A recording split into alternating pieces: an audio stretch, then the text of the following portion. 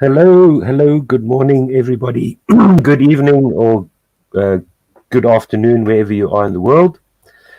Thank you very much for joining us with Guerilla Cricket on One World Sports Radio.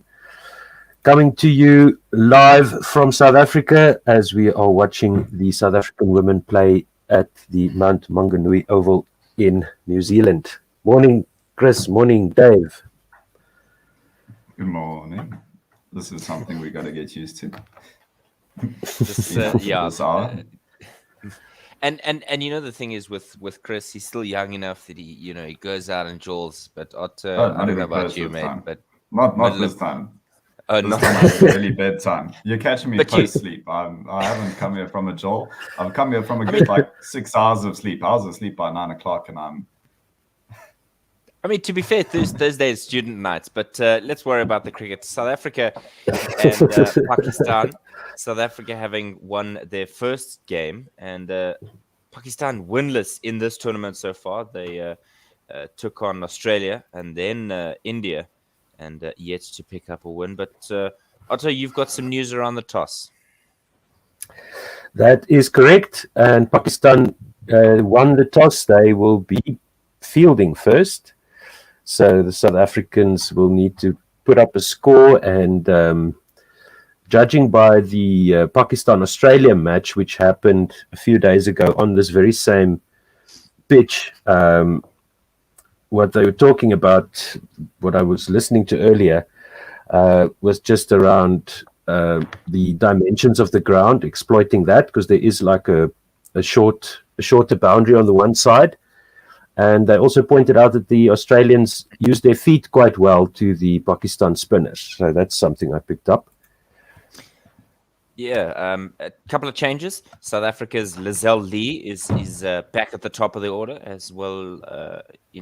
As she rightfully should be, with Pakistan's Anam Amin being replaced by Ghulam Fatima coming in with that leg spin. So just that change for Pakistan. But Chris, hardly surprising when Pakistan decided that they'd have a bowl overcast conditions at Bay Oval in Tauranga, Mount Maunganui.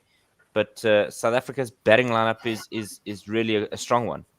Yeah, I'll be interested to see, because obviously overcast conditions good for seam bowling, but this is quite a spin forward Pakistan attack. I mean, they're three out and out bowlers. Well, the main two out and out bowlers are spinners now, and Fatima coming back, and Sundu with her slow left arm, and then Diana Beggs. I mean, she's a fast bowler, so she may take the new ball, but yeah, I don't know how much of maybe it was not wanting to face the South Africans in the overcast conditions rather than wanting to bowl in the overcast conditions. Yeah, Shabnam Ismail and Marizan Cup, and then Masabata Class, and then Aiboga Kaka. I wouldn't want to be on the receiving end of that. But Laura Volfort has her regular opening partner back once again. So it's going to be an interesting contest between these two teams. South Africa in their alternate kit, the bright yellow jerseys, because of the Pakistan team being the, in inverted commas, home team in this fixture, and that's why they've got their not because traditional there's a green. risk of us confusing which team's batting and which team is bowling. It's that joke that always comes up with home and away kits in cricket.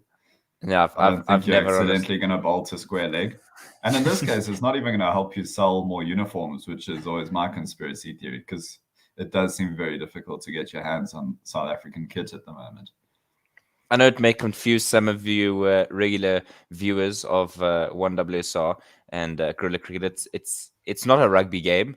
It is indeed Women's World Cup, because traditionally you'd see Otto and I, maybe Chris here and there in the rugby broadcast. But we're happy to bring you this wonderful broadcast. Don't forget, there's a couple of ways that you can get a hold of us, primarily through Twitter at Guerilla SA, Guerilla SA, as well as at One World SR. You can go to our Facebook page, give that a thumbs up, give this video a thumbs up, go to our YouTube channel, give this video a thumbs up, subscribe, ding the bell. We'd love to have you along with us for every single moment of this Women's World Cup.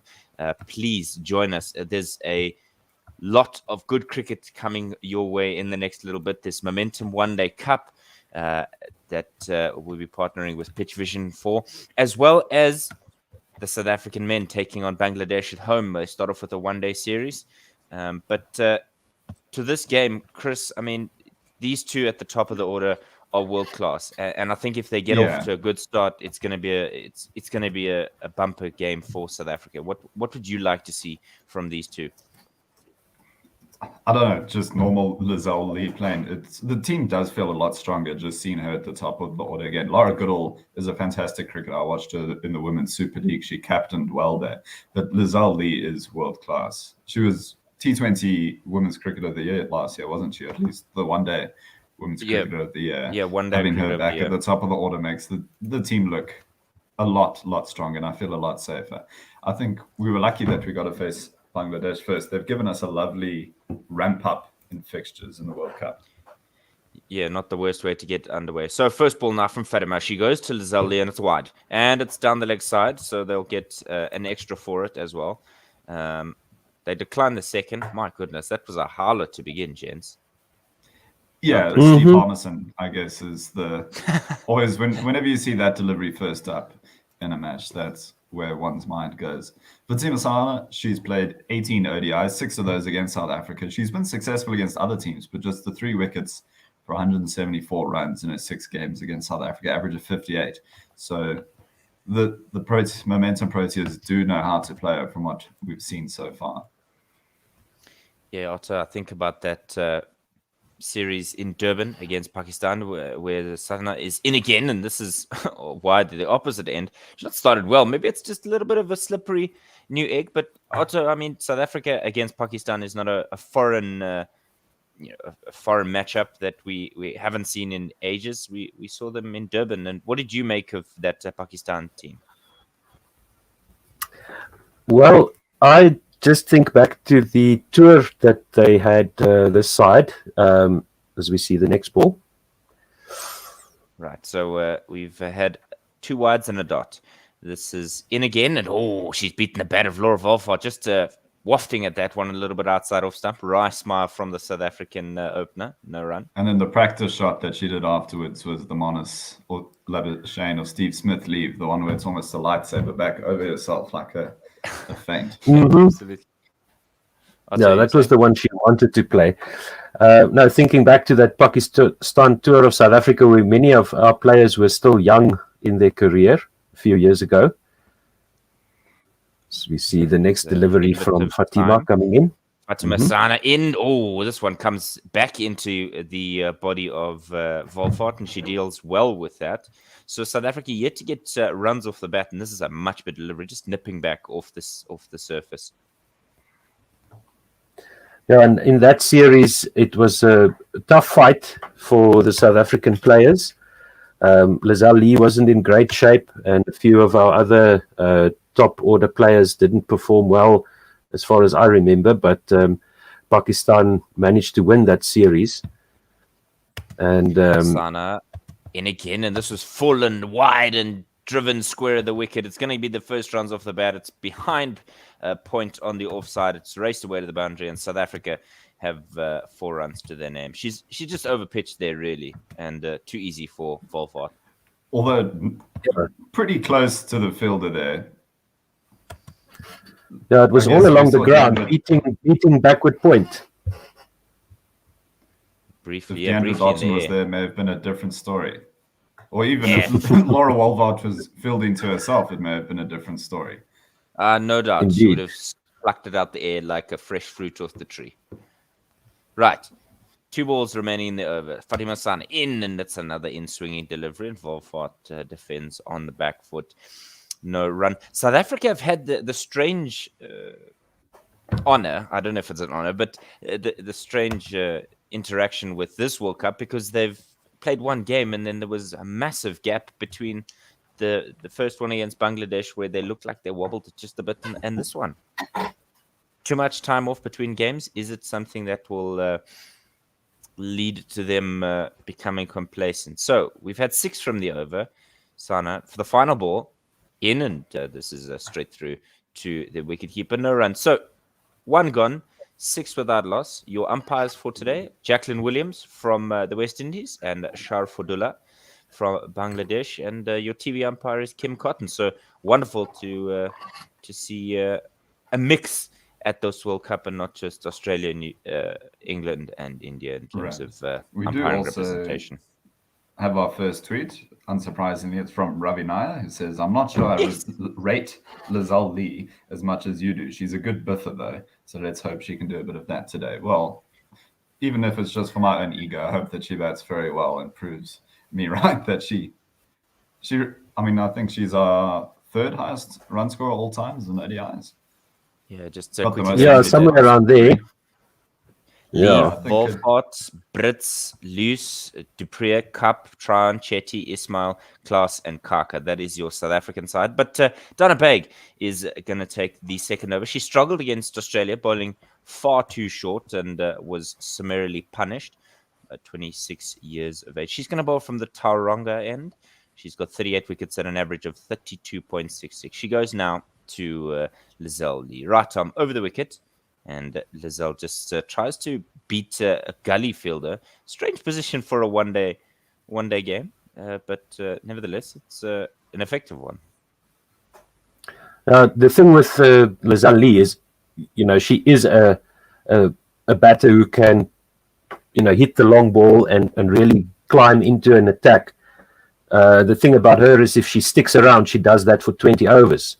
So that's what she can bring. If she tends to lose a wicket early, from what I've seen. Straight ball next one and just pushed onto the onside, but not able to pierce the field. She's still on goose egg, 0, 2 balls from the over. So averages just over 38, as we saw a bit earlier. They were showing that those stats on the screen. And it looks like Pakistan are going to try and tempt her into a drive here or a back foot punch type of shot because they've got the backward point and the gully in there. But the Lions are on middle and leg at the moment. Clearly seeing a plan here. This one is again a leg stump delivery, and she tries to push this onto the onside. And the follow-up with the throw is a shocker. It goes over the keeper, but thankfully the gully is in place to back up there. Bit of a breeze as well, gents. It's not the most pleasant day for batting. Yeah, it looks like the wind is pumping properly there at the Bay Oval, but the rain seems to have dissipated. There was some showers predicted for this morning, New Zealand time, that is, before the match started. To the wicketkeeper, no run there. Yeah, it's overcast. It's windy. So nice, nice early autumn day there in New Zealand. I'd venture to guess they would say. It looks pretty horrible to me. There's no such thing as a good autumn day. Summer is where home is. Cricket. This one is defended on the back foot. She just punches that out, really. It was nothing shot, but getting value for it with the modern bats of today. So they'll get 2 for it.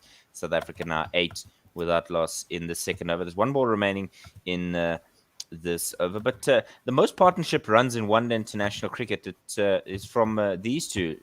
They've scored 2,354 runs at an average of 50.08, 700 opening stands between the two of them. And Chris, I expected better from you. I mean, I have to rely on such graphics. This one's defended. What I'm trying to do now is I'll get back to you once I've got the stat that I'm doing at the moment. 2 gone, 8 from the first 2, and Dynabags just 2 from it. We love what we do, and we want to keep doing it. So please consider supporting us on Patreon. Your contribution will help us stay on the air, get to the venues, and buy broadcast rights that help grow the game.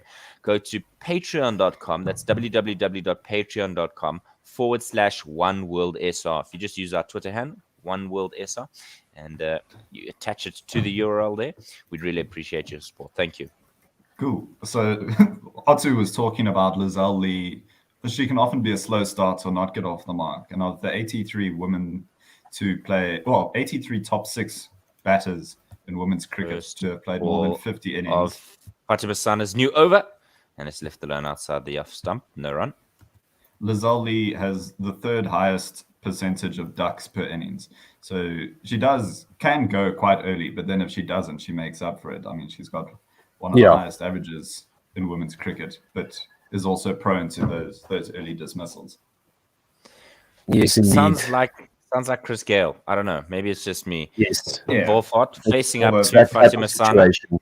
Drives at this one, bat turning in the hand. So she maybe wanted to go a little bit straighter than the line would have suggested she go, but she gets nothing for it, and it's a dot ball. I mean, that was Chris Gale very much towards the latter part of his career. Either he hit it and smashed it, or was out cheaply. Yeah. Yeah. So you I suppose you bank on batters like that going hard and succeeding early. I think if they don't get a couple of boundaries early, they feel like they're glued to the floor. Sana in again, and this is wide and catches the edge and is nearly caught at gully, but goes over the top. Well, goes through the hands of the fielder, and Volfort's going to get a bit of a gift there. She flashed at that one and dropped opportunity, gents, certainly. Yeah, close there to the gully fielder. Let's see the replay here. There was certainly some disappointment from the bowler. Fatima Sana there just ruining a missed chance as Lee is facing her now. She's gone, caught. Lizelle Lee is going for two. Just pushing at a delivery that had a little bit of nip on it away. South Africa lose their first wicket in the third over. It's 9 for 1. Oh, no. Yeah, there you go. So Lizelle not coming through this time. Nicely bowled there. Yeah, finding the outside edge there of a booming drive by Lizelle Lee. Yeah, I think somebody like Lizelle Lee, who's been at home for a long time, wouldn't necessarily be well prepared in terms of match practice, but the form that she was in, you would have hoped she would have been able to at least put more from it. But nevertheless, South Africa are one down inside the third over, and Chris, that brings Tasman Brits to the wicket, and she had someone who was opening for South Africa in Lizelle Lee's absence, so not a foreign concept coming in this early. No, not at all, not at all. It was Lara Goodall who was traditionally been at number 3, but Tasman Brits makes her way to the wicket. A little bit of sunshine peeking through. But it's and we say hello to we say hello to Himanshu Gupta sending us a Facebook comment. Thank you very much for listening. Yes, hello, bienvenue. Let us know where you're listening from and which team you support and who do you think is going to win this game. We do appreciate all the support we get, and so thank you very much for listening. That was a good delivery from Fatima Sana, just tempting the drive, good length, and Lizelle Lee falling into the trap. Fatima Sana in again, and not to be lured in is Brits. Averaging 23, Chris, I mean, it's handy, but it's not what you want your number 3 to be averaging, maybe at least the 30s. But we with the inconsistency of her position, opening, then a 3, do you think she can't really find a comfort or some type of stability? Yeah, I guess someone who's relatively new to the side and maybe picks on potential, but often picks in a gap-filling role. Yeah, this next one, she just wafts at that one, nearly takes the outside edge, so it's 3 gone, 9 for 1. Yeah, maybe they've chosen her when we can be a player short, and she is still trying to find her role, and maybe they're trying to find her role. They managed to identify the talent that she's obviously a very good batter, but mostly using her to fill gaps at the moment and forcing her to play a couple of different roles. My mind wants to say that it's probably not an ideal thing to have somebody inconsistent like that, or to, when you get selected for a national side, you feel like, okay, cool, they've backed me. But now, if you're opening, you're at 3, you're at 4, you're opening it, you're constantly shuffling around. It's almost like they don't back you, and you, like Chris said, there to plug a gap. Start of the 4th over, and it's a ball that swings away, and Volfart gives it the full face of the blade, but cut off in the cover region, so she's not able to get anything from it. So it's a dot for Diana Begg. Yeah, I guess she has been selected mostly as an opener so far. Looks like no ball retroactively. And then now that Lizelle leaves back, Williams. you're not going to back her as an opener ahead of Leo Volfart. No.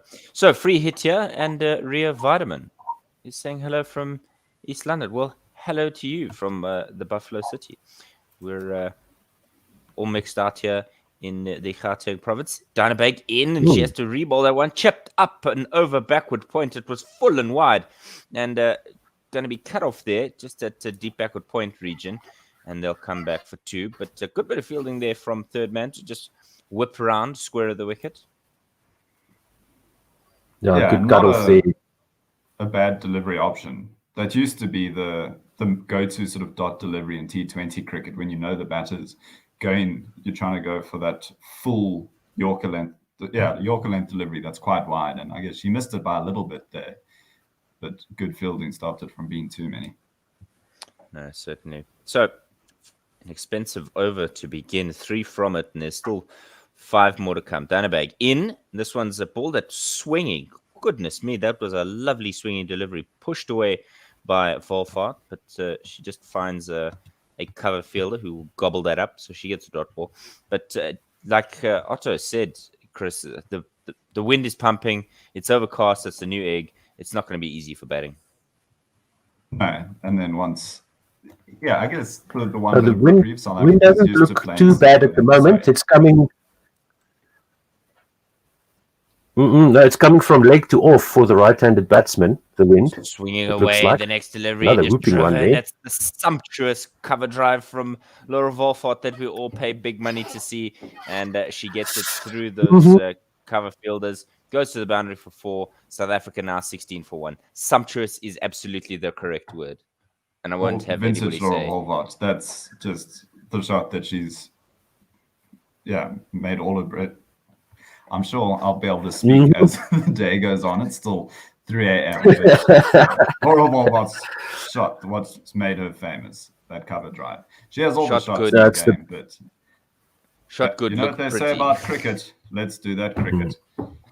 Let's cricket. Right, a deep cover sweeper in place. So again, a similar type shot, and cut off though by extra cover, and so they'll just get a scampered single that was hit with some power. But this is an expensive over, Otto. Yeah, Diana Begg is trying to get that away swing going, and she's managing to do that, but it's just overpitched a little bit too much. Although that last one was straight to the fielder, but the length, she just needs to pull the length back a little bit, I think, just to get that a bit of assistance maybe from the pitch as well, because it's just in the slot there for Volfart. Much better line and length from Diana Begg that time. Just worked away onto the onside to get Brits off the mark. She's on 1 from 3. Volfart is on 12 from 14. So 1 ball remaining in this server, but it has been a terribly expensive over here from Diana Begg, and she was under pressure against Australia. Let's see how she wraps things up here.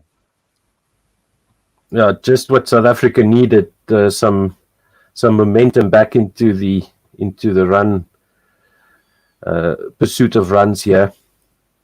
So 9 from that over, 11 from Diana Begg's first 2. It's 18 for 1. Brits on 1. Volfart from 12 from 15. And we are absolutely thrilled to bring you every single moment of South African Women's World Cup journey. It's been a stop-start type situation for South Africa, because we brought you the game versus Bangladesh. A little bit of a wobble there, but South Africa getting over the line in the end. And Otto, I'm concerned that the men's batting issues are infecting the women. I don't want to say that because that's maybe a commentator's curse, but hopefully these women are able to put their blunders from the previous game out of their mind. This one is left alone through to the wicketkeeper. Nothing on offer there.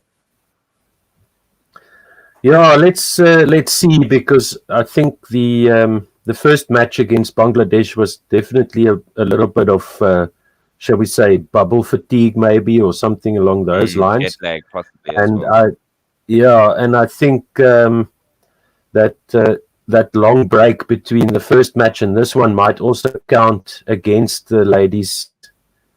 So we This see the one next is delivery. length delivery outside the off stump and driven at by Brits, but she's not got quite as strong of a top hand there, and so the bat turning in the hand. So she's just asking for her guard once again. And we see the Olympic rings they tattooed onto the right upper arm of Tasman Brits, reminding us of her journey so far, Olympic javelin prospect, and got into a car accident, and now we've got an excellent cricketer.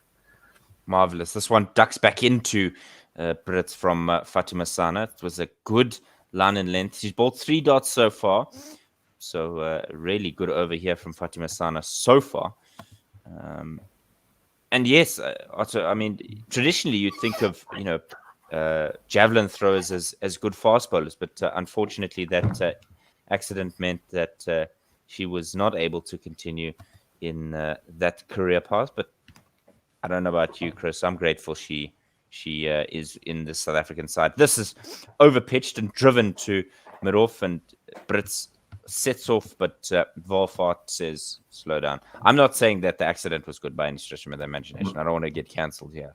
But having her in the squad is always a plus for me. A fate almost opposite to that of Sunette Viljoen, who was more of a cricketer at first, or at least had to stop playing cricket for South Africa in order to go chase her javelin dreams. And she was a fast bowler. As you said, javelin fast bowling, she managed to do that. And she did end up winning a silver medal, I'm quite sure. Yes. At one of the Olympics. Well, that's why you're the stats Rio, man. 2016.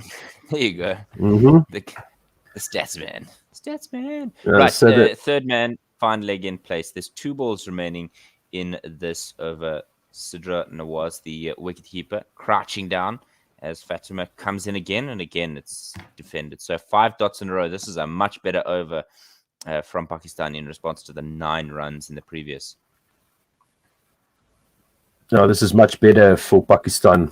Fatima Sana showing her experience here and just pulling things back here.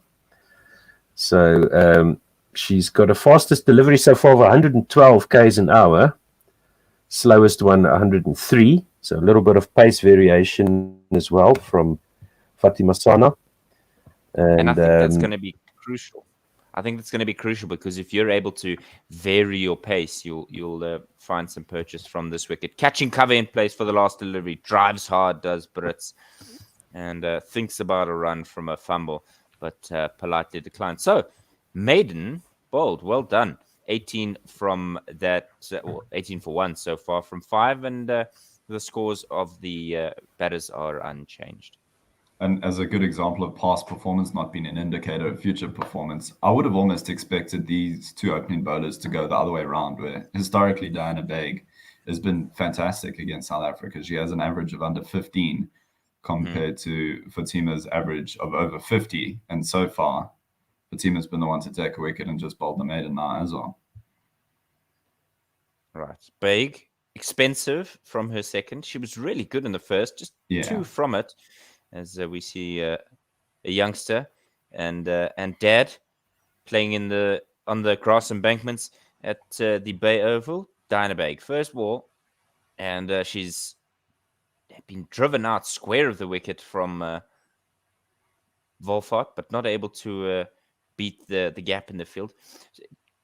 Chris, do you imagine that the number of square deliveries from Volfort is just an indication of her wanting to play a lot later? Yeah, I don't know. It's hard. I guess we have had quite a few shorter pitched deliveries, and so that does make sense. But she's also taking her time on some of the flow ones. Happy to. What a shot! But there's a cover out there, and that one will just get Volfart 1. And she goes to 12. But Fatima Sana has got 23 wickets from her 18 games. So still a relatively young one-day international career, but certainly no mug with the ball. She's doing her country all the services, all the good things, all the English. I'll get there as well. I've inherited Chris's inability to speak. This one has a bit of a waft from Brits as it goes through the wicketkeeper, beating the outside edge, and it was an interesting instance there where Brits' both feet were planted firmly behind the crease, and wicketkeeper Nawaz decided she'll lob it and hit the stumps. Odd thing to do. Just looking at the results here on this the Bay Oval so far, it looks like a 220, 230 is a good score.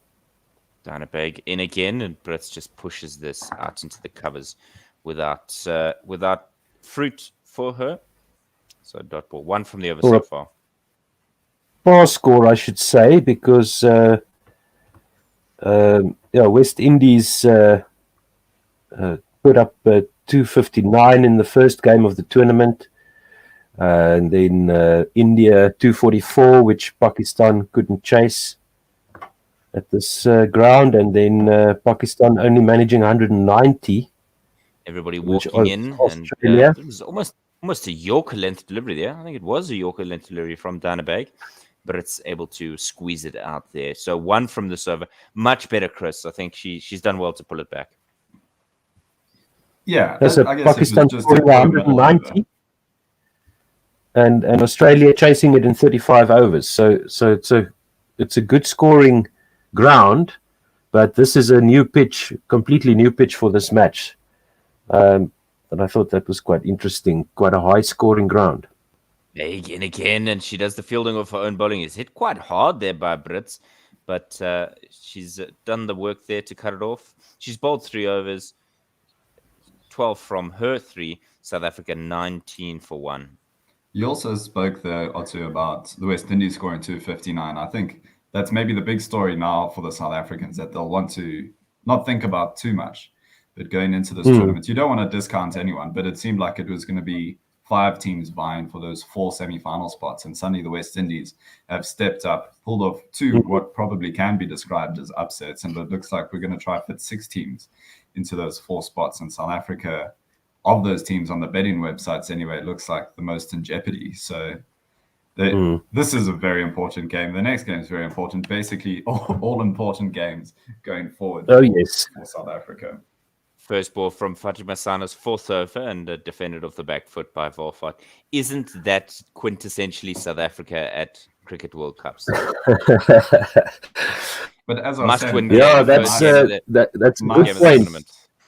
It's been a nice ramp up, though. As I said, there's not going to be a weak team when it's an 8-team World Cup. But in terms of history, we've fared very well historically against Bangladesh and Pakistan, and it's nice that that is our introduction rather than having to face Australia or even the potential banana skin of the West Indies. We just beat them in an ODI series, but if it wasn't for rain, that probably would have been a drawn series at home. That one off the back foot was just defended to Volfort. And I think looks like the best cricketer in the world at the moment. I'm more frightened of the West Indies now than I was when we were playing them in South Africa. Yeah, it looks like they really took some lessons from that series defeat here in South Africa, and from those the first game they should have won, except for the rain, and then the second one thumped us properly. Sana to Volfort, and she just works this on to the onside. But a big smile. She feels like maybe she could have gotten more, but the lack of pace, I think, is frustrating Volfort. She's somebody who likes bat on ball, and Sana really just drying up any options here for Volfort. Yet to get a run on the leg side is Volfort. So an interesting challenge that she has for herself. But certainly the West Indies have thrown their hat in the ring, and they've beaten some of their tougher opposition, you could say. A check drive there from Volfort, and she immediately sets off, and nearly run out at the striker's end was Tasman Brits. It was Diana Baig that was sharp there at point, cutting that off and releasing and nearly running out South Africa's number 3. Oh, that she would have been well out there, well short if that hit the stumps. The wicketkeeper wasn't in the picture, and neither was Tasman Brits. Certainly not. So Asif has said South Africa win. He's clearly not a fan of Pakistan Zindabad. Fatima Sana in again, and this is whipped away. There's a lovely shot. Well bowled as well. Almost Yorker length, but whipped away onto the onside, and Brits is going to get her second run off of 14 deliveries. So 21 for 1, and the run rate is 3.07. 1 ball remaining in the 7th.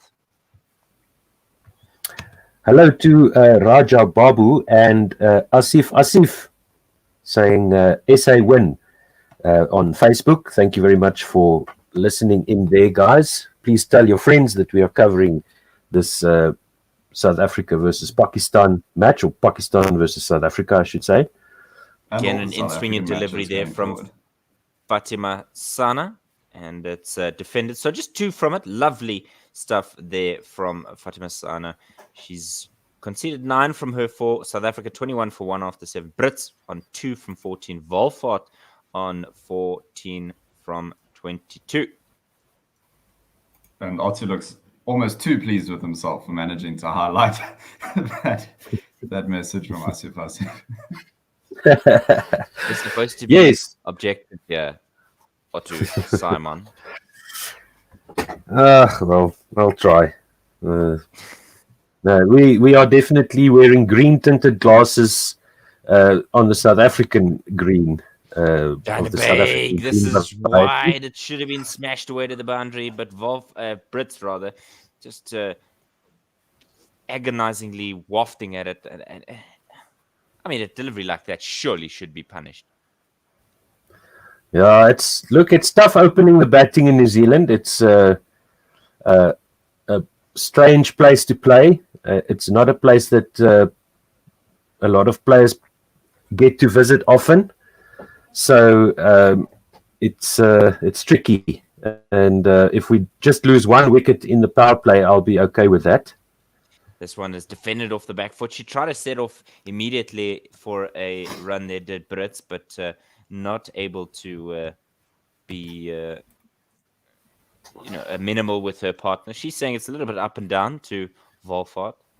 So no run there. 21 for 1. 2 dots to begin this Dynabaig over. No, it looks like they're still figuring out what's going on there on the pitch, is Brits and Volfort.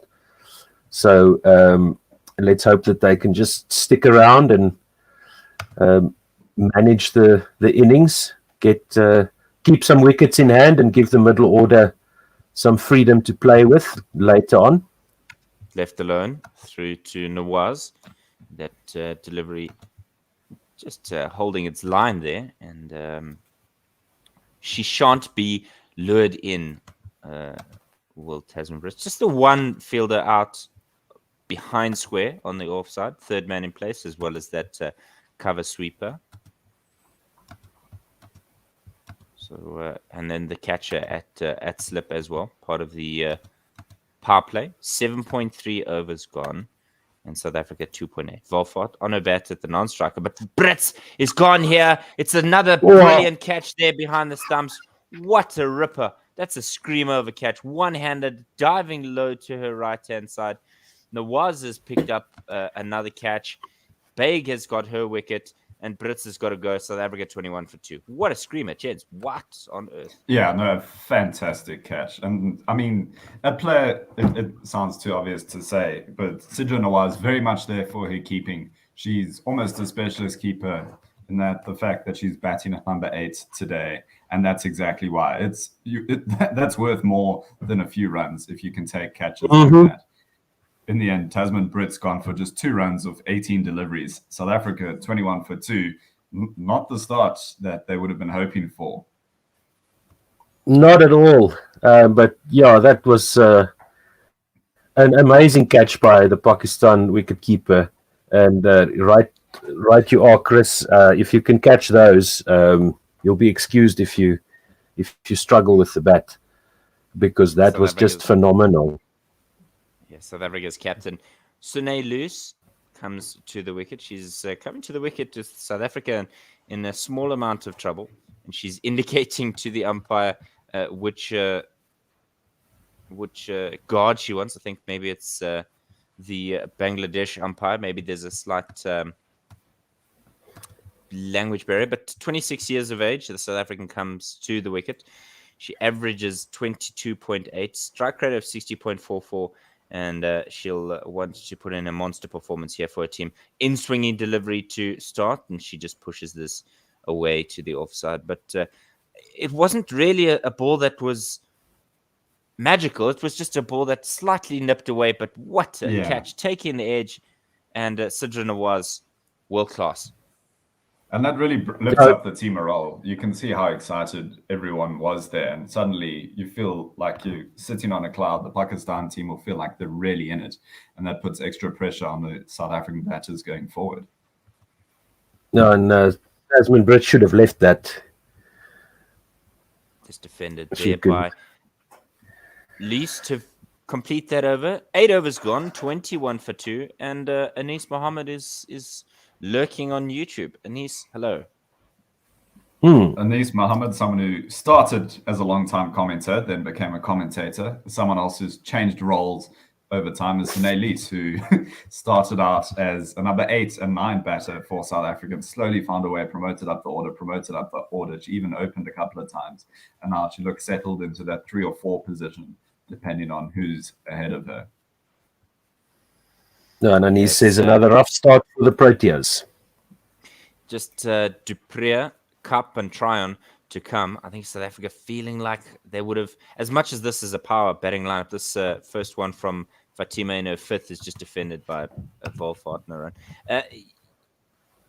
How much would South Africa be missing Danae van Niekerk? I mean, the presence of the skipper, but from a batting perspective as well? I don't know. You mentioned those names. Trisha Chetty is also a far more competent bat than her opposite number.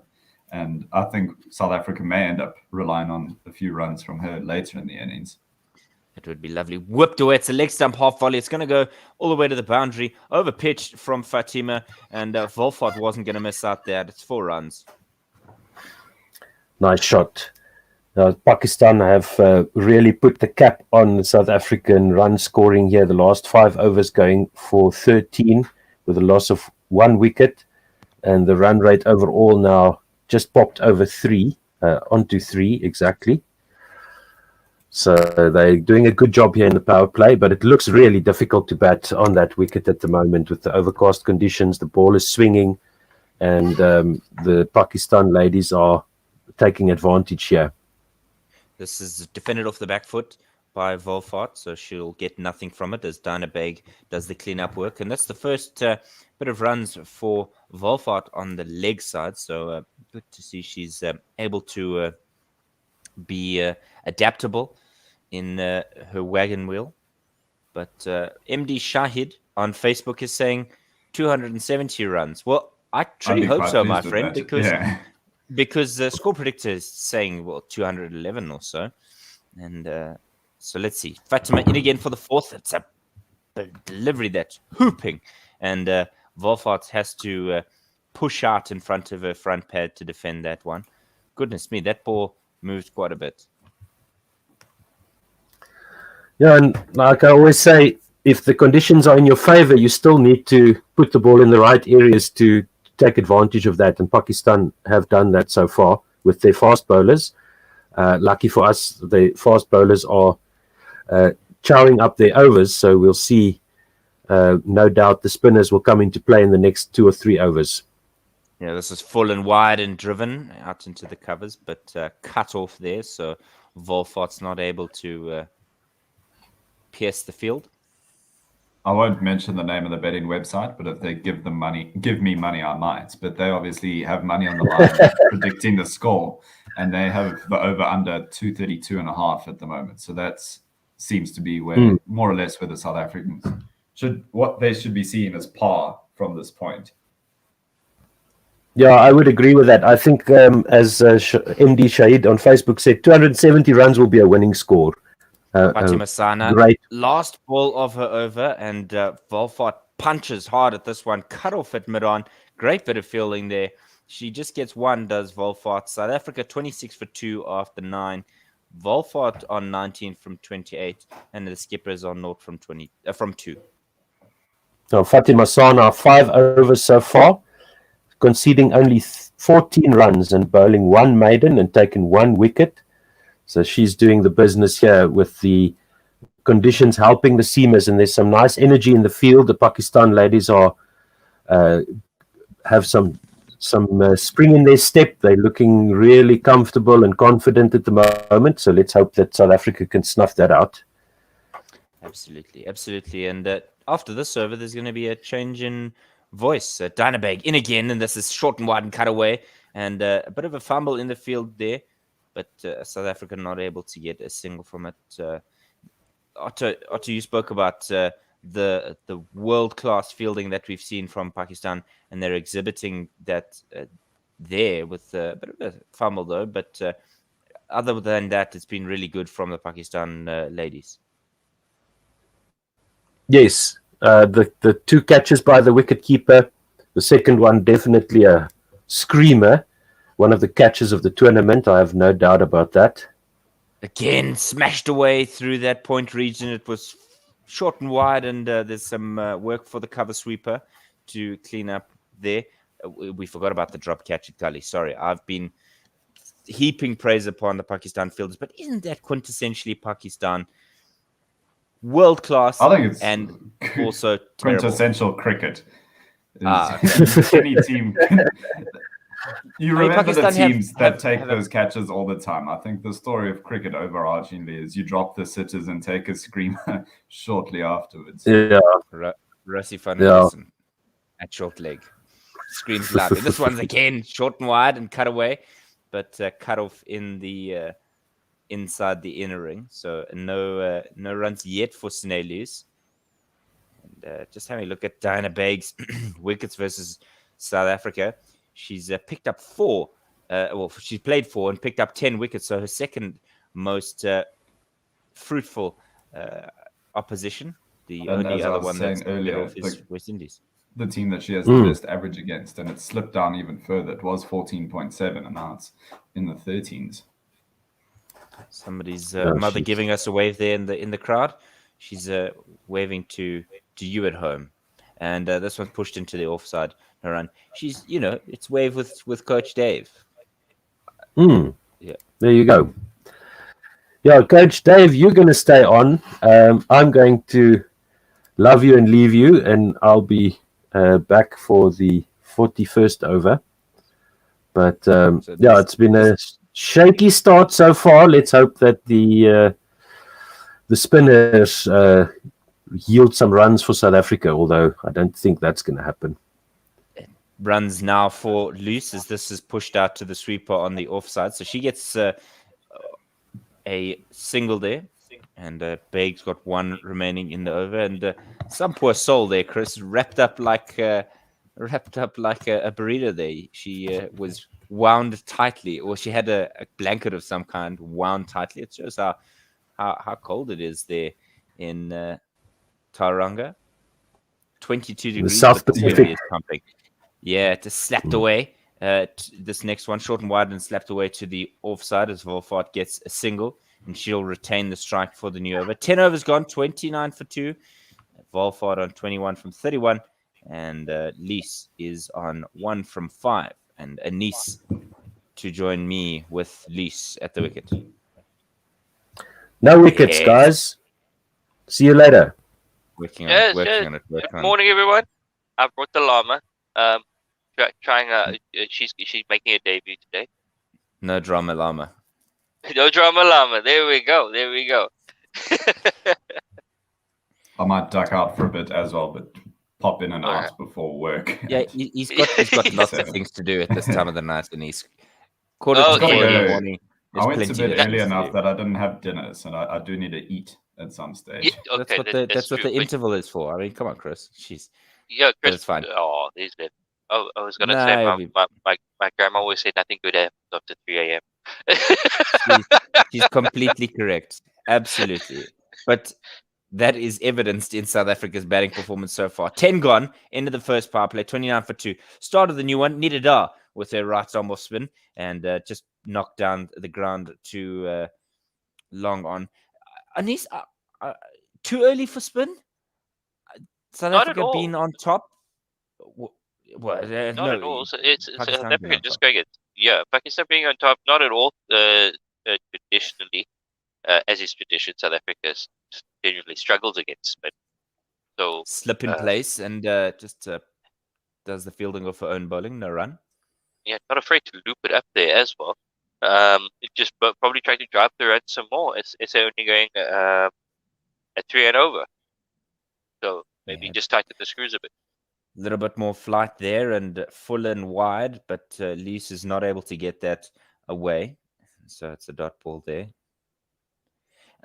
Nita Dar has it's almost Antipodean. Yes, I did use that word. Short and wide and Sure. cut away. This one will just be cut off in the on the cover boundary, so they'll get 1 for it.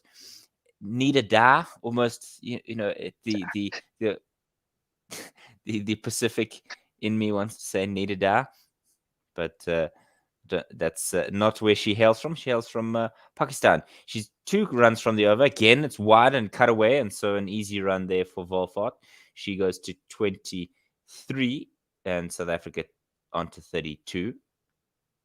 Playing a very dangerous game, just looping it out that far outside ball. Either very Inducing an dangerous, edge, but maybe?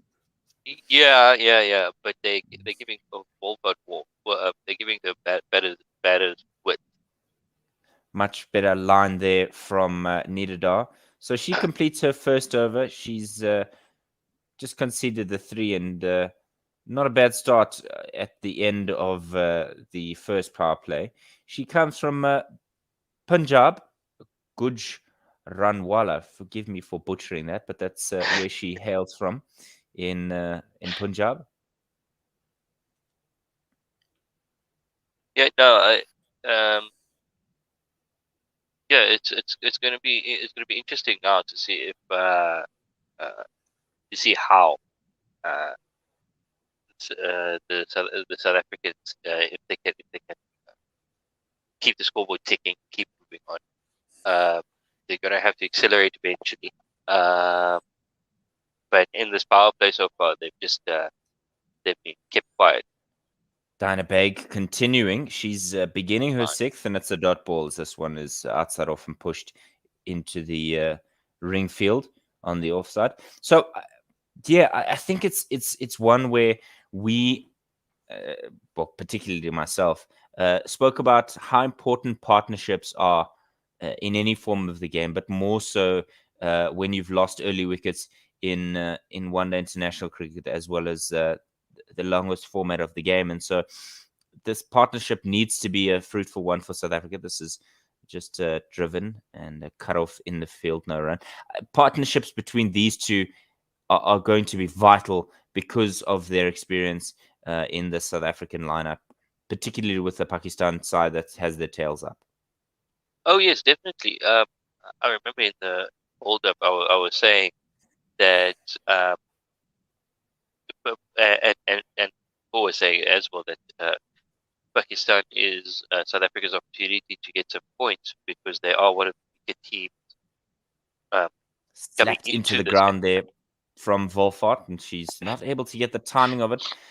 South Africans have been struggling a little bit with the timing. As much as you said this is where South Africa is going to get points, South African banana skin teams. Yeah, it's like we see them and we're like, yes, I can see there's a banana skin. Let me jump on that with 2 feet, and whatever happens. Yeah, happens. because we never know when Pakistan's going to pull a Pakistan. And that's true. It Three just- dots it just in the puts- over. Short and pulled onto the onside, and that'll run away to the cow much corner better. boundary. Lovely shot there from Laura Volfart. And she's going to get 4 from it. She moves to 27 and looking a little bit more at ease at the wicket. But that was poorly bowled there by Bag. Yeah, that boundary was just what the doctor ordered. South Africa do need to put away the bad ball, and it seems like there's 1 or 2 and over that they need to put away, but so far they just haven't been able to do that. Going to be a challenge for them. Big, and again, it's short and wide this time. Slashed away. It's beaten backward point. It's back-to-back boundaries for South Africa's opener. Put a big smile on her face, and rightfully so. There we go. She's really not happy with herself as Dinah Beg. It's 2 short deliveries.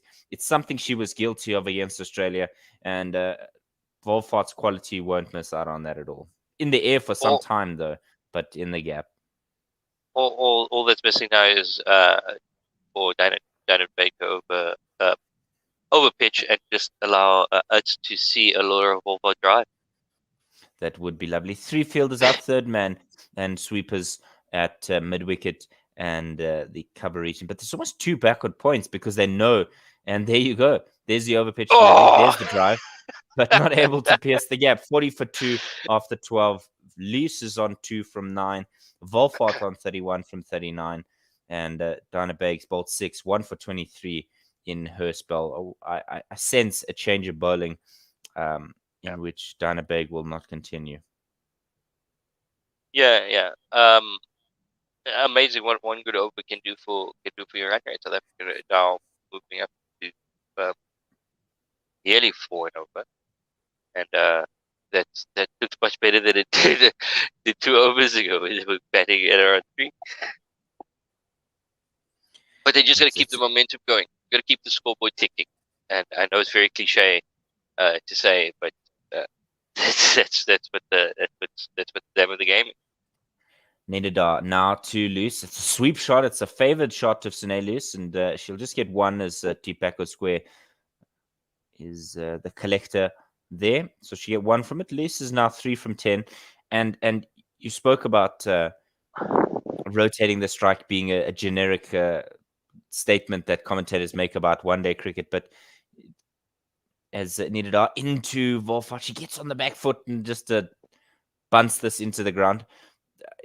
The ability to hit the sweepers is an invaluable skill in the white ball version of the game. Everybody talks about how important it is to hit boundaries. This one again looked uncomfortable there from Volfart. Very uncomfortable. She just kind of opened her shoulders there and just slapped it back up the wicket. And I'll just tell you after this Nedada delivery. Floated this time, and it's a full toss, and Volfart's able to get it down to long on for 1. The ability to hit sweepers in white ball cricket, I think, is such an underrated skill because most people see white ball as, well, bash and bosh. You don't have to smash. And I think a cricketer who's able to get 6 from the over, as this one is driven hard into the cover region, but cut off no run. A one-day cricketer who can hit the sweepers or hit the gaps in the field is worth their weight in gold, particularly when you've got somebody who's going hard at the other end. This we worked onto the onside, no run. So 13 gone, 42 for 2 from it. Yeah, look, and it should be how do I put it? It should be ingrained in the players when the new batsman comes in. If there's a set player on the other side, like in the case that South Africa have now, that new batter's job should just be to feeding strike to the set batter, and that generally would be keeping. That generally means that the scoreboard is sticking along well because the set batter is seeing it like a beach ball and punching it in gaps, also giving the new batter time to get settled in and not to be under too much pressure. But you need that ability to find the gaps, safely along the ground most of the time. But if he just chip over the infield, not to. Sindhu is going to replace Dinah Beg. Left arm through and around. and just driven out into the offside to the sweeper once again. So South Africa will just get 1 from it.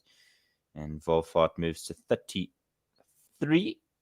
3 threes, or sheepers, many threes. Lease is on 3, Volfort's on 33, South Africa on 43. The run rate is 3.27, 13.1 overs.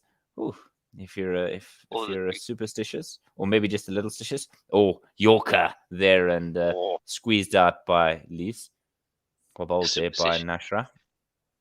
I'm stitious. So not superstitious, just stitious. This one is drifting down that leg side, and that's that favored sweep I spoke about by Liz. She thinks about running hard for a second, but not going to get that one. So she'll just get a single. She moves to 4. South Africa 44 for 2. Good, safe running from the South African captain. Just knocking it around. That's exactly what she needs to do. Give it to Volfort, let her do the work. On the back foot is Volfort, and she tries to work this onto the onside, maybe a bit of a back foot punch, not able to get any fruit from that tree. Yeah, Volfort looking a lot more comfortable out there than the last game.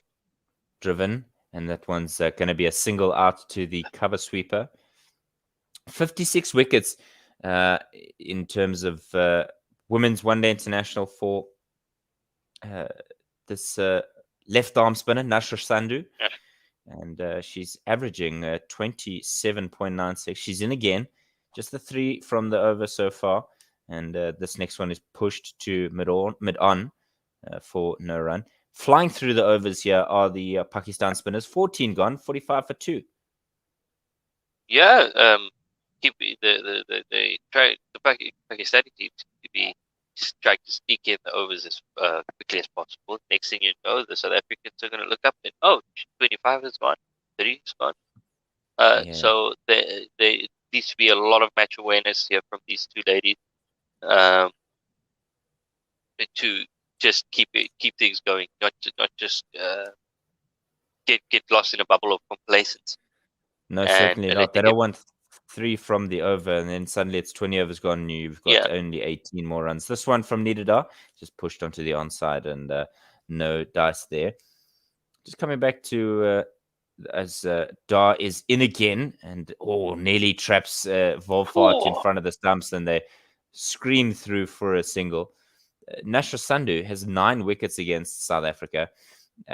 She's bowled 74.5 overs, and she averages 25, economy of 3. So really enjoying bowling against the South Africans. And like you said, spin is not where South Africa feel most at home. It's a full toss, and it's swept fine there by Lees. I think it'll be cut off in the end, but they'll certainly get 2 for it, as the aforementioned Nashra Sandhu does the cleanup work. And I think they got 3 there. Great bit of running from the South Africans.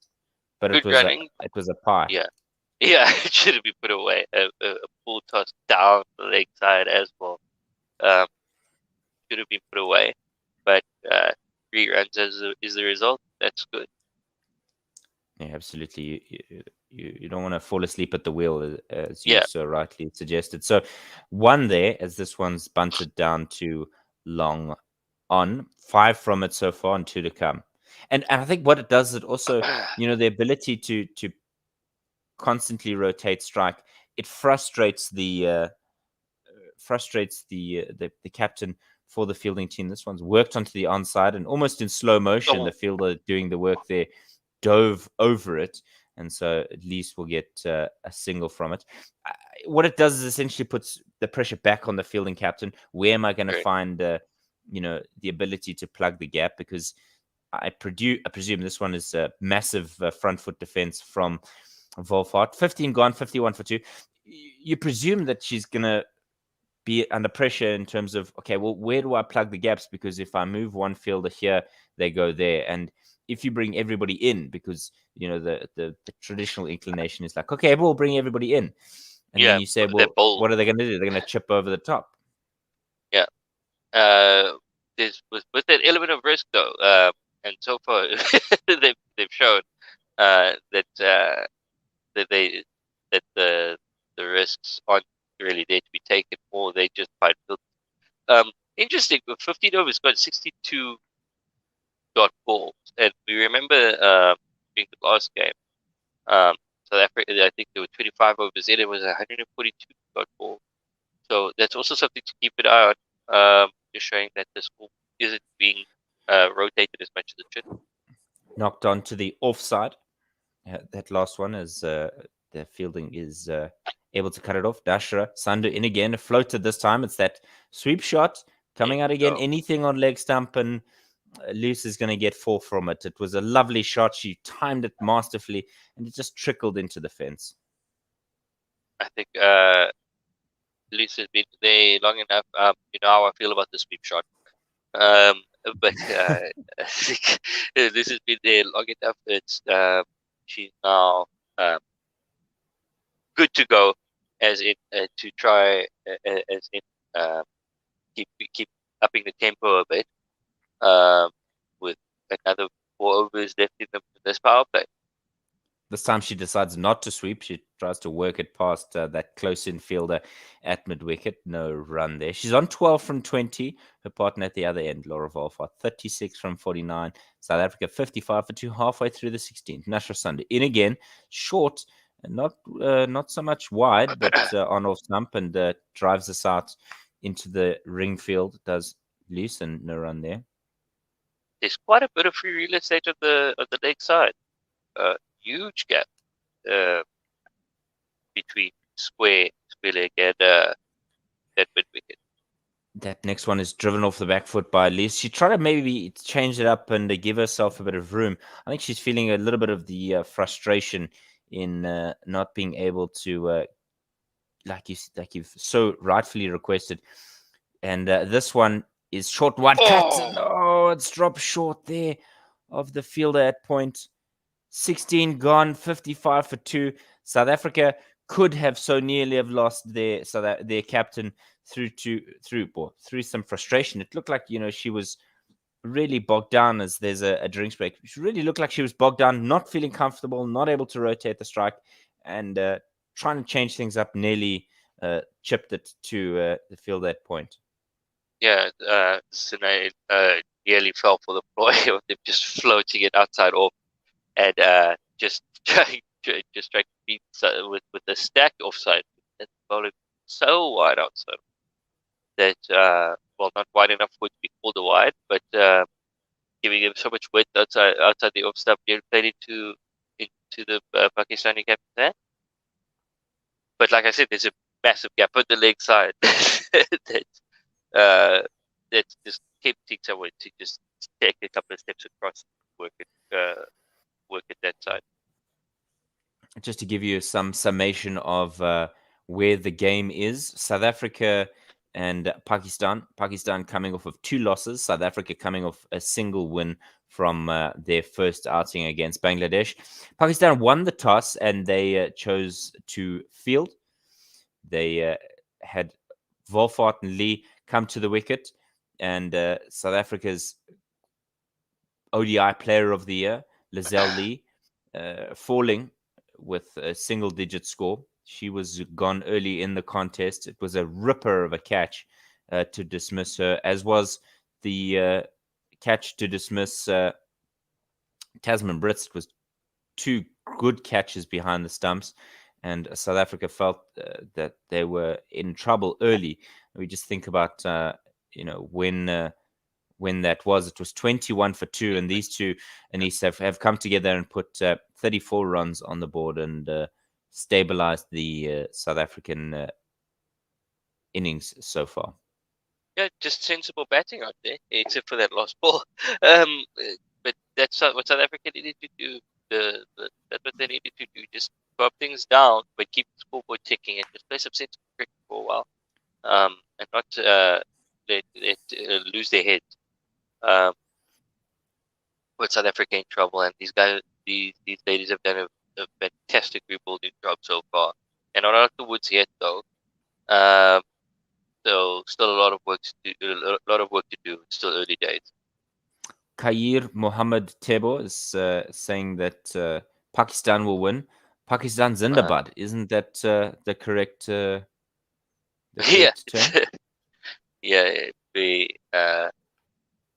It's wait, what's it? What Pakistan Zindabad. Pakistan Zindabad. Anyway, right, start of the new over, and it's a lovely delivery from Nidada. It's just the punched right off the back foot colloquialism, to yes. defend That's it. the word I was looking for. Yeah, it's like, I don't know, it's like Pakistan to success. I think the correct translation is Yeah.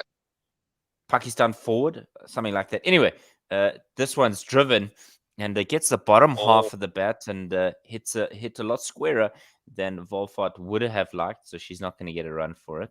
There's almost a forward point and a backward point. Backward point. Yeah. To obviously, there's clearly a plan here to Volfort, and she's got to be able to overcome the tricks that they may have. This one is outside off, and she does exactly as requested, as she knocks this down to long on from outside off. So intelligent batting from her. She moves to 37 from 42. 3 balls in this over gone so far. Just the 1 run from it. Floated this one and almost chipped back to Nida Dar. It could nearly have been a return catch. So now Lewis looks uncomfortable here. I've been criticized in the past by saying that somebody looks like they're about to be dismissed, but more often than not, they are dismissed. So shrug of the shoulders. Sometimes it is what it is. It's not my commentator's curse. Sweep shot, trapped in front, loud shot, and she's gone. You called it again. No, South Africa's captain is gone. I don't know if she's going to go up. I don't know why she would go up. She does go up. Yeah, I'm not sure there. Just taking a review. The Bangladeshi umpire there, I think he's got it spot on. This is I don't know. I'm gonna shut my mouth. I need to say something, please, because I'm gonna get in trouble. Oh, yes, Dave pulls it again. She did look uncomfortable. She has been looking uncomfortable, but at the same time, she's facing the balls to play herself in, and this one is that's dead. Oh, that's dead. A waste of her. Ooh, I think she just been hit outside the line, but nah, she's offered a shot. That's dead. Let's have a look here. There's looks like there might be a nick. Oh, there might be a nick. Safe. Okay, so I'm not going to get in trouble. Honestly, it was some deja vu for me. So, yeah. But not out. Good call there by the South African skipper. And that's, I think, if we'd had a look at ball tracking, it was 3 red lights, stone dead. But she knew that she'd given that a bit of a tickle. South Africa retained the review and 1 ball remaining in the 17th. Right, here we go. So close. Yep. Yeah, that could have gone horribly wrong for South Africa. Nidada in, floated, and this time instead of sweeping, she tries to push that out, almost Yorker length, but nevertheless not able to get anything from it. 1 from the over, wonderful over from Nidada. South Africa 56 for 2 after 17, and Volfort's on 37 from 52. She's batted really well, but Sine Loos, since coming to the wicket, has been suitable in her assistance to Volfort, but she's got to be patient here. She can't get frustrated with the drying up of runs. Yeah, she's good. Like I said, I kept harping on about rotating the strike, but we've also got to have balance at the same time. I know it sounds so hypocritical for me to say, but yeah. That's just under. This one is leg stump delivery, and that's pushed fine onto the onside. A lot of work here for some cleanup, and they'll get 2 from it. It was not really a sweep shot. It was almost like a vertical back shot. Yeah. You just pushed it. Yeah, like you said, a flick onto that onside. Having a look at that one from Volfort, I mean, she wasn't completely convinced. Sometimes when batters are certain they'll go up straight away, but the right call in the end, good from South Africa's captain. This one is driven from a foolish delivery and cut off wonderfully in the ring field there on the offside, and they'll get 1 from it. misfield over top. But like you say, if she knew she nicked it, then she would have got up straight away. But I'm not sure that Sine knew that she nicked that one, and it was wide open. Nashra Sandu. Oh, it's kind of stuck in the hand short, and a quicker one there from her. And so South Africa's captain, I think, was a little bit surprised that it came on to as quickly as it did. So score predictor now saying 240 as opposed to the 211. This one's off the back foot and punched out to the cover fielder, so one there. Yeah, 240 is a winning score, but Paul was saying, as well, like we quote the great Paul often on the show. Paul was saying anything over 200 is basically a winning score. Straighter this time, and she just pushes that out to mid-off. And if you want to go check out that podcast, we have a number of podcasts on the One World Sports Radio platform, and I'll give them to you after this one. This one is slapped away through to that cover fielder, and Volfort's only going to get one. She goes into the 40s proper, and 18 gone, 61 for 2. And so there's the Fantasy Premier League, there's cheap seats. Those are the footballing ones, but the Full Quota podcast with Tim Delace and Mpo Motlwane is also our cricketing podcast. So really, you've got to ding that YouTube bell so that you know exactly when, not only when we're going live in terms of live broadcasting of all of the men's and women's cricket, as well as some Springbok rugby and some football. And so you want to be a part of all of the action here with the podcast as well. Start of the 19th. Lovely delivery as Volfort is able to nudge this too long on to get one from it. So she goes to 42 from 57, 62 now for 2. Keeping it really tight. Really restricting South Africa with most runs from one end. Just a dot ball there. No run. Yeah, making life miserable for Sedelos at the moment. But she just has to weather the storm and just try to get off track. I see they've brought in a square leg now. No run again as this one's pushed on side. So 2 deliveries that she's pushed onto the outside. And no runs yet in this over from South Africa's captain. Just the one from Volfie. This one is a lovely delivery once again, and she just bats this away off the back foot, does loose, and she'll get that run eventually by force if need be. Yeah, that wasn't a very attractive shot. That looked very agricultural, as they would say. Lovely. This Nita Dawes bowling so well. She's an experienced campaigner and just able to restrict the South Africans. 1 ball remaining in the 5th. And we're supposed to change at the end of the, not this over, but the next one. I think we're ahead of schedule here. This is slapped away to that point region. So not able to pierce the field. She a little bit frustrated with herself is Volfort. She's got 42 from 59. Lees is 14 from 31. South Africa after 19, 63 for 2. Yeah, as we were saying, the Pakistanis are rushing through these overs. That again, like we said, you look up one moment, it's the 20th over. Yeah, absolutely, and like you said, it's that pressure without even realizing that there's pressure. Mpo and Akona are scheduled to take over from us, but the joys of South African electricity means that Mpo, I think, is still under load shedding at least for the next 15 minutes. So happy to hang around. This one is a dot ball to begin Nashra Sandu's next over.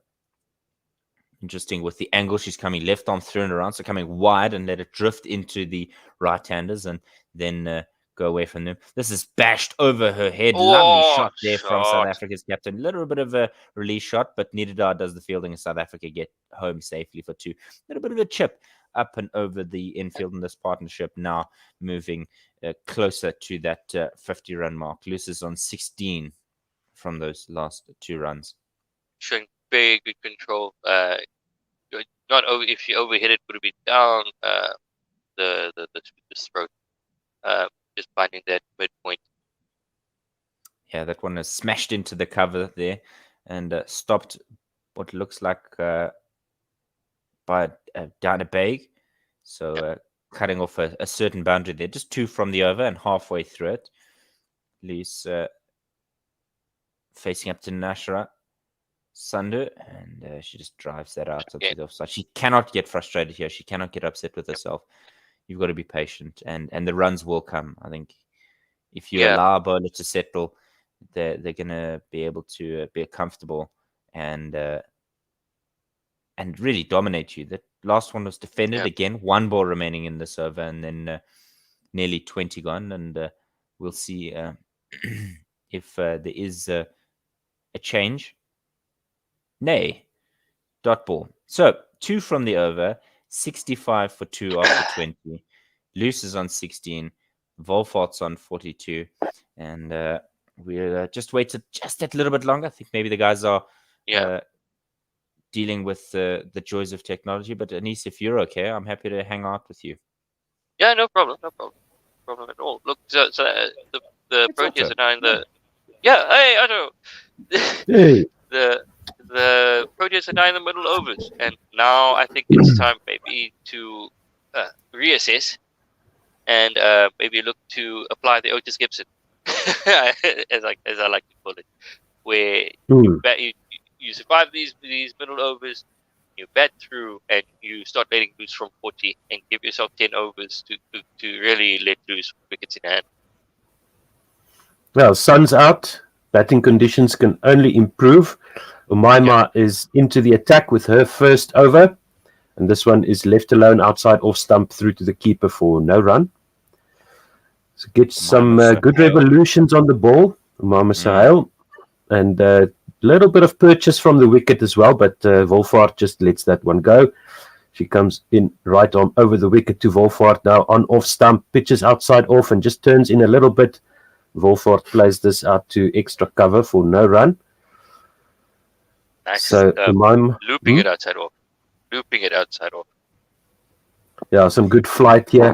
So in again, this one is just chipped past the bowler, diving to her right, and goes down to long on for a single. So Volfort just mistiming that shot a little bit there, and almost a wicket for Umaima Sohail. And it's windy where Anis is. He's showing us how windy it is. Always windy, inside even. Sunay Lees drives this off the back foot out to the cover sweeper, and they take another single. So this is, I think this is the best way to approach these Pakistan spinners. Try and use your feet. Try and change the length. This one is a nicely flighted ball again. Volfort just works this out to mid-on this time, not through the air. 67 for 2, 1 ball to go in the 21st. And Laura Volfort facing this final delivery, driven off the front foot, straight to extra cover. No run, 21 overs gone, 67 for 2. Just rotate the strike against these spinners and you should be okay. Yeah. Is 2 runs and over, though, enough? No. Yeah. No, definitely not. But again, if they can keep wickets in hand for the foreseeable future until, like I said, 40 overs, and there is still 2 down after 40, and they can launch from there, South Africa will be in the pound seat. Yes, Anis, if you want to take over ball by ball. As Nashra comes on, this one is looped up again and chipped down to mid-off for no run. Sunay Liz on strike. She's on 17 of 39. Laura Volfort 43 of 46. South Africa 67 for 2 of 21.1. As Nashra comes in, and this one is pushed again. This one stopped in the covers for no run. Pakistan really rushing through these overs. Not afraid to use flight with the wind with the spinners. Yeah. And Nashra comes in again. This one drops a bit short outside off, and it is punched into the covers, but straight to the fielder for no run. So this really needs to keep ahead with being kept this quiet. Now we saw this against the seam attack as well, not finding gaps in the field. Yeah. As this one, as Nashra strays onto the pads, and it's just worked down to find Nate. for a single as this moves on to 18. South Africa 68-2. Laura Volfort now on strike with 2 balls left in this over. As So no strike comes in keeping an eye again. out for. And this one on off stump and just work to the covers. Laura Volfort needs to be facing more than 2 balls and over if the this is feeling that uncomfortable. As the last ball of the over comes in, Nasra loops this one outside off again and is worked into the covers, and then it's cleaned up by the sweep on deep extra cover, and they take a single. South Africa are 69 for 2 after 22. Laura Volfort moved on to 44, and it's still there on 8. Pakistan won't mind this at all. 2 runs and over, and that will dip the run rate back down below 3 runs and over. It's just over 3. Yeah. So good work here from the spinners. They're keeping that line outside off stump, and they're forcing the South African batters to play into the field that they've set. Yeah, Nice, I think you've touched on a crucial point with Volfort not facing enough deliveries. As Volfort just works Suhail down for a single. South Africa moved to 70 for 2. Listen strike down, and this one is looped up on middle, and Sedelis does what is needed and works it down to long on for a single. South Africa 71 for 2. Laura Volfort now getting the strike she needs in the over. He is. No, that's better. Yeah. 50-run partnership up. This one is tossed up wide outside off, and it is just worked to back one of the points for the over. That's the 2 for the over. That's the 2 for the over. No more runs now. As Laura Volfort comes down the wicket, works this one down too long. And you celebrate the 3rd run. Yeah, Yay. achievement. Works this one down too long on for a single. Laura Volfort on 46, eyeing that 50. Senelis on 19. South Africa 72 for 2. As this on strike now, this one outside off stump on the back foot and punched straight up, but cleaned up at cover for no run. Yeah, they're both trying that back foot drive, the front foot cover drive, and the cut shot, and all of them are just going straight into the cover fielders and the point fielders. Yeah, Sene is just eating up balls, as we see images of Fatima sitting on on the chair under an umbrella, as if a wicket is imminent. Mignon de Pré. Mignon de Pré, sorry. I was going to say, Fanika, if she's there, I'm impressed. It's early. I haven't had much sleep. or it's late. Depends, It's late, yeah. Where you view it. Nothing good happens after 3 a.m. Well, it's 5 o'clock somewhere, as they say. So Yeah. it's creeping up Close to to 5 5 o'clock in a.m. New Zealand. Close to 5 a.m. at home, let me tell you.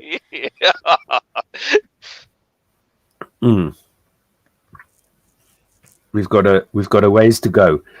Yeah. So it's 23 overs gone, 72 for 2, and it is now another bowling change. Yeah. 23 overs gone. Volfort on 46 of 69. We won't say anything more about that, and Lise is on 19. So Gulam Fatima, leg spin bowler from the Tauranga end. Outside off and give it some width, and Laura Volfort just cuts this one straight to If it is all Tauranga, how can it be the Tauranga end? The area is Tauranga, no? Yeah. Tauranga You've is seen probably down that way. This one middle and they're getting some decent turn, but Laura Volfort works this one on the leg side for a single. South Africa missed a trick with not enough spinners. As Yeah, it always, seems is so. the comment in South African cricket.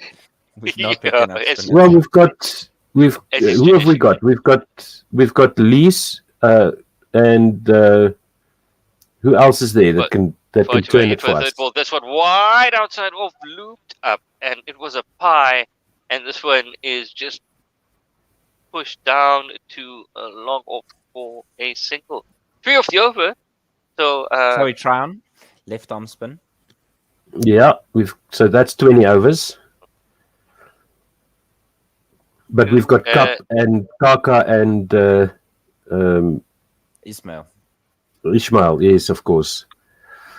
this one has on a middle. It's looped up on middle by Fatima, and it has just worked down to long off for a single. That's the third run of the over. Volfort on 48. This on 20, and this one again a good flight, and it is on middle and off.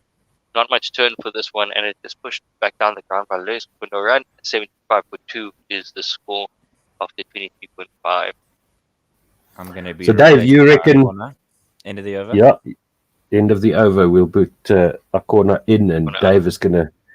And this one is on middle, and it is just chipped down the ground straight, and it's cleaned up along off. And South Africa get the single Laura ball for Sine Lewis, sorry. Moves on to 21. South Africa 76.2. And that's me. Thank you, Dave. Thanks, Dave. Have a good evening. Have a good morning further. Good day to you. See you later. Ciao. And we say hello to Akona. Good morning. Akona. Good morning, guys. Good morning. How are you guys? Good. Doing well. I'm gonna duck off too. No problem. See you guys. Thanks, Anis. Appreciate it, man. Have a good day. You too. This No one wickets, by mate. no wickets at all. Start of the 25th over. Umaima pitches this one on off stump, and it's just defended off the back foot for no run. So Nailise on strike. Tries the sweep shot. She gets struck on the front pad, and there's an appeal, but umpire says not out. I think that was struck outside the line. So second ball gone of the 24th. A corner, if I'll give you some time to just sync up.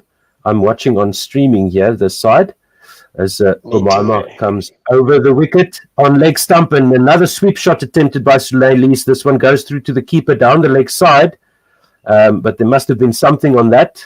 Let's see if it is signaled wide. And we just see a replay of the LBW decision there. Things happening now here for Pakistan. It seems that they've got some dangerous deliveries coming down here from Umaima as she gets ready for the next delivery. Right arm over the wicket. This one is wide outside off stump, and Nailise plays the back foot drive out to the wideish mid-off region, and there's a single taken. 77 for 2. So good partnership here for South Africa, but it's a bit slow. They are chowing up some balls here. This one, another one wide outside off stump, and it's cut straight to point by Laura Volfort, and there's no run. Volfort on 48 of 73, so Nailise on 22 of 52. And the sun is out now, so the batting conditions should be getting gradually better. Volfort, a full delivery outside off stump, drives this one to extra cover, straight to the fielder. No run, 25 overs gone, 77 for 2. Run rate is just over 3, as we see beautiful pictures of Mount Maunganui Oval by the seaside, the Pacific Ocean stretching out into the distance. Beautiful scenes there. And lovely sunshine in Mount Maunganui. Oh, Paul. It's beautiful. South Africa doing well at the moment. They're trying to recover from the wobble start they had. Laura and Sune have been doing some reconciliation here. So it's good to see. The one thing I'll probably fall with South Africa is the singles. Yeah, this one, that first delivery of the 26th over down the leg side, got some bat on it, did Nailise. This one is looped up wide outside off. Nailise tries to come down the pitch and play the drive shot, gets a thick inside edge, and it's into the ground, misses the stumps. The keeper cleans it up on the leg side. 2 balls gone in the 26th, 77 for 2. Lise is there on 22 still, or 54. as Gulam comes right arm over the wicket. Sweep shot from wide outside off stump, goes down to deep mid wicket, and they just get a single. Yeah, it's those dot balls that Pakistan are stringing together. The South African batters are struggling to find the gaps in the field, and when they do, they only get singles. They play it out to the boundary fielders. This one's looped up, full toss as Laura Volfort dances down the wicket, gets this one past mid-on to the deep, wide, long-on boundary, and she gets her 50. She's got 52 of 75, 82 for 2 as 4 runs are added to the score. 2 balls to go in the 26th. More of that, please. Very well compiled, beautiful, good innings. It was needed for South Africa for Laura to get stuck in after the wobbly start we had there. No, she definitely is carrying the innings so far, as we are joined by Mpos. This one is another one played out wide of long on, beating the mid-on fielder by Laura Volfort. She fetches this one outside off stump, another 4 runs. Good morning, Mpo. You're bringing the runs. So that's welcome. Oh, Mpo isn't ready yet. Okay, so we'll stick around here for another delivery or two. Laura Volfort now on 56. So there is 1 ball to go in the 26th, and they've now moved mid-on down to long on, and Laura Volfort plays this one out to mid-on and takes a single. So that's nicely done there by Laura Volfort. Let's see here. That 50 runs. She's on 57 now of 77 deliveries with 7 fours in the innings at a strike rate of 74. And let's see if we can tell you how many 50s she has scored in her career so far. I'll do that in one moment. I think South Africa are doing quite well at the moment, Otto. Besides the 2 wobbly wickets they had there early at the start, I think the spinners have been a stranglehold of us. But I think we should, if we can get 220 plus, we should be able to defend that score. Since we started batting. It was a dot ball by Umaima first up that went straight to extra cover. This one is swept by Laura Volfort. She goes to 61. She gets 4 runs. That is more like it. It was a loose delivery by Umaima, needed to be punished. Pitched outside leg, and Laura Volfort sends that down to the fine leg boundary and beats the fielder running around from square leg. 91 for 2 is the score. It's run rate creeping up, 3.4 now. So Volfort facing this one again, better line and length by Umaima, outside off stump, driven straight to mid-off again. So this is her 22nd 50 is Laura Volfort. She dances down the pitch, gets this one outside off stump, gets to the pitch, and she works this to the onside, to mid-wicket for 2 runs. That was very nicely done. That's what South Africa haven't been able to do. That's just picking those gaps in the field, turning ones into twos, because everything's been going straight to the fielders. Showing intent. That's the main thing. Showing intent and not letting the spinner strangle you. That's the most important thing. So Laura, after getting a 50, she's busy now with the wicket. Yeah, this one is pitched on leg, and Volfort swipes this one down to backward square leg for a single. That brings Lees on strike now, 94 for 2. Now she's definitely got the pace of the wicket sorted out now. Laura Volfort, the batting conditions are improving all the time as the sun is baking down here. Looped on leg stump, Lees tries to work this, sweep this one, and it's a leg before wicket, appeal and given. Last ball of the 27th over, Lees has given out LBW. Is she going to refer this? It looks like she has. That one looked to me like it might be sliding down leg, but she was struck on the front pad, about on a middle and leg stump line, so we'll see. South Africa and Pakistan both have 2 reviews.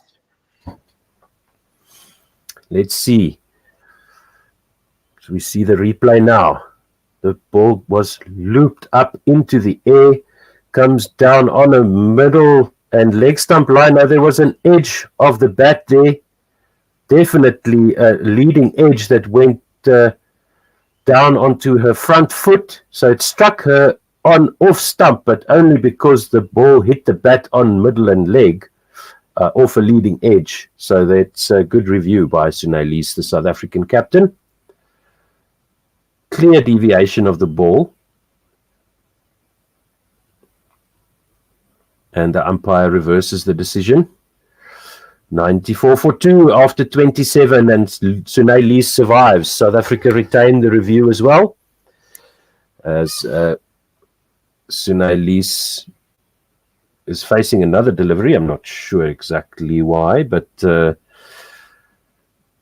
that was the last ball of the 27th over. Excuse me for getting that wrong. That was error on the scorecard here. So Umaima has bowled 4 overs now for 13. 94 for 2, and now 27 overs are gone, and that was 7 runs off that over. So now he's on 24, of 57, and Volfort on 64 of 82.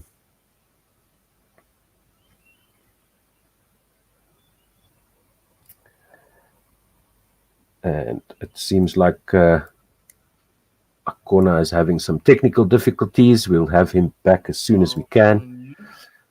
Hey, Mpo, thank you. I keep forgetting you can actually add yourself, so I don't need to worry about it. You see some highlights here of Volfort's 50. She's on 64 yes. Now.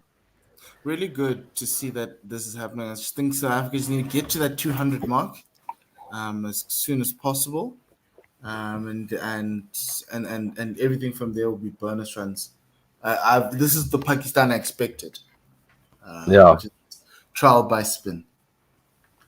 Yeah, Gulam into Sunay, who just smacks this one straight to the fielder at mid-off for a single, 96 for 2, start of the 28th over.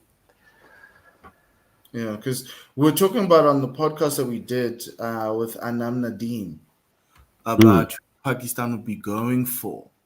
And she spoke about Gulam. But Anama means not bowling, which is disappointing because she's like their number one bowler. So, Gulam Fatima has to come through. She's a youngster. Yeah, she pitched that one on outside off stump and it turned away from Volfort, who just managed to smack that out to the covers for a single. And this one is played over the head of the bowler by Sunay. Was that a chance? Don't know if that was a bump ball. We'll see a replay now. Nicely tossed up, and I think Sunay just gave half a chance there over the head of Gulam down to mid-off for a single. This one is wide outside off stump again, turning away from Volfort, and she smacks this one off the back foot straight to the cover sweeper on the boundary. Welcome back, Akona. 99 for 2 is the score. Yes, now singles off the first 4. And Gulam continues now to Sunay wide outside. Wide outside off stump, cut off the back foot by Volfort for another single. Good work here by Lees and Volfort. 100 up for South Africa, 27.5 overs. First 50 runs of 89 and the second 50 of 80. Excuse me, that was Sunay who hit that single off the last delivery, and this one is driven by Volfort, who gets an outside edge to point for no run. End of the 28th over, 100 for 2. Volfort on 66, Lees on 27. Based on your calculations, 89, 80, that's 160 to get 100. 150 to get 100. So I think South Africa need to bat a little bit quicker because they might find themselves short if you're a mathematician and you go linearly, or even though this probably is an exponential curve.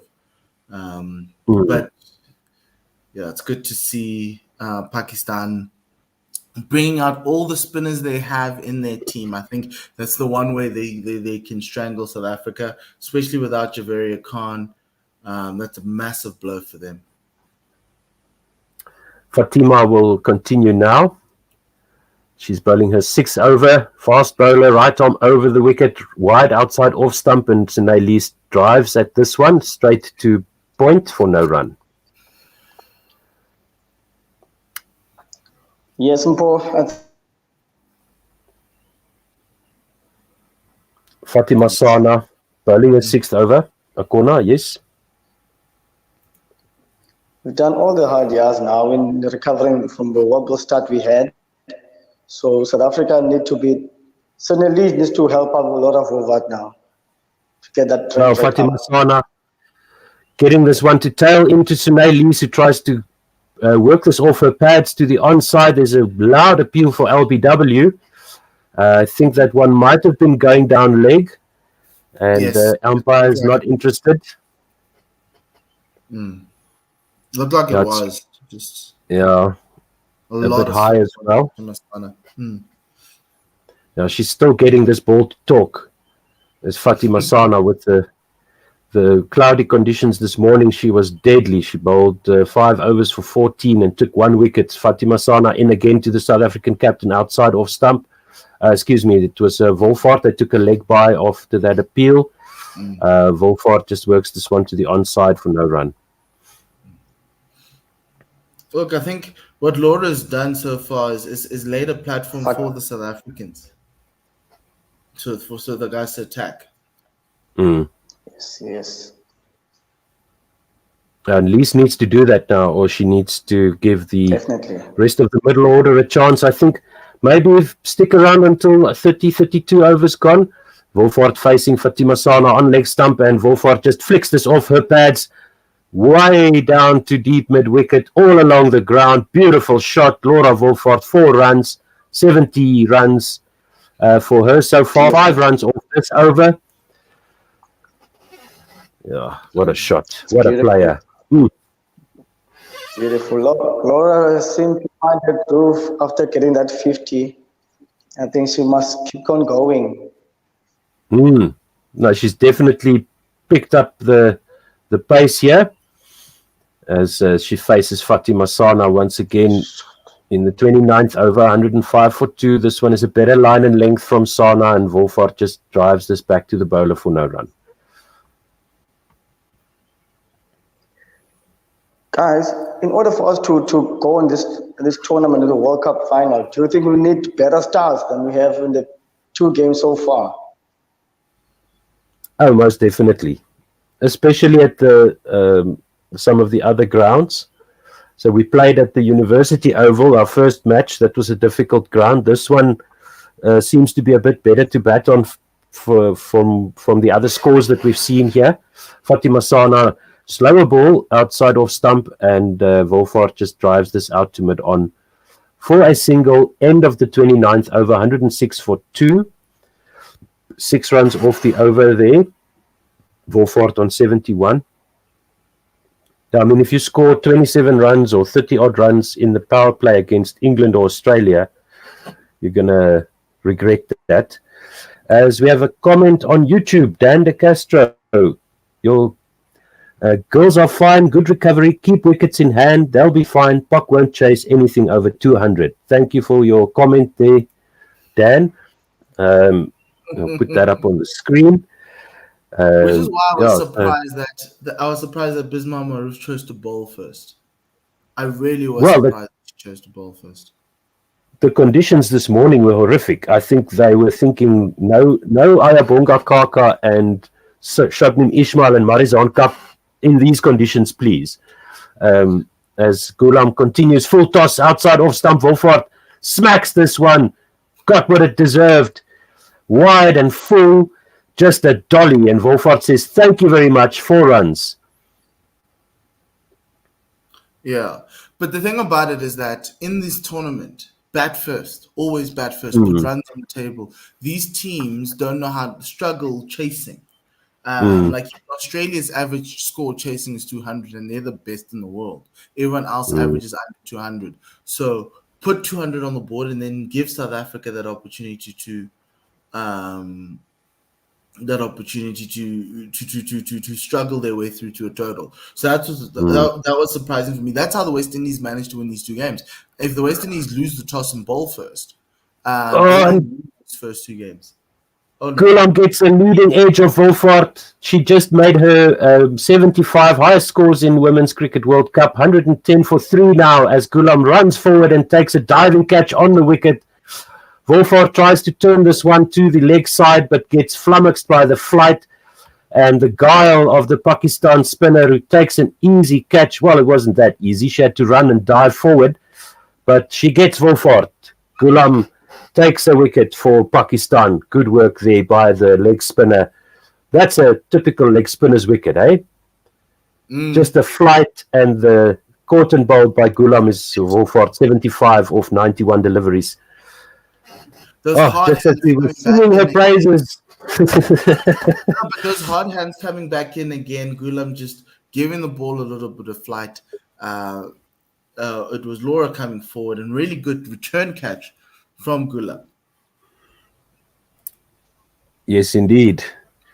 Yeah. So that brings Mignon de Pree to the crease. Pakistan now with a bit of an opening now. Yes. Now Lise is eating up deliveries, and Mignon de Pree new to the crease. She's going to take a few deliveries to get used to conditions. She is very experienced. She has been playing in New Zealand before, 135 innings. Ex-captain as well, as Gulam continues now, right arm leg spin over the wicket. This one very nicely done. The pitches on middle and leg, straightens, and Mignon de Pree just defends this back down to the bowler for no run. Yeah, what a wicket there for Pakistan. Laura Volfort was just trying to pile the pressure back onto Pakistan. As the run rate approached 4, but couldn't get a hold of that delivery. She tried to work it to the onside and just got flummoxed there, got beguiled, bewildered by the spinner. As Gulam comes into Mignon de Pree, this one is flighted wide outside off stump, diving catch from backward point, and that's another wicket for Pakistan in the over. Mignon de Pree with a lazy shot there, just wafting at that delivery wide outside off stump, turning away from her by the leg spinner. And now Pakistan are well on top here. Good catch at backward point, and 2 wickets in this over so far, with just the first ball going for 4, and then Gulam fighting back here, saying, "Not so fast, ladies. I'll have you too. Thank you." Mignon de Pree, yeah, 0 off 3, and South Africa 110 for 4. Yes, Archer, I got my times mixed up. I didn't know the Bindula session was in the 2nd inning, so I'm gonna go back to sleep. Okay, cool. Thank you. We're just waiting for Tsepo to come. Yeah, this Marizon Cup comes to the wicket, and Jenna Searle comes onto the live stream. Our pro cricketer is here. Sorry, Jenna, we tried not to take any wickets, but 2 wickets in the over for Gulam here, and good strike here from Pakistan. 110 for 4. 1 ball to go in the 30th over, and Marizon Cup will face the last ball of Gulam's 4th over. And this one is full outside off stump, driven out to long off, and they take a single. Cup is off the mark. Lise is there on 27 of 62. It's Nelson for 4. 30 overs gone. And Jenna, will you take ball by ball? Are you synced up and ready to go? And yeah, good morning, everyone. I am synced up and ready to go. It was a good over there by Gulam Fatima. She really did take 2 very key wickets there for the Pakistan team. Laura Volfort was looking very good, but unfortunately that leading edge that caught and bowled is a very big wicket for the Pakistan team. Yes, indeed. Okay, I'm going to grab some coffee, so I'll leave you to it, and I'll be back in a few moments. Cool, thank you, Otto. The 31st over, the first ball here by Nashra into Marizon Cup. It's back of a length, outside off, moving away from the right-hand batter. It's dotted out into the offside for no run, and the score remains at 111 for 4. Left arm through and around to the right hand of Marizon Cup. This ball back of a length, straight on middle stump. Back foot drive straight to the fielder at mid-on for no run.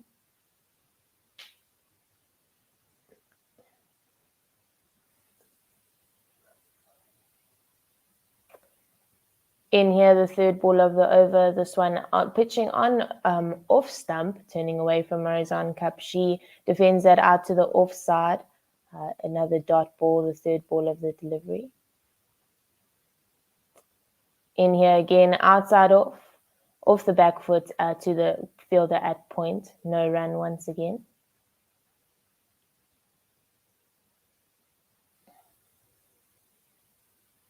Just watching the replay here of the wicket that where Mignon Dupree fell, getting a leading edge there. She just closed the face of the bat too early and was caught. A very good catch at backward point. And that brings the fifth delivery of this 31st over. Another dot ball here. Marizon Cup still on 1 of 6 balls as she faces the last ball of the over here. This ball getting... catching her there, squeezing her up there. She just dots that out onto the onside to mid-wicket for no run. And that brings us to the end of the 31st over. The score is 111 for 4. Sunaylis, the South African captain, is on 27 of 62. And the new batter at the crease, Marizon Cup, is on 1 of 7. By myself here on comms. Otto has gone to get a cup of coffee, and I think a corner lost his Wi-Fi. So just to keep everyone updated, Gulam Fatima here into Sunaylish. This ball strays full outside leg stump, and the sweep shot well known to Sunaylish. She sweeps that out to the fielder at a deep backward square leg. They come through for 2 runs. And Sunaylish goes up to 29 of 63. She's had a very good innings so far. She's been calm at the crease. She played a very supportive role to Laura Volfort, who scored 71 at the end until she got out. This ball here was pitching on off stump, and it's played very well off the front foot to the long on region. They come through for a single, and that brings Sunayli's score up to 30. Gulam Fatima in here. She has 2 extra cover fielders, a backward point, a point, cover sweeper. And this ball is back of a length, and Marizon Cup rocks onto her back foot, and she punches that out into the off stump or into the offside, beating the fielder at point. That goes, she gets a boundary, her first boundary. She's on 5 off 8. A very good shot there, just opening up the face. Taking full advantage of the missed length there from the spin bowler, beating the fielder at point quite convincingly as the ball races for 4. In here, this next delivery is on middle stump, and Marizon Cup works that out to the leg side, to the vacant mid-wicket region. The keeper does very good work there to get to that ball, to clean up there. She takes a shot at the non-striker's end as the South African batters scamper through for 2 runs. But she misses the wickets. I do believe that Sunaylis would have been short there had there been a direct hit. But good running by the South Africans and very good fielding by the Pakistan wicketkeeper to manage to clean up there. The 4th ball of this over, full on off stump, and it's just defended out into the offside by Marizon Cup. This has been a wonderful over. The first delivery going for 2, the second 1. The boundary of the 3rd ball and 2 off the 4th, and a dot ball of the 5th. This ball is a full toss, and Marizon Cup goes for the sweep, gets a top edge, and there's a catch out at a square leg. Marizon Cup hand on head. This is disappointing here from the South African batter, as she really does go out there on a very bad delivery, trying to take advantage of the full toss, but mishitting it completely. And that brings the South African score 120 for 5. Marizon Cup, the experienced batter, just losing her wickets here. A good catch in the end. a bit of a fumble, but manages to hold on to that, does the Pakistan fielder. Oh, an elation for Pakistan to see the back of Marizon Cup, and they are well into the lower middle order now. They'll fancy themselves if they can take one more wicket. They'll chase 180. Yeah, definitely. Maybe less. Yeah, Yeesh. not good here for the South African team. As we see Chloe Tryon coming to the crease in at 7 here for South Africa. She hits the ball hard, but I think at this stage of the game, she needs to stick around here for the South African team, support her captain, and really make sure that they build a partnership that is going to last at least deep into the 40s of this Pakistan bowling innings. We have a comment here on Facebook. Thank you very much for that. Inshallah, Pak win. It is looking like Pakistan are well on top at this point. South Africa need to fight back, need to stay with Sune. Operation Stay with Sune now for 20 overs or 18 overs to go. Indeed. Having said that, though, Chloe Tryon is a very competent batter. She's not one to just nudge it around and let the other batter on the other end get all the glory. So she will be looking here to make something happen here for the South African team. Nasha in here to try on her first delivery. This ball outside the off stump, back of a length, and Chloe Tryon just dots that out into the offside for no run. Marizon Cup scoring 7 off 11, and she was visibly upset with herself as she left the wicket. It was a sweep shot, full toss, top edge, just deceived by the flight of the ball on that occasion, and a good catch in the end. As you mentioned, a fumble there, but we see Second the next ball of delivery. the over was outside off and punched into the offside. The third almost identical, but this time going to extra cover and not to point. And that no run off the 3 balls of this over so far. No, that would have been a cracking shot by Marizon Cup if she'd managed to get the correct side of the bat on that. Definitely. I think the last 3 wickets that we've seen the South African team that have fallen, just not presenting the full face of the bat, which is disappointing, as this ball is played into the offside by Chloe Tryon, and the South African batters come through for a quick single. The score is a 121 for 5 after 32.4 overs.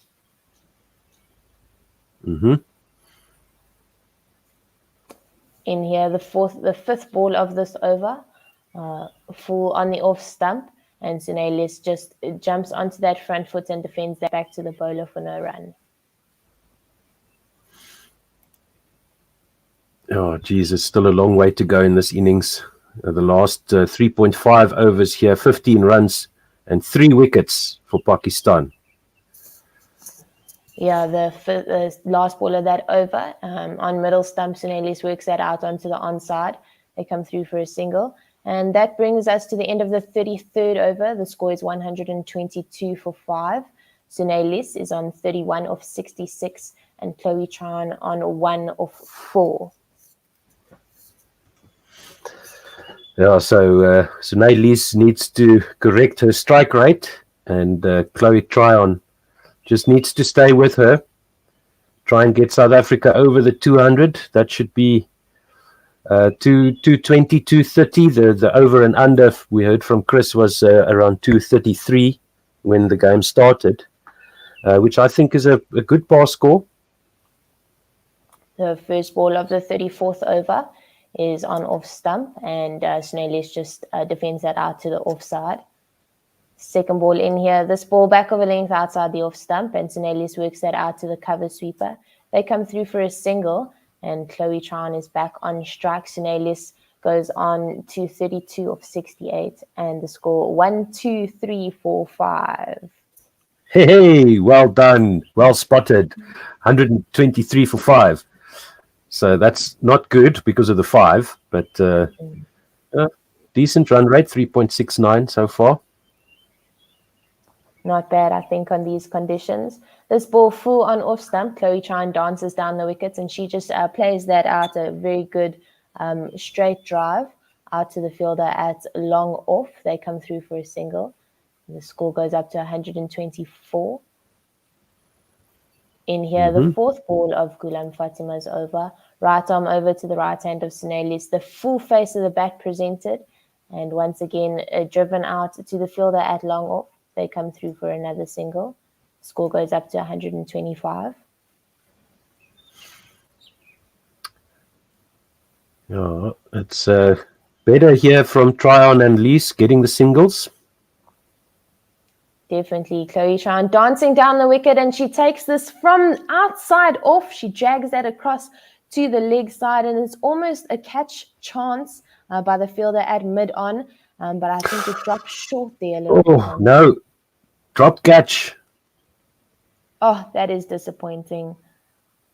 In here again, right arm over to Chloe Chan, back over length outside the off stump, and she rocks back onto the back foot and plays that out to the cover sweeper for a single. Chloe Chan will be disappointed with that dropped catch chance. A bad shot, just dragging that from the offside. But I think the Pakistan team will be even more disappointed. Chloe Chan just missing that chance there. Oof, no, that would have been devastating for South Africa. 126 for 5 now. 34 overs gone. The run rate 3.7.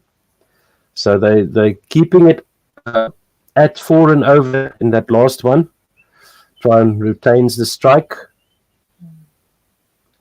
Nashra left arm around the wicket here to the right hand of Chloe Chan. It's played into the offside, and they come through for a single. A little bit risky as the fielder does pick that up cleanly. There is a throw to the keeper's end, and they do break the stumps. But Sunelis was safe there on the striker's end. And we see the score go up by 1 run again. Good run in the end. Yeah, good run. Good fielding as well. And we have Sivaredi Kavuri on Facebook saying out. Yeah, that should have been out. Tryon should have been out there. This ball wider outside the off stump. It's left alone by the South African captain. And that's a dot ball. No, thank you for listening wherever you are in the world. Third ball of the over, pitching on leg stump and turning into the South African batter. She just plays that out to the leg side. They come through for a single. The score 128 for 5. The third ball in the 35th over. Fourth ball into Chloe Chan. This ball full on off stump, and Tryon just defends that out to the offside. The fielder had extra cover, doing good work. Now we see the drop chances here. Laura Volfort, that was an expensive one. And hopefully Chloe Tryon can make it an expensive one for her wicket as well. Yeah, the fifth ball of the over, just full on the off stump, and Chloe Tryon just dots that out back to the bowler for no run. Last ball here of the over. This ball wide, full outside the off stump. And that just goes through for a dot to the keeper. That brings us to the end of the 35th over. The score is 128 for 5. Sunelis is on 34 of 71. And Chloe Chan on 4 of 11. Just looking at so once again, yes, go through it for us. Let's see. Lizelle Lee opened the batting for South Africa. She got 2 of 7. Laura Volfort batted very well. She stuck around. She got 75 of 91. We saw Tasman Brits go out quite soon. She scored only 2 of 18. And then we see Sunelis still at the crease, playing a very good captain's innings here. As this ball by Gulam Fatima is a full outside the off stump, and it's swept to the leg side by Sunelis. They come through for a single, the fielder at deep square leg, doing good work to clean that one up. And the other 2 wickets there, Mignon de Pre out for 0 of 3, and Marizon Cup 7 of 11. She was caught by Sidra Amin off the bowling of Gulam Fatima, and Mignon de Pree was caught by Umaima Sohail off Gulam Fatima as well, the leg spinner. Getting into the wickets here in the Bay Oval. Disappointing here from the South Africans. This ball getting a lot of turn, pitching just outside the off stump, but turning quite far away from the right hand of Chloe Tryon. She has to reach to get bad on that delivery. She just dots it out into the offside. The third ball in here from Gulam Fatima, getting a lot of turn again, but Chloe Tryon rocks onto the back foot, and she plays that out to the cover sweeper. They come through for a single. I think as long as these South African batters can rotate the strike, get the odd boundary here, score of 200 plus is definitely on the cards here, as long as these two batters stay at the crease, obviously. Fourth ball of the over, full on off stump, and Sunelis plays that sweep shot that we've seen quite a lot this innings out to the leg side, and they come through for a single. The score 131 for 5. Yes, indeed. These two really need to stick around. Pakistan need 2 more wickets, and they'll be well into the tail. Chloe Tryon rocks onto the back foot again, and she plays that out to the cover sweeper. They come through for another single. The score 132 for 5 with 1 ball left in the 36 over. Yeah, and I'll reckon 2 more wickets for Pakistan, because Trisha Chetty is also no stranger to scoring runs. No, she is not. There's a bit of miscommunication here as this ball is played out to mid-on. And Chloe Tryon is looking to take a single, but Sunelis sends her back. They do come out safe at the end of that 36th over. The score is 132 for 5 after 36. And we have a drinks break. Oh, wow. Okay, that would have been really upsetting if Sunelis had managed to run herself out. She's there with Chloe Tryon. She's on 36 of 74 balls. She's only hit 1-4, strike rate of 48.6. And Chloe Tryon is there with the captain. She's got 6 runs off 14 balls. I think South Africa are making it look a lot more difficult to bat than I think it should be. From what I've seen so far, especially this morning at the start, they got bad on ball, but just couldn't get the gaps in the field, kept hitting the ball straight to the fielders. So good job by Pakistan. The bowlers keeping their lines and their lengths in line with the field they set. I don't know how much you've managed to watch so far. Yeah, I've been up since ball 1. It's been really good. Yeah, I have. Cool. It's been really good. I think the captaincy from Pakistan has been good. Good bowling changes. Yeah, they definitely set the field correctly. Made sure that they were looking after that run rate of Sunelis, as she's going at, I think, about 50, strike rate of about 50.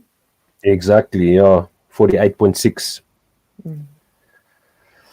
And let's have a look at the Pakistan bowlers while we're waiting for the drinks break to end and the 37th over to start. Fatima Sana, 6 overs, 1 maiden, 1 for 19 at 3.1 runs per over. Diana Baig, 6 overs, 1 maiden, 1 for 23. So they were the 2 opening bowlers, and they really made the new ball talk, got lots of swing. Nida Dar came on in the after the power play. She's got 5 overs, 0 for 14. Nashra Sandhu, 8 overs, 1 maiden, 0 for 20. Umaima Sohail, 4 overs, 0 for 14. And Gulam Fatima, the chief destroyer, 7 overs, 3 for 41. She got Volfort, Mignon de Pree, and Marizon Cup. And Mignon de Pree and Marizon Cup in the same over. So that really set South Africa back a long way. I think they were looking at maybe targeting a 240, 250, but they'll be happy if they can just get past 200 from here. Yeah, I agree. Although there's 14 overs to go, so 4 runs and over, 5 runs and over. Yeah, I think if they get past 200, that'll be great for South Africa from this position.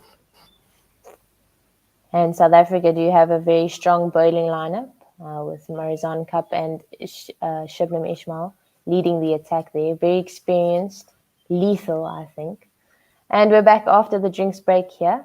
Left arm around the wicket to the right hand of Chloe Tran. This ball back over length outside the off stump. She rocks back onto the back foot and she just punches that out to the cover sweeper for 1 run. The score 133 for 5. This ball full on off stump and Sunelis is pulled onto the front foot there and she just dots that out to the mid-wicket fielder for no run. Score predictor says 193. Yeah, well, if Sunelis can pull something out of the bag here, that definitely will look a little bit higher for the South African players. As she moves up to 40, the third ball of this over, straight a little bit down leg, and Sunelis just sweeps that there. It goes fine, out to a fine leg region, and it goes for 4. It brings her up to 40, and the score up to 137 after 36.3 overs. Yeah, loose delivery there from Umaima Sohail. She's bowling her 5th over and she's now conceded 19 runs. So let's hope Sunelis can ruin her figures a little bit more. This ball just pitching on off stump and turning into Sunelis. It wraps her on the pads and the Pakistan women are shouting for the umpire to stick his finger up. But he does say not out. The Pakistan team go up for a review, and this will be the 3rd time that Sunelis' wicket is questioned. Obviously, the first 2 times she was given out, and this time not out, and this time a Pakistan review. So as a South African supporter, hopefully this can go Sunelis' way once again. Yeah, I don't know. I think this one is a lot better. I think she might have been struck outside the line. From that first impression I got, this ball is nicely flighted. It pitches outside off stump, turns into Sunelis. Oh, that strikes her just in line with off stump there. Might be going down leg, too much turn. Nothing on the bat. Strikes her on the front pad, on the roll, but it did get a lot of turn. And it's not out by the umpire. So we'll have to wait for ball tracker. Oh my goodness, this is not good. If Sunelis goes out here, Pakistan will definitely be the favourites to take this match. Oh no, that's umpire's call, striking Sunelis just outside the line. That would have crashed into middle and leg. Lucky fish, Sunelis. Pakistan retained their review. Umpire has not had a good day at all. Oof. No, 3 decisions overturned by my... No, that one... Yeah, that one was umpire's call. Okay, so that went to... We'll give the umpire that one. That was a good call for the outside the line, but yes, it could have been either way, hey? Yeah, definitely. Try on strike. In here, this ball back over length outside the off stump, and she just plays that out to the off stump. They're looking for 2 to run to the cover sweeper, but very good work there out on the boundary. They only come through for 1, and Chloe Tran's score goes up to 8. Yeah, so this could have been a disastrous over for South Africa, but it's a good one so far. Lots of runs off it. Oof. In here, this ball full outside the off stump. Sunelis jumps onto the front foot and plays that out to the very busy fielder at cover sweeper. She goes through for 1. That brings her score up to 41 and the team score up to 140. At the end of the 37th over, Chloe Tran is on 8. And the South African team really getting lucky here, thanks to the review system. No doubt about that. So 4 runs off that over. Umaima now 5 overs for 21. Sunelis on 41 of 78. Tryon on 8. 13 overs to go. At the current rate, South Africa will get to 189, 4 and over from here, 192, 6 and over from here to 218, and 8 and over from here to 244. With Tryon there, that could be 6s and 8s and over. Yeah, it could be. As we see Gulam Fatima in here, left arm around the wicket to Chloe Chan. It's just darted out into the off stump, into the off side. Oh, apologies, that is Tunelis. Again, almost an identical delivery, but she pierces the cover side. It goes out to the cover sweeper and they come through for a single. That brings her score up to 42 and the team score to 141 after 37.2 overs. Now, so 12 overs to go after this one. Nida Dar has got 5. And then they've got 8 overs from Sana and Baig. Third delivery of the over. And Chloe Chan dances down the wicket and plays that with a very nice full face of the bat on the floor out to the fielder at long off. They come through for another single and the score goes up to 142. And the super dangerous Gulam Fatima has got 2 overs left after this one. This ball is full on middle stump and it wraps Sunelis on the back pad as she just steps far across to off stump. She goes on the sweep but misses. And the Pakistan team are going up for an LBW review once again. This one to me looked very plumb. Yes, see, anything that strikes you on the back pad is bad news. I think it's once again just the line might be going down leg, but we'll see. And that was very loud appeal. Pakistan players visibly upset at the umpire, shaking their hands in disbelief as they begged for this wicket. And this one is, did that spin in enough with the leg spin of Gulam Fatima? There was a bit of a again. Geez, on Rice, what a save by Sunelis.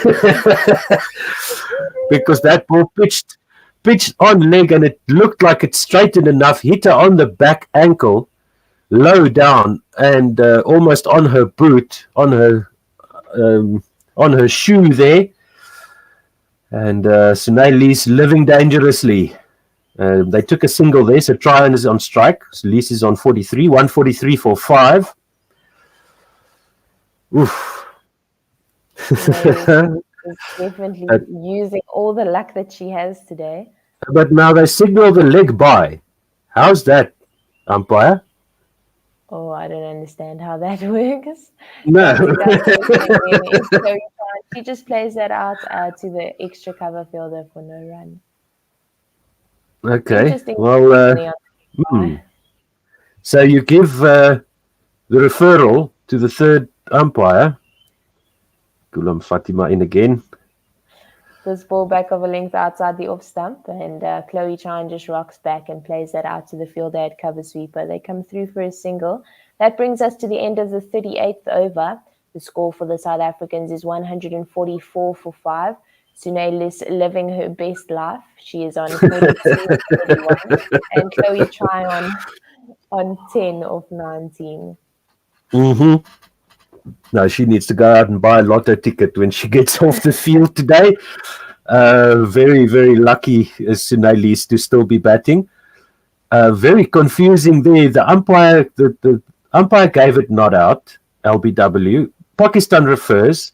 Third umpire sees an edge, and then the umpire signals leg by. So I don't know how that works, and I'm glad that you're also confused because you're the cricket expert in this conversation. Well, I guess you learn something new every day. Yeah, definitely. Being an umpire is a very stressful, very difficult job. And obviously decisions have to be made at split second. And as a professional cricketer, you are obliged to have to say that. So there you go.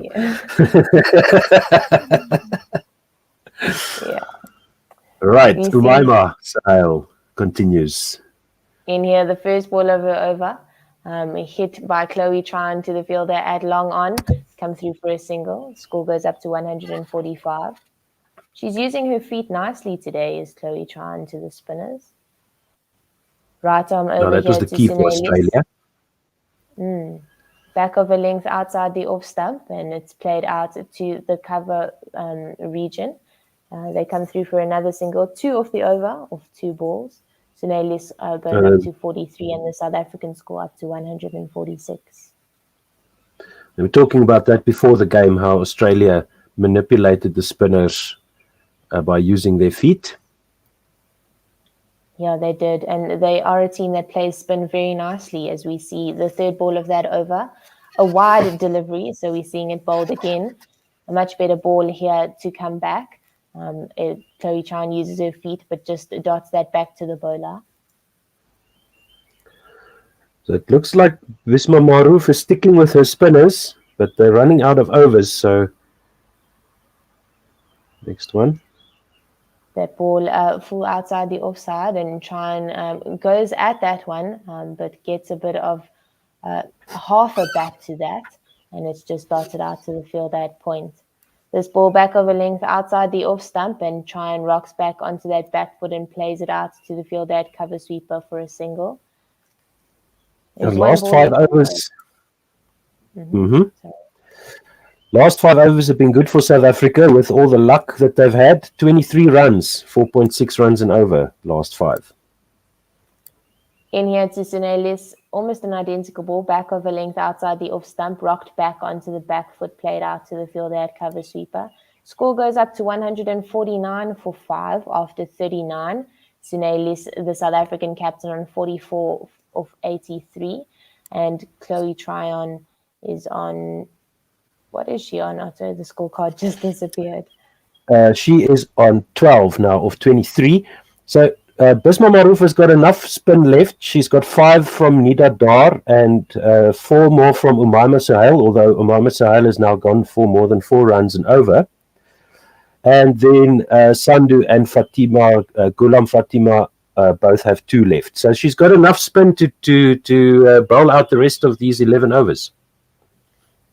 Yep, as Gulam Fatima comes here for her 9th over, this ball just outside the off stump, and Sunelis just plays that out to the fielder on the boundary on the offside. She goes up to 45, and the South Africans are up to 150. Yay! Gulam Fatima here in for the second ball of her over. It's far outside the offside. It's full. Chloe Chan uses her feet and plays this far across the line. She manages to get a boundary on the leg side. It's not a pretty shot, but it does come up with a value of a boundary. So a good risk, I suppose, as the result ended up being a good one. Yeah, there's a lot of protection square and mid-wicket, but nobody on the boundary there at long on. A much better delivery here. The third ball of the over the length is pulled back a little bit, turning away from the right-hander, and it's just defended out to the offside by Chloe Tryon. This ball, she goes again. It's far outside the off stump, and she plays it across onto the leg side. But this time the fielder at long on doing good work to clean up there. Only goes through for a single. The score now 155 for 5, and Chloe Tryon goes up to 17 of 26. Yeah, this looks promising from Tryon. Let's hope she can stick around. Yep, the first ball of the over. Sunelis just rocks back onto the back foot and plays that out to the busy fielder at cover sweeper. For 1 run, the score goes up to 156. Last ball Fatima. Of the 9th over here, Gulam Fatima.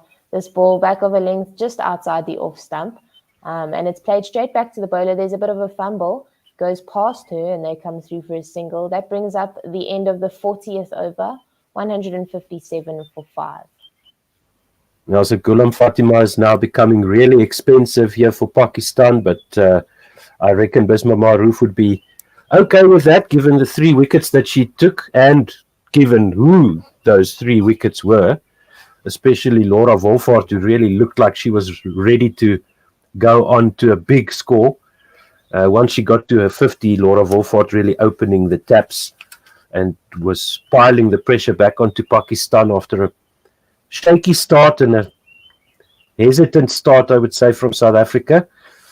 But now it's back in the balance again. 4-5 runs and over here will take South Africa over 200. 4.5, 5 runs and over. and it will be Fatima Sana. Fatima Sana Khan, to be exact.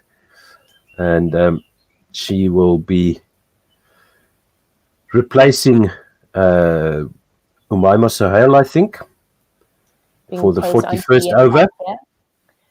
Pace on here to the right hand of Chloe Chan, and it's punched out to the offside. Cover sweeper being a very busy fielder here for the Pakistan team. They come through for a single. I think it's a good decision bringing pace back into the attack. The South African batters were looking like they were starting to get used to the spin. I'd hope so, because they'd faced it for more than 20, 25 overs. Oh, yes. So we'll see how Bisma Maroof divides up the rest of the innings here. This ball flashed at it, does Sunelis, and she gets an outside edge, but no one is there in a catching position. It just goes out to the fielder at third man, come through for a single. Yeah, 159 for 5. And I think South Africa wouldn't mind having some pace back on there. So they could have left that one. It was a bit wide. Would have been given a wide, I think. 2 singles. I mean, a run a ball, that's 6 runs and over from here. Gets us to 220. Oh, this ball back over leg, just outside the off stump, and Chloe Chan gets an outside edge. The keeper diving to her right, does get glove on it, but doesn't manage to hold on. Goes down to the fielder at third man, but the South African batters come through for 2 runs. Missed opportunity there by the Pakistan wicketkeeper. She's been excellent today, but unfortunately this one just going past her. Looks as if it drops short a little bit. Yeah, just went underneath her hand, stretching out to her right there, just dropped on her, faded away. But she's been awesome. I mean, that second wicket, that catch that she took to get rid of Tasman Brits, was it? Yes, that was phenomenal. Jeez, on the rise. That's definitely going to make the highlights reel of this tournament. That was amazing. This ball, a full toss on middle stump, and Chloe Chan swipes at that. Goes out to the fielder at deep square leg, and they come through for 2. Chloe Chan goes up to 23 of 30 deliveries, and the score on 163 for 5. Turning ones into twos here. It's something that the top order batters could not do against the fast bowlers, the Fatima Sana and Diana Baig, yes. This ball pitching on off stump. It's seaming in to Chloe Chan, wraps her on the pads, and Fatima Sana goes up and asks the umpire, but that was definitely going down leg. No run there. Yeah, that tailed in way too much. Let's see a replay here. Scrambled seam delivery, hit Chloe Try on outside leg. So a very optimistic appeal in the end by Fatima Sana Khan. 163 for 5. 1 ball to go in the 41st. This ball is left alone outside the off stump by Chloe Chan. Goes through for a dot. The keeper does throw the ball at the stumps, but Chloe Chan was safe in her crease. A good over there for the South African team, taking advantage of the pace on the ball. We saw as soon as Fatima Sana tried to bowl variations, cutters, she was rolling her fingers over the ball, the last 2 deliveries of that over, and that was really working. Getting 2 dot balls off the last 2 balls of that over. Yeah, good finish, because on delivery number 4, she'd already conceded 6 runs. So it was a good finish to the over by Fatima Sana there. And South Africa won't mind the 6 runs, not at all. Please, more of that. And we see here that in the first 10, slow start by South Africa. And we have some Hindi comments here on Facebook. Thank you so much for listening. Very pleased to have you on board with us. Please tell your friends. And unfortunately, we cannot understand Sanskrit at all in the studio, but we do appreciate you listening in to us. The first ball of the 42nd over is just played onto the onside for no run. And the second ball, pitching on middle stump, is just darted straight back to the bowler by Sunelis. Once again, a dot delivery. Left arm around. Nashra Sandu into the attack and the... This ball, a wide delivery, very wide outside the offside. Sunelis just leaving. No, that one alone. slipped out the hand. Slipped out the hand most definitely there for Nashra. And Nashra Sandu. Bowling that one again. Dot delivery, a good comeback after the wide. Dotted out onto the leg side by Sunelis. She's on 47 of 89 balls. As we see the first delivery of this over. Just outside the off stump, and Sunelis gets that out to the fielder at cover sweeper, and the score goes up to 165. Sunelis goes up to 48 of 90 deliveries. It looked like Nashra tried that carom ball with the finger behind the ball, pushing it forward, and it just slipped out of her hand, out of her left hand there. Looks like she's coming through and around now. In here to Chloe Tryon, and she just rocks back onto that back foot and plays it out to the cover sweeper. They come through for a single, the score 166, and Chloe Tryon goes up to 24. So Nashra Sandu so far has been really economical, bowling her 9th over, only conceding 23 so far. The last ball of that over is short outside the offside, and Sunelis tries to cut that through the point fielder, but the fielder doing good work there. No run is taken. That brings us to the end of the 42nd over. The score is 166 for 5. Sunelis is on 48 of 91, and Chloe Tryon on 24 of 31. Now, Chloe Tryon striking at 72. She's helped South Africa to edge ever so close to that 4 runs and over mark, 3.95. But in the last 5 overs, the run rate's been up to 5.4, 27 without loss in the last 30 deliveries. So there's 48 deliveries to go. Oh, South Africa should be well over 200. 210 is on the cards here. Nida Dar is back into the attack. She's going to have something to say about that. One of the most experienced Pakistan players in the team. She's bowling right arm off spin. This ball short just outside the off stump, and it's pulled across the line to the fielder at cow corner. Chloe Tryon gets a single there. She goes up to 25, the score up to 167. Nida Dar into Sunelis. This ball back over length outside the off stump, and Sunelis rocks back onto her back foot to play that out to the offside. Good fielding there at the cover region. And it's a dot ball. So there's once again rocked onto the back foot, but this time getting it through the gap on the offside to the fielder at cover sweeper. They come through for a single. Sunelis goes up to 49. She's one away here from her half century. Score is 168. Okay, so if she loses a wicket now, it's your fault. The fourth ball of the over is full outside on off stump, and Chloe Tryon just defends that back to the bowler for no run. We saw Chloe the fielding Tryon position uses there. her feet and she swipes at that ball. It's up, it's over, and that's 6 runs for Chloe Tryon. She takes advantage of that, and this is the Chloe Tryon that we know very well. She takes advantage of this overpitched delivery here from Nida Dar.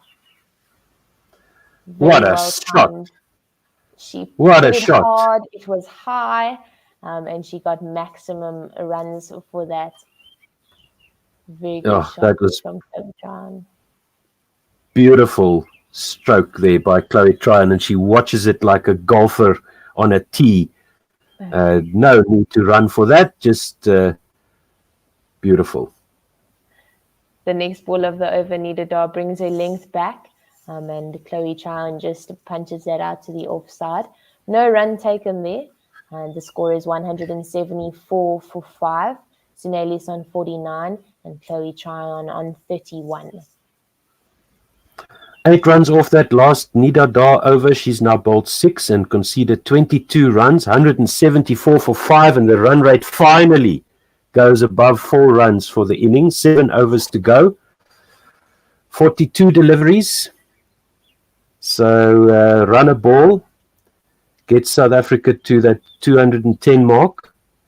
But it looks like Chloe Tryon has got something else in mind here. Let's hope that she can carry the team well over the 210 mark, maybe a little bit more than that.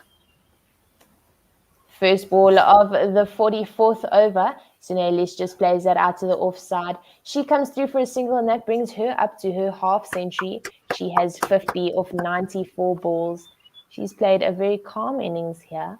Strike rate of just over 50.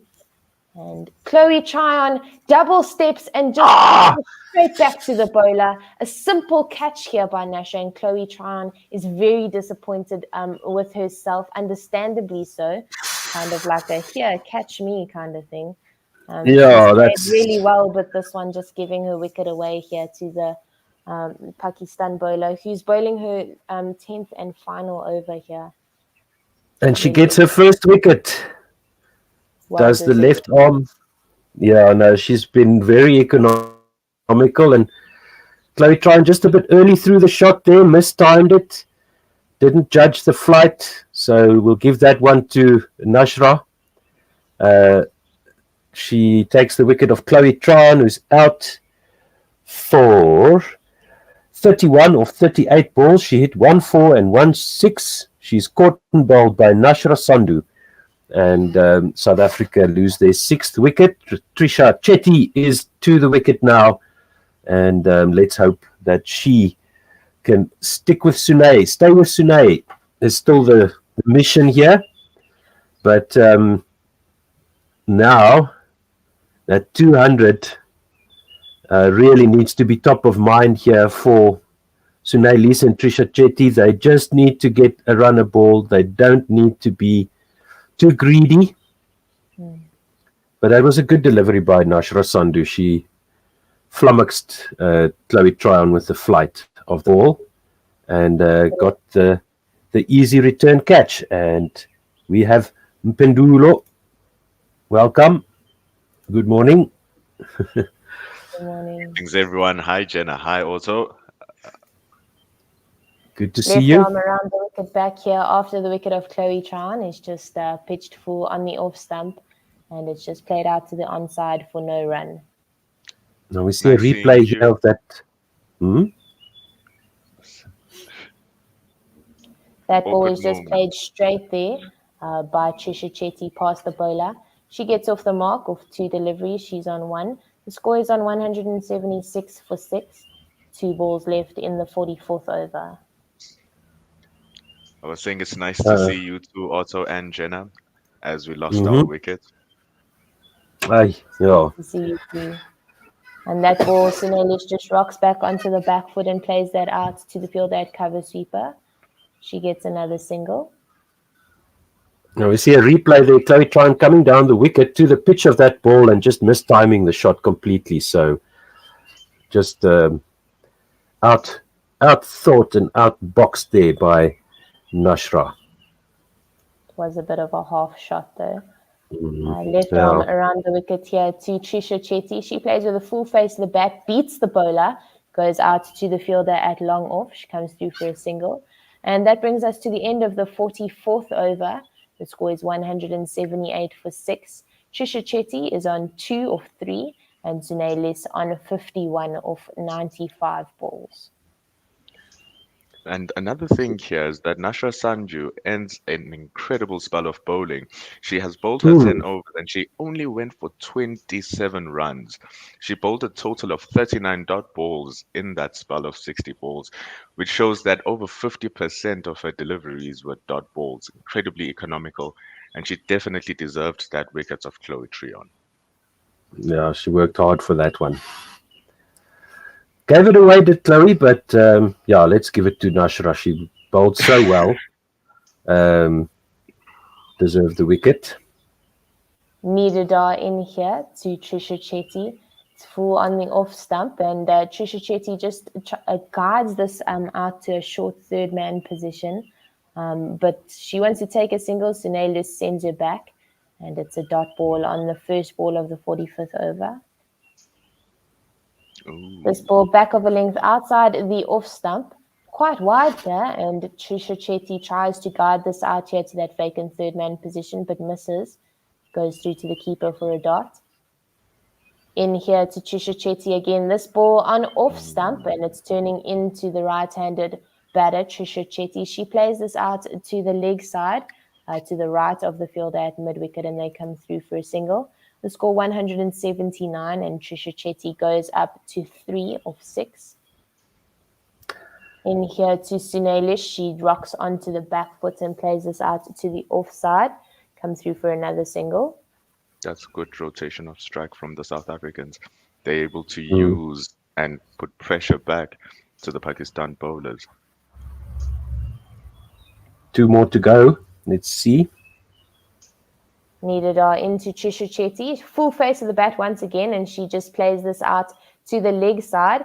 The fielders at cow corner and long on have to make some ground, and the South African batters go through for 2. Good running there. Very impressive. All the fielders, they're trying to protect the boundaries. I guess by taking these singles, they're looking to see if they can draw one of them in and open spaces behind them. But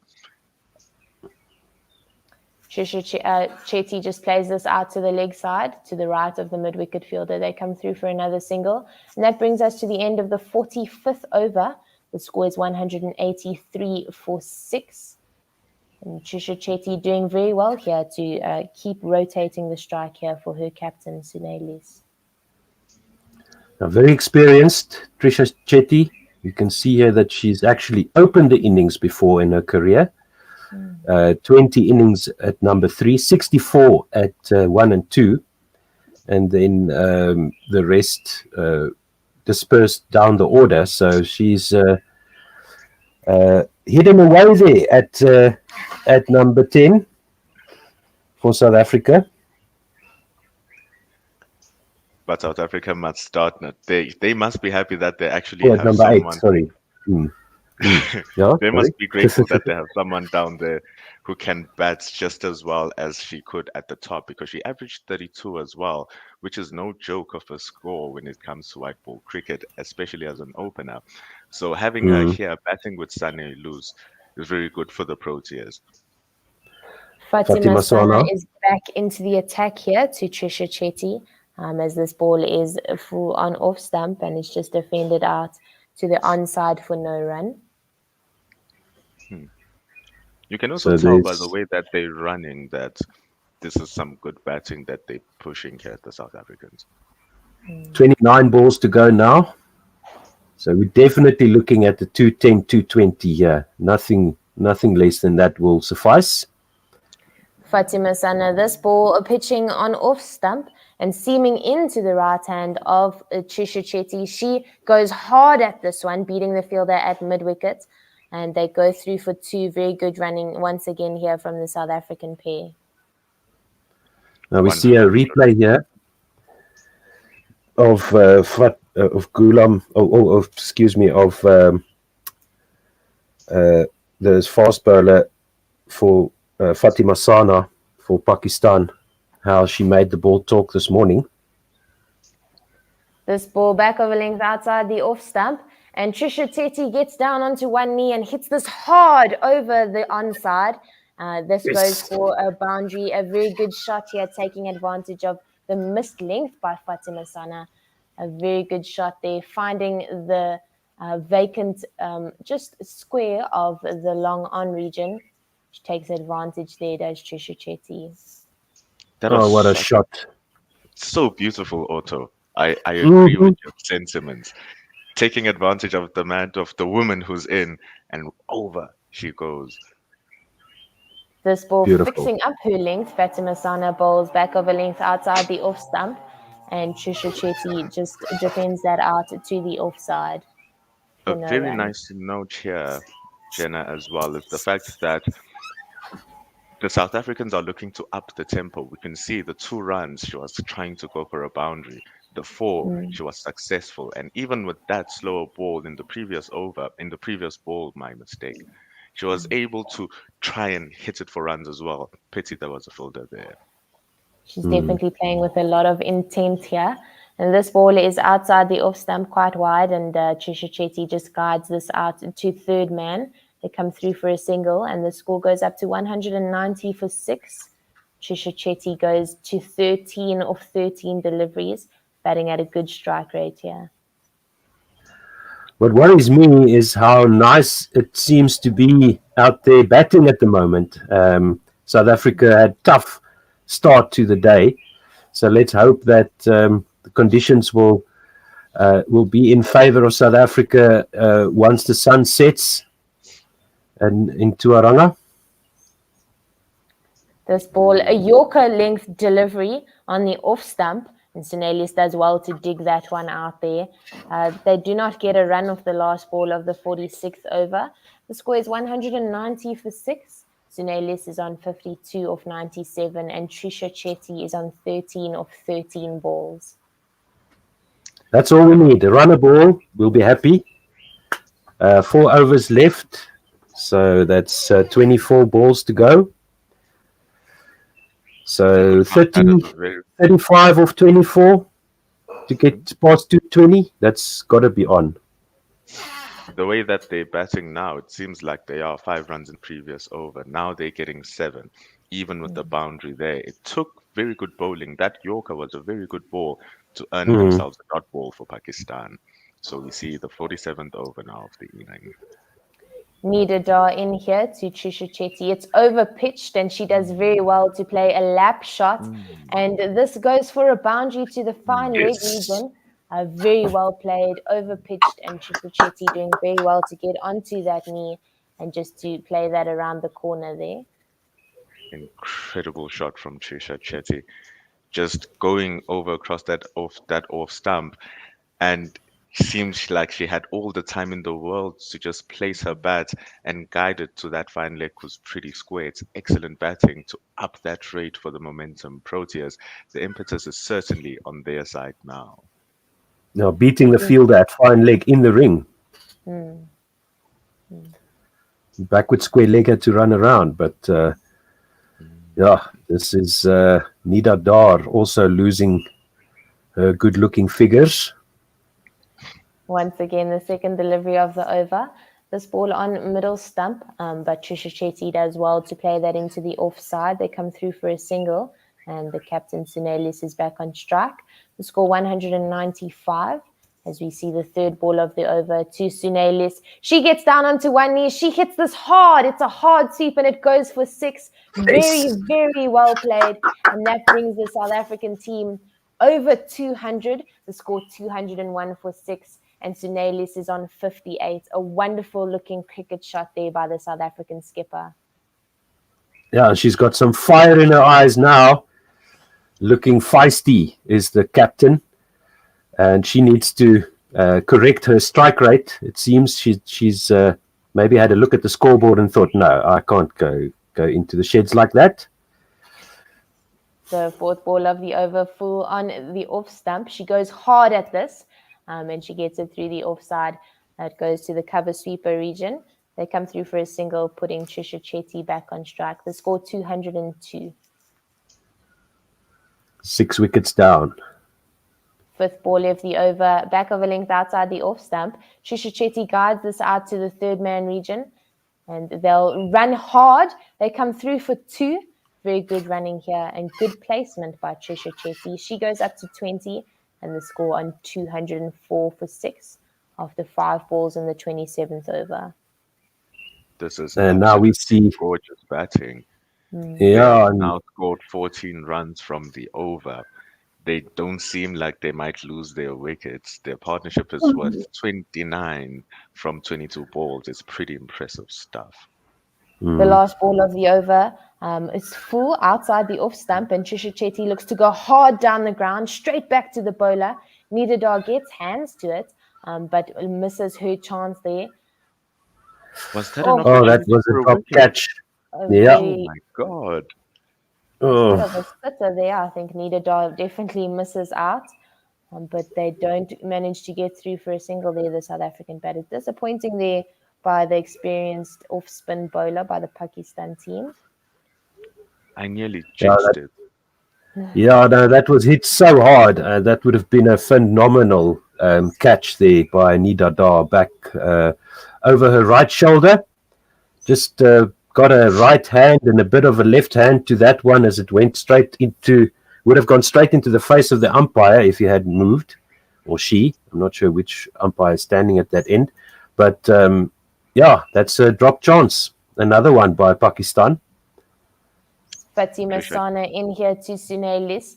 She misses her length again and it's pulled across onto the onside. South African batters come through for 2 runs.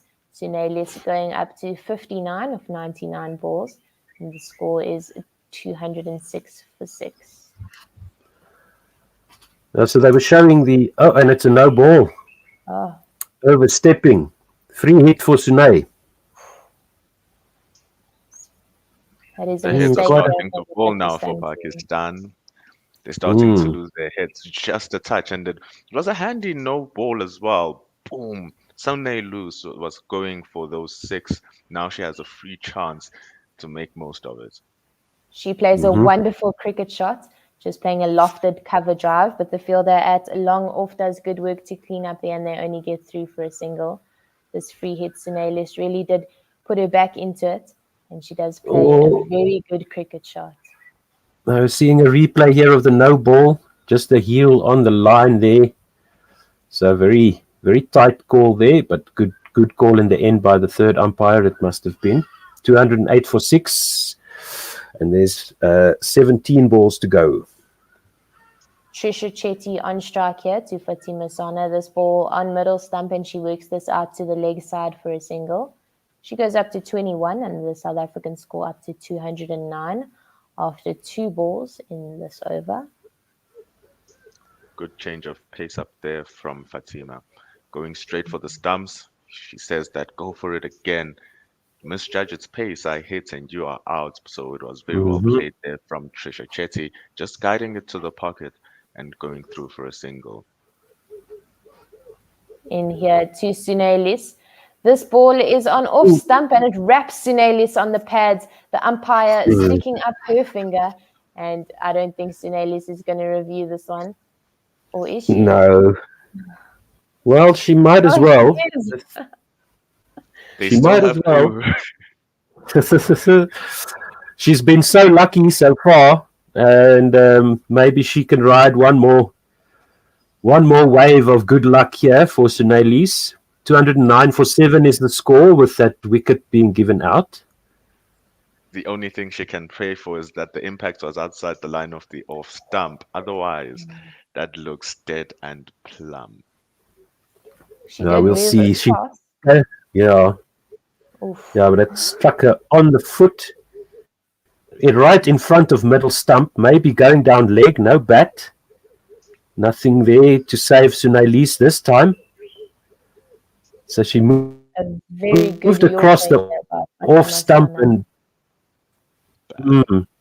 yeah, that's going into middle stump. And Sunelis has used up all her luck. We see the back of her. She batted very well. She scored 62 of 102 balls. She played a very calm, contained innings. Yeah, and that's also. Go ahead. Yeah.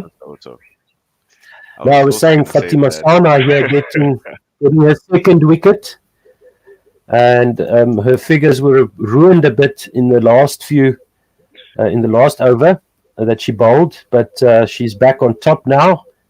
She's got 3 balls to go in the 9th over, and she's got 2 for 37 at an economy of 4.3. Shabnim Ismail is into the action now, joining Trisha Chetty. And let's see how far they can go. 15 balls to go. We're stumbling on our words, just like Pakistan have stumbled on that wicket for Sunday Luz. It didn't look like a wicket was incoming, except for that Trisha Chetty hit back to the bowler. But it came. They attacking those stumps, saying if you miss, I hit, and you are gone. And now the weight is on Trisha Chetty to try and rotate the strike and make sure that she is always the one who is batting as Ismail is about to face the first ball of her inning. Now Shabnim Ismail, the left-hander. Do you know? Having said that, Shabnim Ismail is quite a competent batter. She is batting at 9 here for the South African team, but she can hit the ball.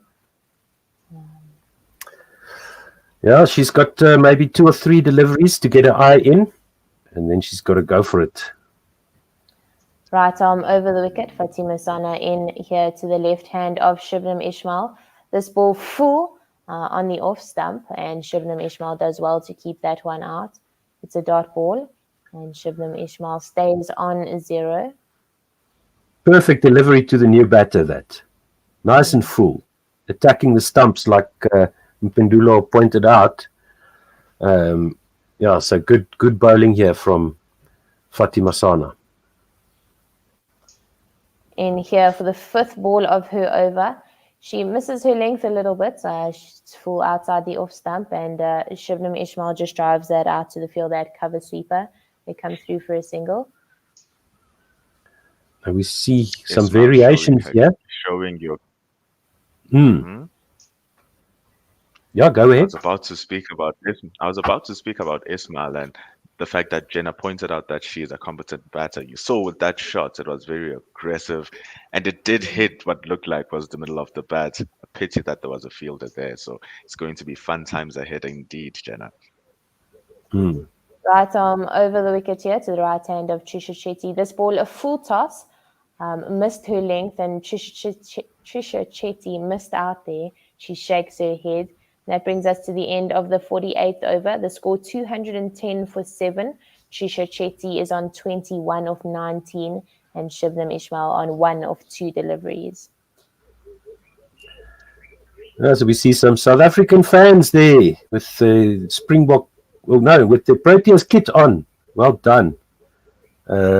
Is that the rugby jersey or a cricket? No, that's the rugby jerseys. Yeah, so all 3 of them wearing the South African rugby kit there. Well done. Nice to see that.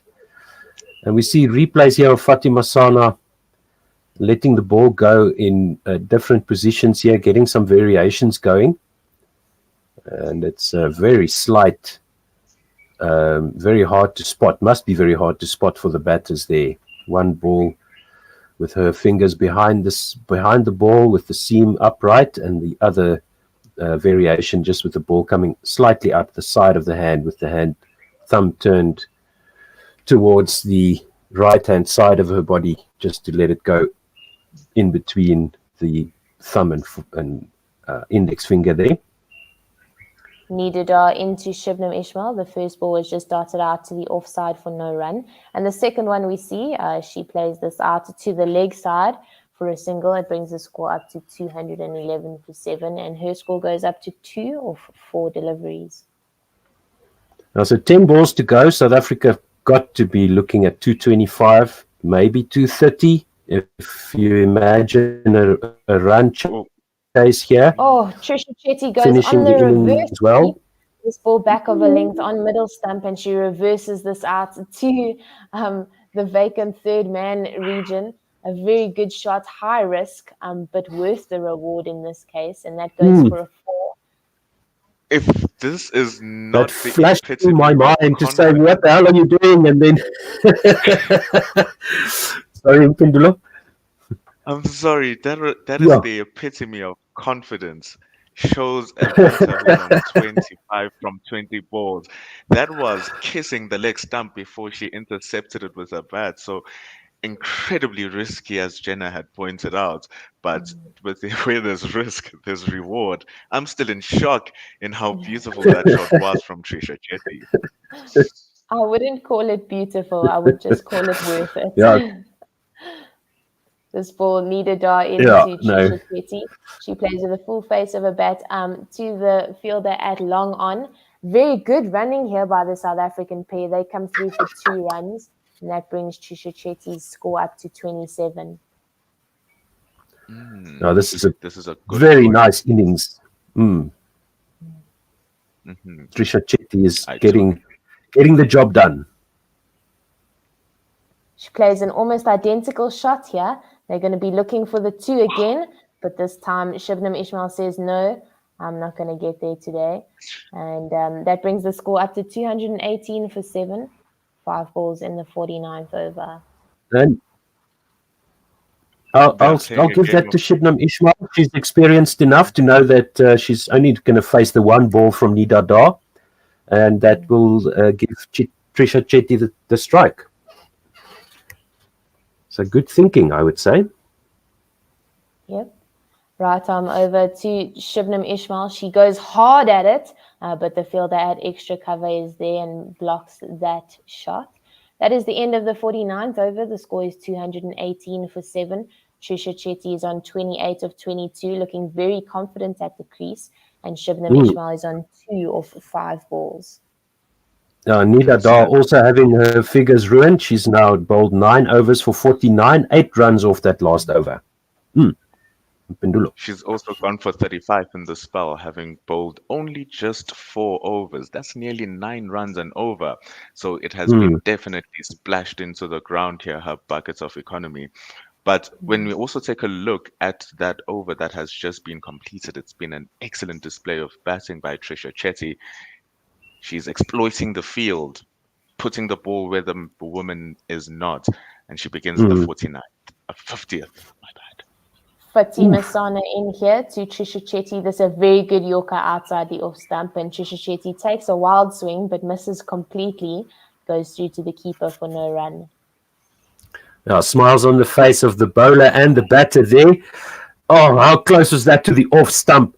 Fatima Sana with that variation that they showed earlier, side of the hand delivery, turning her hand and letting the ball go from in between her thumb and her index finger, and she almost made that work for her. Another one. She goes with the leg cutter again. There's a bit of miscommunication out in the middle, and they're shy at the non-striker's end. But both the bowler and the wickets, they come through for 2 runs. A lot of there. Very good fielding by the point fielder. Very risky single there by Trisha Chetty. But the ball. And then the overthrow. Yeah. Wow. Lucky for South Africa once again. Right hand here into Trisha Chetty. She hits this hard out to the fielder at long on, and they're only going to come through for a single. So 220 is up, 221 for 7 now after that misfield that cost Pakistan 2 runs, 3 balls to go in the innings. And as for finishing the innings well, it's been a ding dong battle here in the last few overs. You get to the 3rd ball of the over, you think Pakistan are on top, and then South Africa fight back, and then South Africa have a good start to the over, and then they lose a wicket. It's been really back and forth here, but South Africa managing to pile on the runs at the end. Shibnam Ismail here, and she takes a big swipe at this ball, which was outside off. She hits this hard into the leg side, and they come through for 2 on the overthrow, and a very good backing up there. And we are going to see the end of Shibnam Ismail as she is run out on the striker's end. She's trying to go for the 2nd run there and not making her ground. Yeah, I think that was good cricket. There was an overthrow. It is the final over. It's the type of thing that you need to be doing, taking the cheeky quick single. But the overthrow went straight to the fielder and Shibnam Ismail well short. Very good work there by the Pakistan keeper. Sorry, Mpundula. The throw was quite full. It bounced just before she caught it, taking it there from her left and just taking the bails off there. Very good pickup there by the keeper. So double Nelson, 222 for 8. 2 balls to go. No! Wow. Double Nelson strikes. Doing the best that he does. Mm-hmm. My word. And it was also some very fantastic awareness there by the South Africans, able to spot the fact that it's a misfield and then they call for another run, able to spot that it's an overthrow and then they try to go for another one. And it's great pointing out that they do have some wickets in hand. It's in the last over. And indeed, Otto, they will look to take those risky singles. Masabata class at the crease here for Fatima Sana, just a full on off stump. And Masabata class just drags this out to the leg side. They come through for a single and it puts Trisha Chetty on strike for the last ball of the innings. The score is 123 for 8 as we see one more ball here left in the Pakistan bowling innings. Yeah, so good work from South Africa to get to this point. 223 for 8. I can put my feet down. That's better. Fatima Sana, a very good Yorker here to Trisha Chetty as she looks to go over the top. She misses and Fatima Sana hits. A very good ball there, and we see the back of Trisha Chetty. A very good innings there from her, just trying to get the maximum off the last ball of this innings. And she goes for 31 off 26. A very good ball there from Fatima Sana. So, Mpendulo, if you don't mind taking us through to the scorecard, and then I'll get the halftime show going here.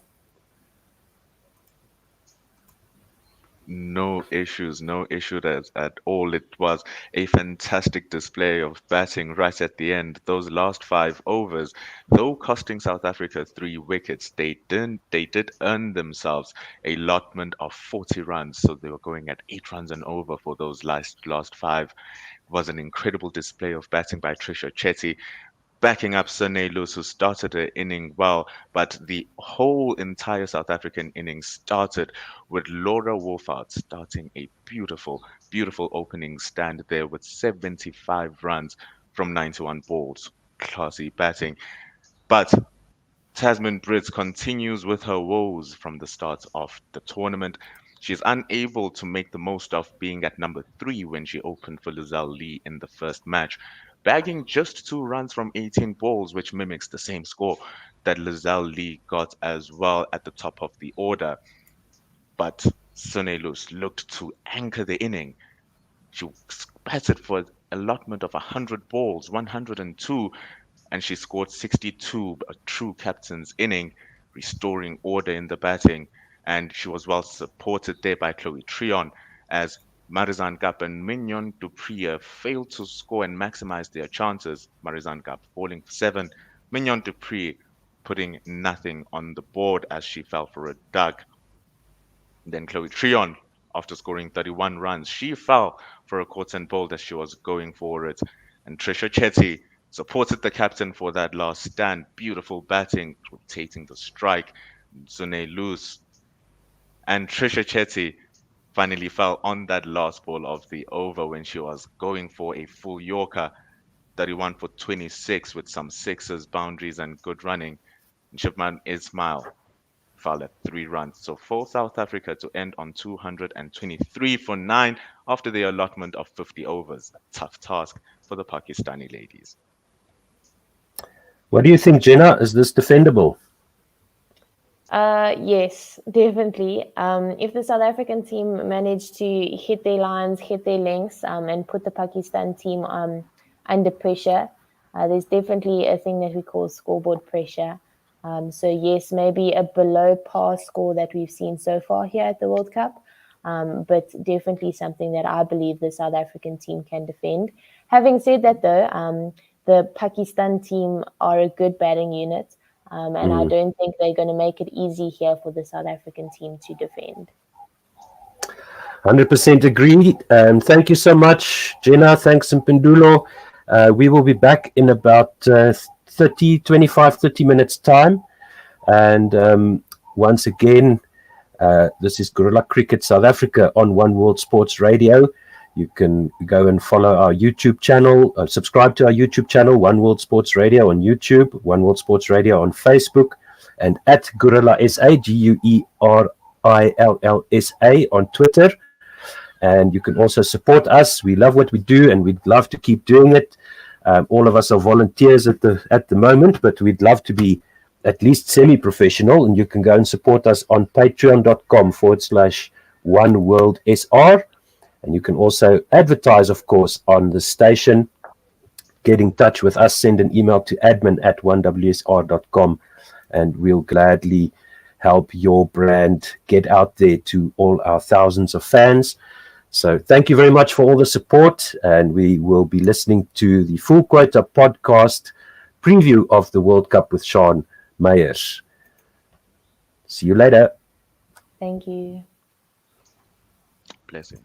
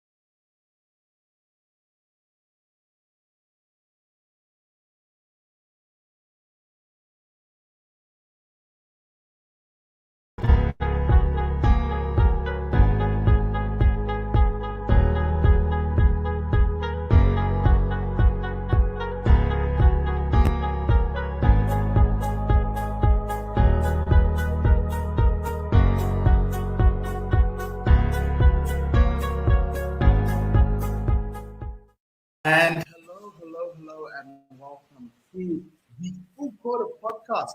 My name is Mpumi Vani, and I've got Tim Del Lace with me in a studio, one studio on the other side. And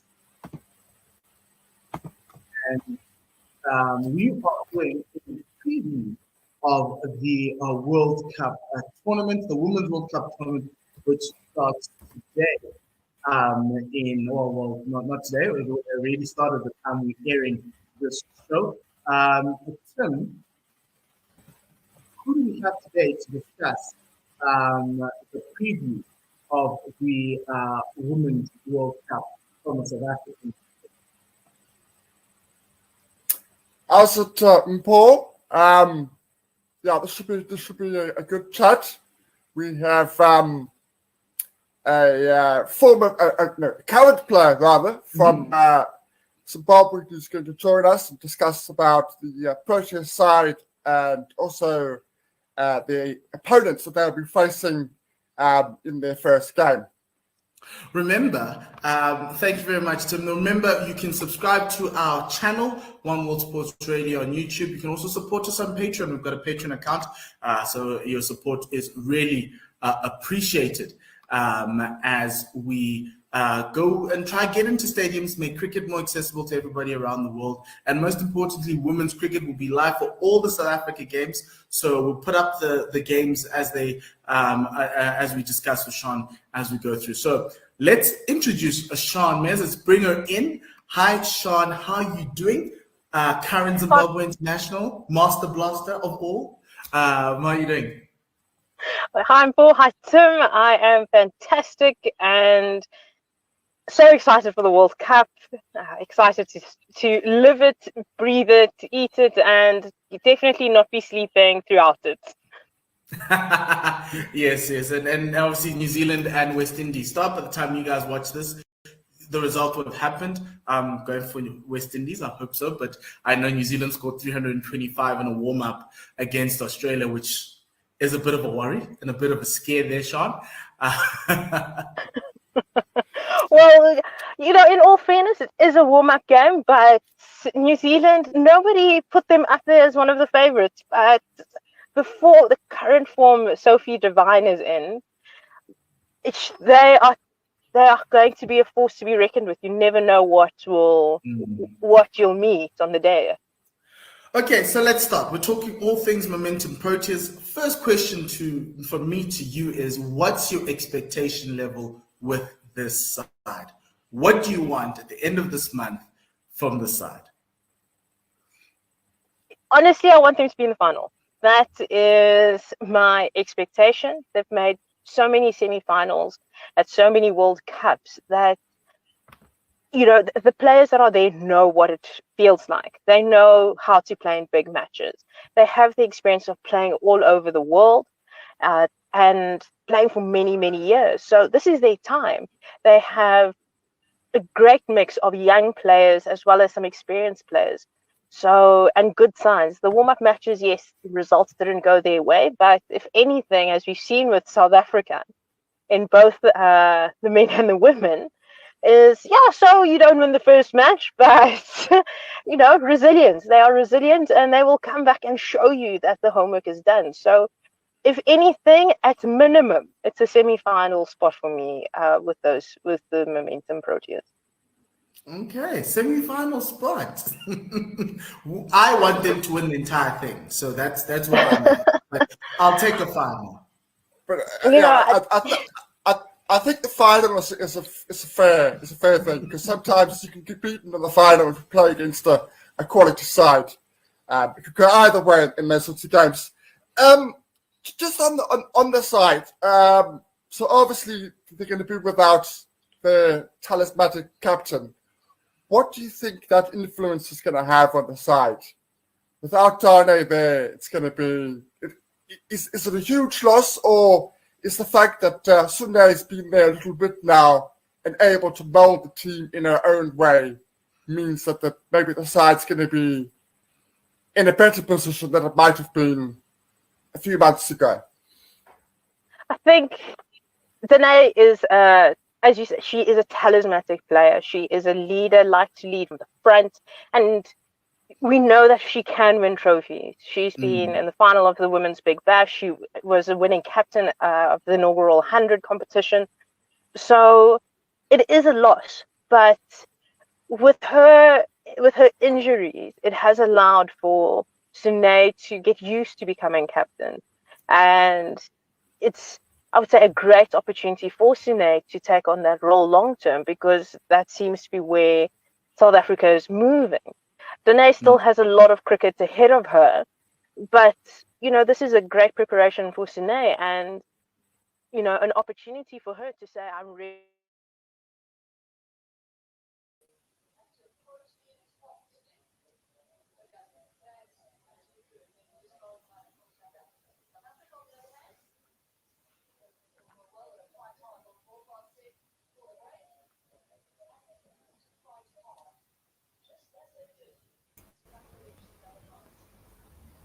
Hello, and welcome back.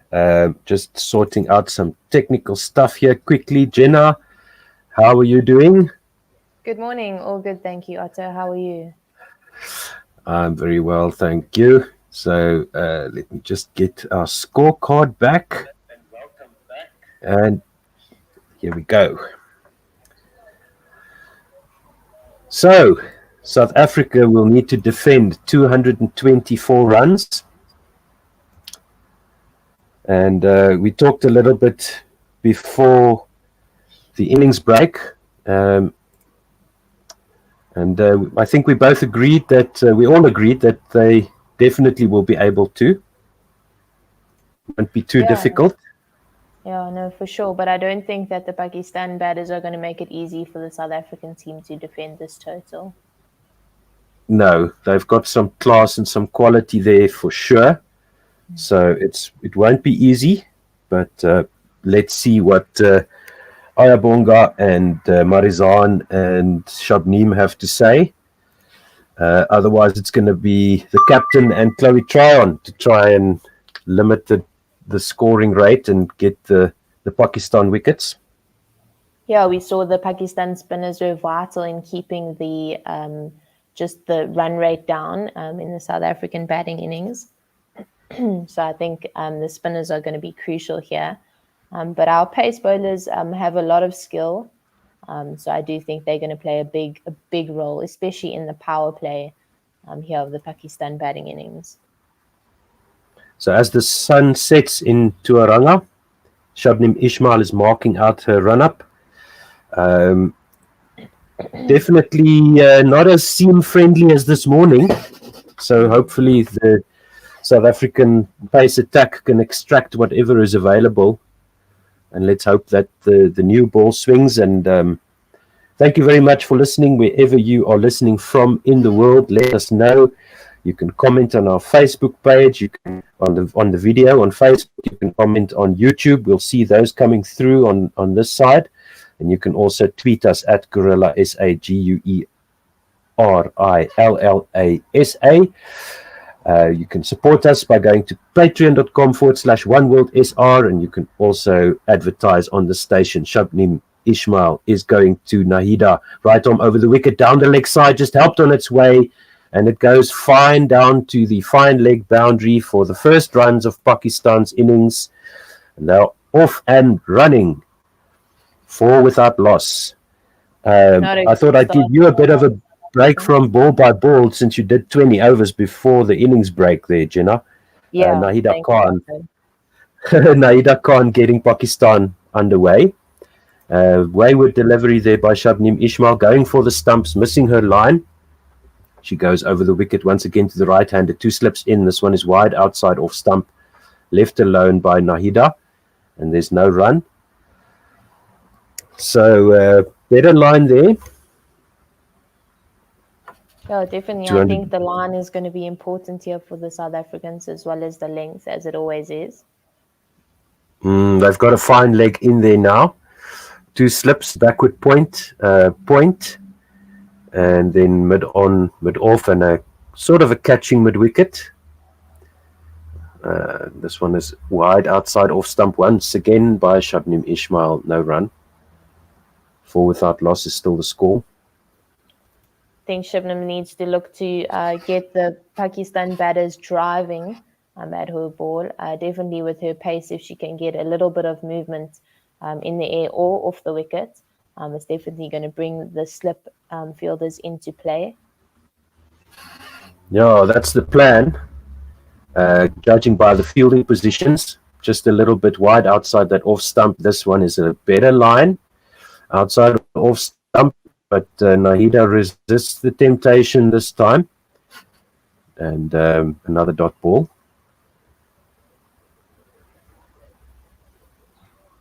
.224 is the target. Sorry, Arthur. Yeah, go for we it. see an experienced field there on the offside with Laura Volfort at point. Emilion Dupree at cover. It's definitely going to be difficult to hit gaps there on the offside. Having said that, though, there is a big gap between the point fielder and the fielder at mid-off. Apologies. No, so they leaving that wide open space there in the covers. That one was defended outside off stump by Nahida Khan for no run. With Nahida Khan is Sidra Amin, both of them very experienced. 64 matches for Khan and 41 for Sidra Amin. That's last delivery of the first over is left well alone, way outside off stump, and there's no run. And Mpendulo joins us once again. Welcome. We are back for more. How lovely was that finish? Let's jump into the start. Yeah, no, we're looking forward to this. And Mpendulo, do you want to have a go at ball by ball? Because I need coffee. By all means, by all means. Jenna did a fantastic job for us before the lunch break. Let's see how it's going to go as we start the second over. So we'll sync up with you. Am I the one who's behind? I'm not sure. I'm seeing the scorecard here. Are you seeing the start of the over? They're showing me Marizanne Kap's statistics. Okay. So I think you are just a little bit ahead. Marizanne Kap abandons her run up there. Okay. For the second time. I think we can make it work. It shouldn't be a problem as Marizanne. Okay, I think I'm behind you. I'm behind you, Mpendulo, so you can go ahead. Okay, that shouldn't be a problem. We saw her statistics there: 120 matches, 135 wickets. She has a best of 4 for 14, Marizanne Kap, and she has a third try to start the second over going. She goes full and straight there, Marizanne Kap, wasting no time. She has protection on the leg side, going for the leg stump as Amin just tries to push that into the pocket. But a dot ball to start the second over for Marizanne Kap. So it's going to be a fascinating start to see what these ladies are going to do. The first ball of the inning going for 4. First ball of the second over going for a dot, and now they are able to exploit that space as Marizanne Kap for the second ball goes a touch wider, a touch shorter, and it's able to be guided there by Amin to the third man or third woman now, we may say, as they go for a single. Yeah, I do think this power play is going to be very important to kind of determine the way that this Pakistan batting innings is going to go. But they have a mountain on their hands because the two South African opening bowlers are no joke, as Marizanne Kap goes for the third ball. She goes straight again as she adjusts her lines and lengths, attacking there Nahida Khan. Same thing she did with Sidra Amin. She's looking to do with Nahida Khan here. Marizanne Kap, very tidy with her lines and lengths. Let's see if she can continue that for the rest of the over.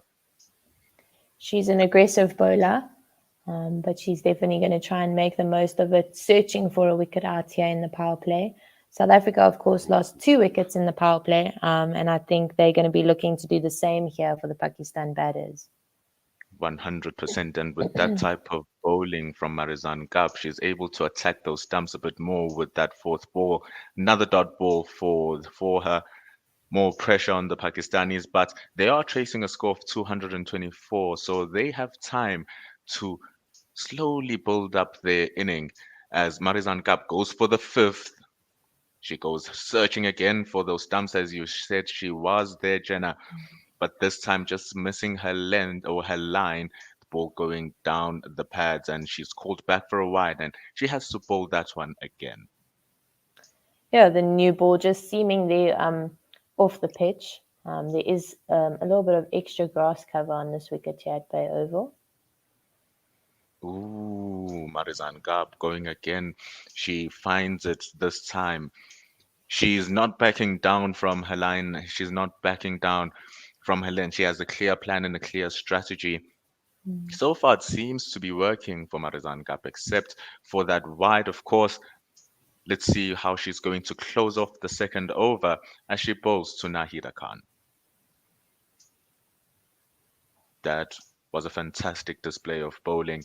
She remains straight. She remains touch fuller. And it's a beautiful way to end the over. She just goes for two. My mistake. South Africa are on 6 after the end of the second over. And they are chasing South Africa's score of 223 as they have 224 on the board to chase down. Yeah, I think that Marizanne Cup, if she's going to continue bowling that line, needs to change up her just the speed at which she's bowling, her pace a little bit. Maybe while she's searching for that LBW or just to beat the batter there, she can also be looking for a leading edge. As long as she's changing up her pace, that is definitely an option that she can look for. And will definitely catch the Pakistan batters off guard, considering the pace that she can deliver. So if she just drops it a touch, maybe it will definitely work as Ismail continues and she almost get a chance there. I mean, just hanging her bat out as if she was trying to cut it, hits that bottom edge. It flirts with the wickets, but it just bounces over as that inside edge nearly claims Sidra's wicket. Yeah, almost chopping on there. I think caught a little bit there was, just throwing her bat at the ball a little bit. Shubnam Ismail is going to see that as a sign of weakness and try and attack as hard as possible to Sidra. She does exactly that as she goes for the stumps there. The ball seemingly swinging or moving away from the right-hander, as you can see from Shabnim Ismail. I can't help but always say Shabmin. I need to work on my tongue game. But as it stands right now, she looked to attack from that ball. And with the third ball incoming, let's see what she's going to do. Ooh, this is very good bowling. This time she goes a touch wider. Nahida feels the need to play at that. She just goes further, but the ball was covered there from Mignon Dupree through the covers, and it's a dot ball for Shatnim Ismail. Sure, that was wonderful fielding, taking a big dive to her left, making contact there with her wrist. She is holding it a little bit, is Mignon Dupree, but I think she'll be okay. She's a tough player. Very tough lady. Ismail is in for her fourth, goes again, this time shorter and wider. Nahida Khan cuts that through the covers. A magnificent shot there through point, and she gets herself another boundary.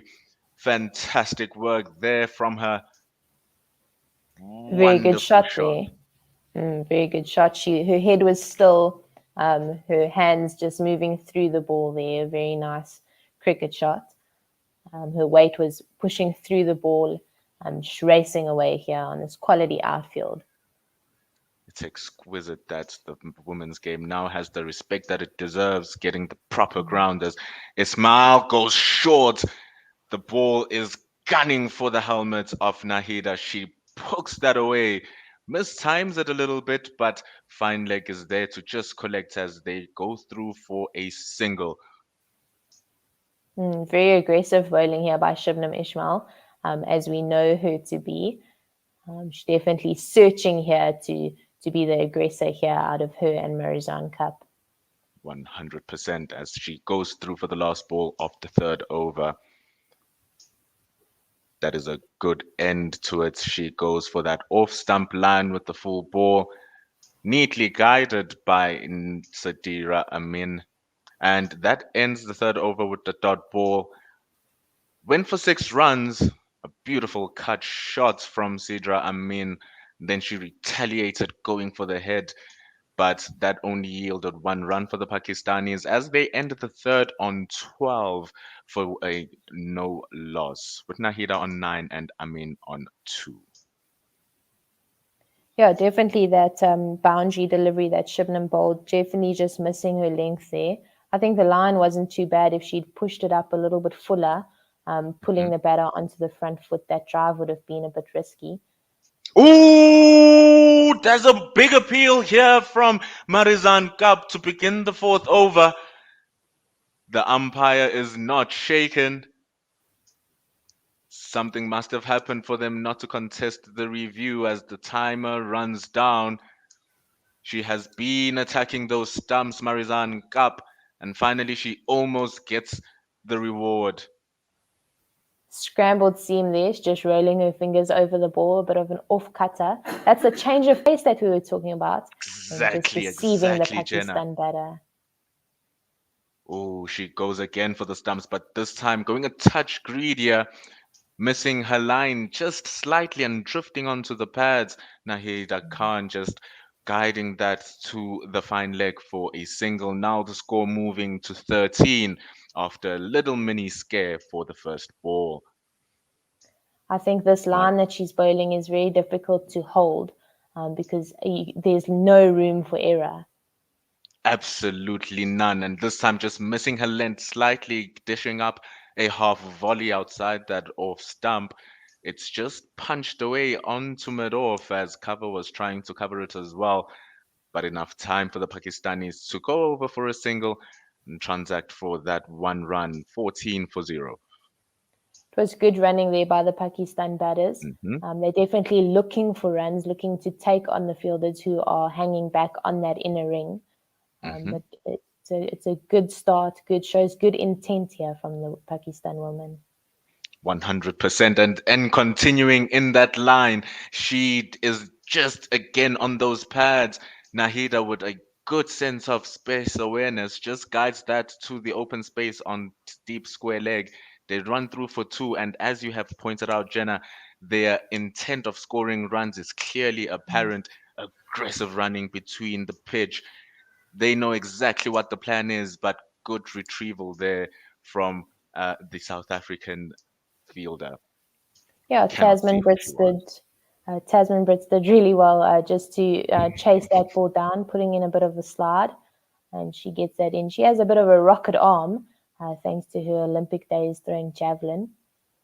Oh yes, oh yes. Marizanne Cup continues the fourth over. The fifth ball, again, going for that line, as you say, that how difficult it is to maintain it. Every now and then she will drift as she has. And now it seems that that space between the fine leg and the square leg, there's just a pocket for them to utilize if they're able to aim at it correctly as that dot ball finishes the fourth over. Yeah, the Pakistan batters are showing really nice full faces of the bat here to the straight lines that the South Africans are bowling. And they're waiting for the ball, playing the ball under the eyes. Their point of contact, I think, has been very good so far. Just making sure that they're leaning into it and just really timing the ball into the gaps rather than overhitting. Very, very much so. South Africa trying to be disciplined, but the Pakistanis a touch more disciplined as well. We saw even with the boundary shots, they were wayward deliveries. They didn't go searching for those boundaries, the Pakistani batters. They have a clear plan, and so do the South Africans with Ismail going back of a length outside that off stump. And it's a beautiful back foot block there from Amin to begin the fifth over of Pakistan's chase of 224. Yeah, I think the Pakistan batters know that with the pace of both Marizan Cup and Shibnam Ismail, that they don't need to go looking to hit the ball hard. They just need to time the ball. And on quality outfields like this in New Zealand, timing the ball against this pace attack is definitely going to get them a couple of runs. Oh, fantastic running. A chance here as the ball is smashed to the stumps, and the third umpire has been called upon as they go for a risky single there. The Pakistani openers, we've been complimenting how well they're exploiting the gaps and how they're putting the fielders under pressure. And right now, it seems like they've shifted that weight of pressure back onto them as they wait with crossed fingers to see what the third umpire will say over this run out. Tasman Brits was the fielder there, doing good work to collect that ball and throwing it hard. But we're seeing now that the Pakistan batter is safe in her crease. A good throw, direct hit, but unfortunately not quick enough here. And the Pakistani batters sprinting through for that risky single, but making their ground there. After all, you'll say it's a game of margins, and she was in by a healthy one. So a good single after all. Ismail goes wide again. Nahida cuts again, but this time the ball has been covered from that third man who looks a touch squarer due to those two slip fielders who are looking to make use of Ismail's away movement from the right-handers as well. She cocks up for the fourth ball. Amin is ready. They are on 18 for no loss. Ismail goes short to the body. Pulls that away to the fine leg. And it's just one run conceded for Shatnim Ismail. Showing a couple of replays here of the seam that Shibnam Ismail is managing to get off the crease, off the pitch. She's seaming the ball away from the right-handed batter. If she can get her length right here, I think the slip and the captain, Sune Lucy, is fielding at about 1.5 slip is definitely going to come into play here. 100% as she goes wide again. This time, a sort of cut shot to the cover. Mignon is able to get that ball back. No run there. She's toying with that with Ismail. Or is it the fact that the ball seaming away is just exaggerating the line that she's trying to really go for? But she must be happy that the Pakistanis are actually going for that ball because it presents opportunities for the offside fielders. Fantastic display of fielding once more from Mignon. There she is complaining that she's swinging it away too much or she's not getting that line correctly. Yeah, I think it's just the length that she's struggling a little bit with. There we go. That's a better ball. That's the one she's been searching for. That's the one she wants to bowl every single ball. But that ends the fifth over for just 3 runs as Pakistan now move to 19 as they have finished their 5 overs.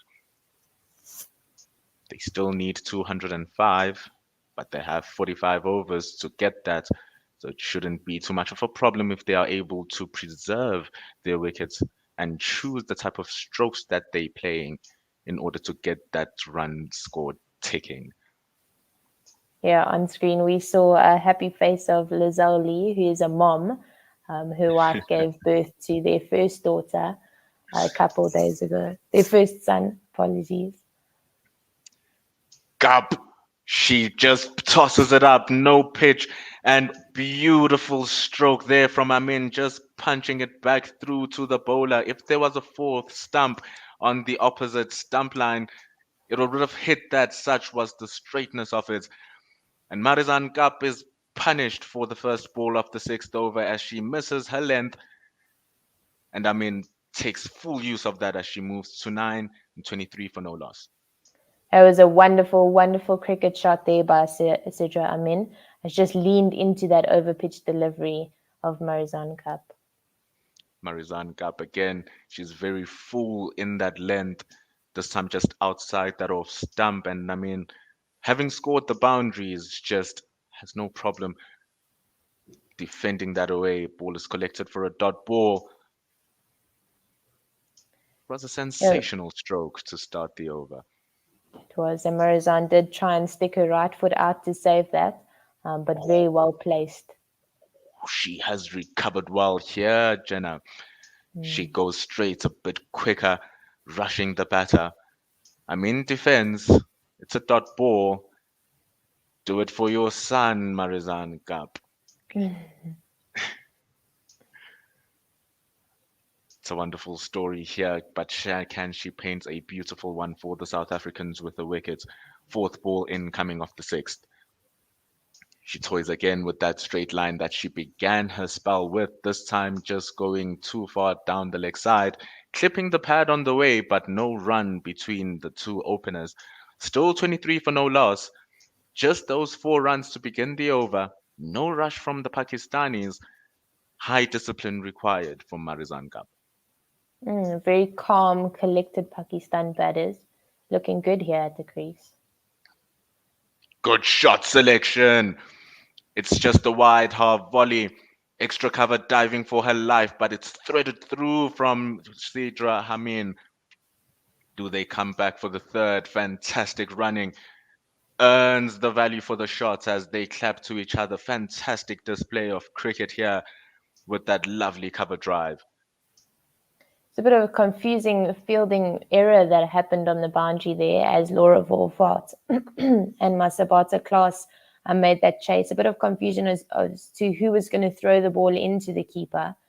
But Laura Volfort managing to get it in there. I think that's what cost them the third run there on that ball. Great awareness there from the Pakistani runners. They have a beautiful understanding to these two, looking at how they've started that inning. And after scoring 7 runs for the 6th over, Pakistan moved to 26 for no loss, still chasing 224. They are happy with how they've started, having been over halfway of the power play here, Jenna. And Marizan Gap won't be happy with just conceding 7 runs. No, definitely not. She's someone who likes to get wickets and keep her economy down. And she won't be happy with this performance here in this power play. I think maybe a bowling change is needed here. We're asking Sunelis very nicely.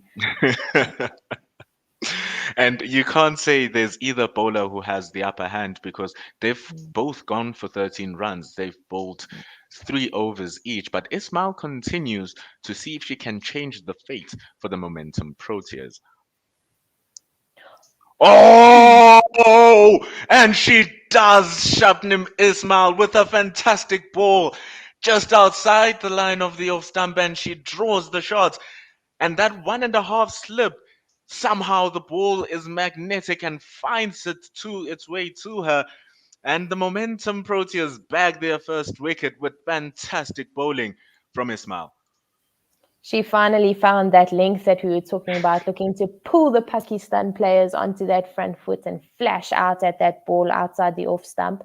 And Lizelle Lee taking a good catch there. It came at her quickly, straight at her chest, and managing just to hold on to that one very nicely. And that is the length that we've been asking from Shabnim Ismail, and she comes through. A very good ball, taking the wicket of the batter who was looking very comfortable, Sidra Amin, who got 12 of 14 deliveries. A fantastic display of cricket. We were seeing how they were actually being able to time those balls where the openers, both Khan and Amin. So it's no surprise that she felt like she had a chance with that ball. But that length that we were talking about, as you had pointed out, just enough to clip the top edge, and a sharp catch from Marizan Gabaz. The new batter makes her way onto the crease, with Pakistan having to restart all of their work that they've done so far. Yeah, we see Bisma Maroof to the crease here. She's also a new mom. Her daughter Fatima is actually at the World Cup. She's very cute, and she's there. I believe she is with Bisma Maroof's mother, and that's who's looking after her while she's out on the field here. I find it so special that the power of the woman you are a mother and you are here, you are back. You are showing the world that it can be done in the highest stage of the game, as this is the World Cup for the national teams. Can she do good here, Bisma, to start the second ball of the seventh over? Oh, great start! Fantastic start!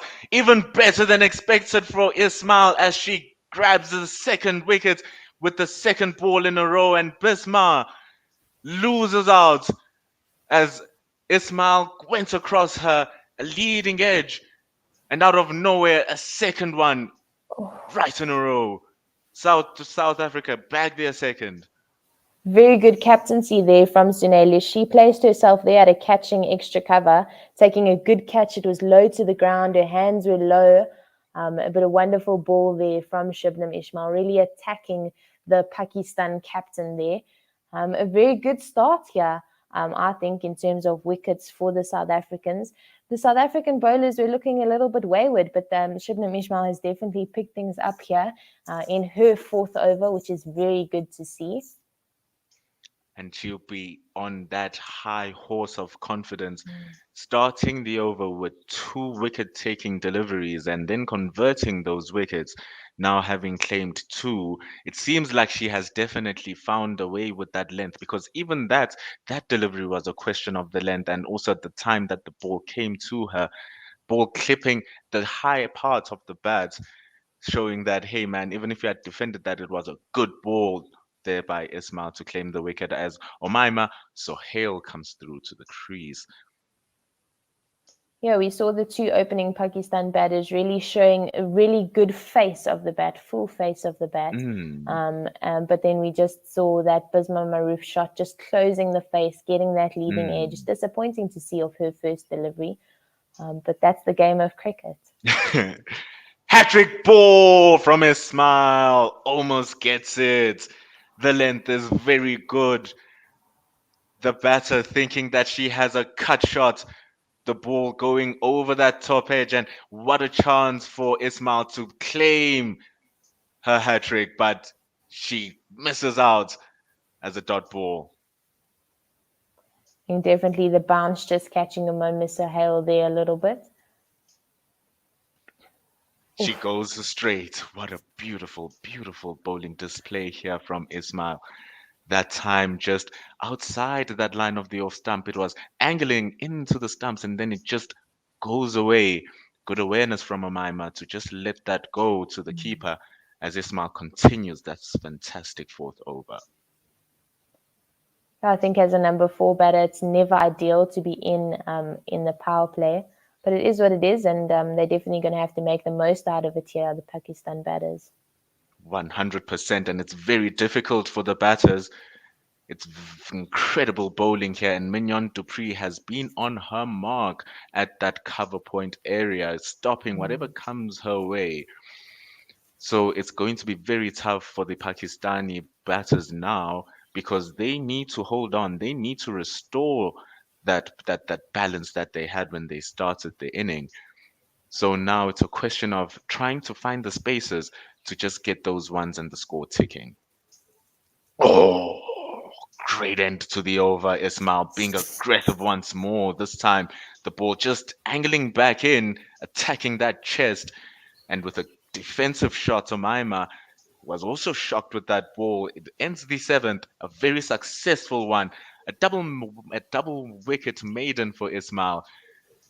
And now it ends the 7th over. South Africa, 26, Pakistan rather, 26 for 2. And that brings Shubnam Ismail up to the highest wicket taker since 2017 with 56 wickets. She overtakes Sophie Eccleston from England and Ayabonga Kaka there on 55 in second place as well. This very good performance here from Shubnam Ismail. South Africa will be happy that they have 2 ladies in that list so high up to the top. And if Kaka, who is the woman now with the ball, she was devastating against Bangladesh in that first match. Can she continue that form with the way Ismail just completed her 7th over? Can she continue that pressure that her partner put in? She is on 100 test wickets. She is the third highest wicket taker since the previous World Cup, as she starts with a ball that is outside the off stump. But what she will be happy about there, Kaka, is that the length is perfect. Definitely. And I think this is the bowling change that the South African team needed prior to the previous over, the one that I was asking Sine Lusfer. Marizon Cup was just struggling a little bit. So I do think the discipline of Ayabonga Kaka is going to be much needed here for the South African team. 100%. And she has that golden touch as well of just claiming the wickets when you least expect it, or when you do, after she has built up all of that pressure with the discipline that she displays as she starts the third ball of the eighth over. Oh, this time she's angled and gets back to the stumps, and she has adjusted that line from being wide up. She's just come a touch closer to the stumps. She bags that with a fourth ball of the seven. I'm sorry, I just got distracted there for a bit. My apologies. No stress. I think Ayabonga Kaka bowls a very questioning length. And the idea that she can toy with her line as well, it always leaves the batter in doubt. This time, another straight ball, another dot ball as well. She's fantastic at what she does, Ayabonga Kaka. I think when you first learn how to bat and your coach says to you, this is the ball that we always want to defend. And that's the ball that Ayabonga Kaka always bowls.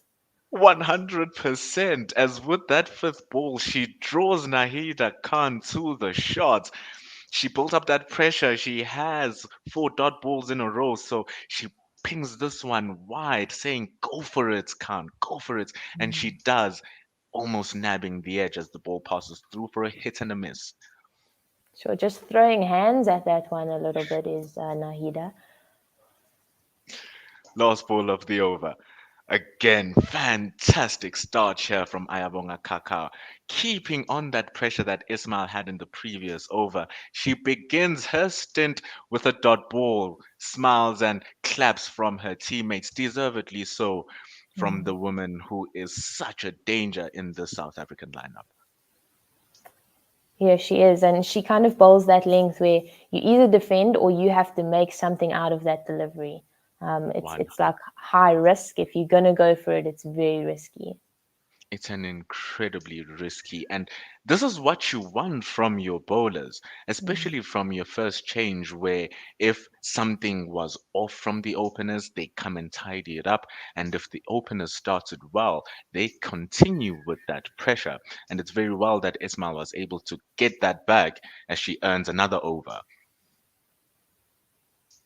Another good start here, another dot ball for the momentum Proteas. She goes full and straight, attacking Omaima, who is fresh on 5 balls and still no run scored on her scorecard. Yeah, Shivnam Ismail is going to be searching here for her third wicket, looking to back that last over up here with a decent one here coming back. She goes a touch shorter. Omaima says, "I'm going to take you on," cuts that, but there is a woman right there. She says, "You are not going through." And another dot ball for Ismail as she goes a touch aggressive. Yeah, it's good to see that Omama, while she isn't off the mark yet, she's making contact here with the ball. Bat on ball is always good for a new batter at the crease, kind of gets confidence. As long as you're playing in front of the wicket, it's a good sign. As she tries to do so here, and the ball finds its way through point as Ismail continues with that back of a length, this time just getting a touch wider. Maima able to get contact that sends the ball squarer to the point fielder, and third man rather comes through to collect for a single. 27 for 2 as a run is on the board for the first time after 2.2 overs.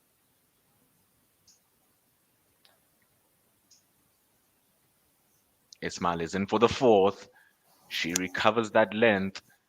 We see that away movement again as the ball made its way back to the off stump after it was angling into the stumps. Another dot ball, another defensive shot from Nahida.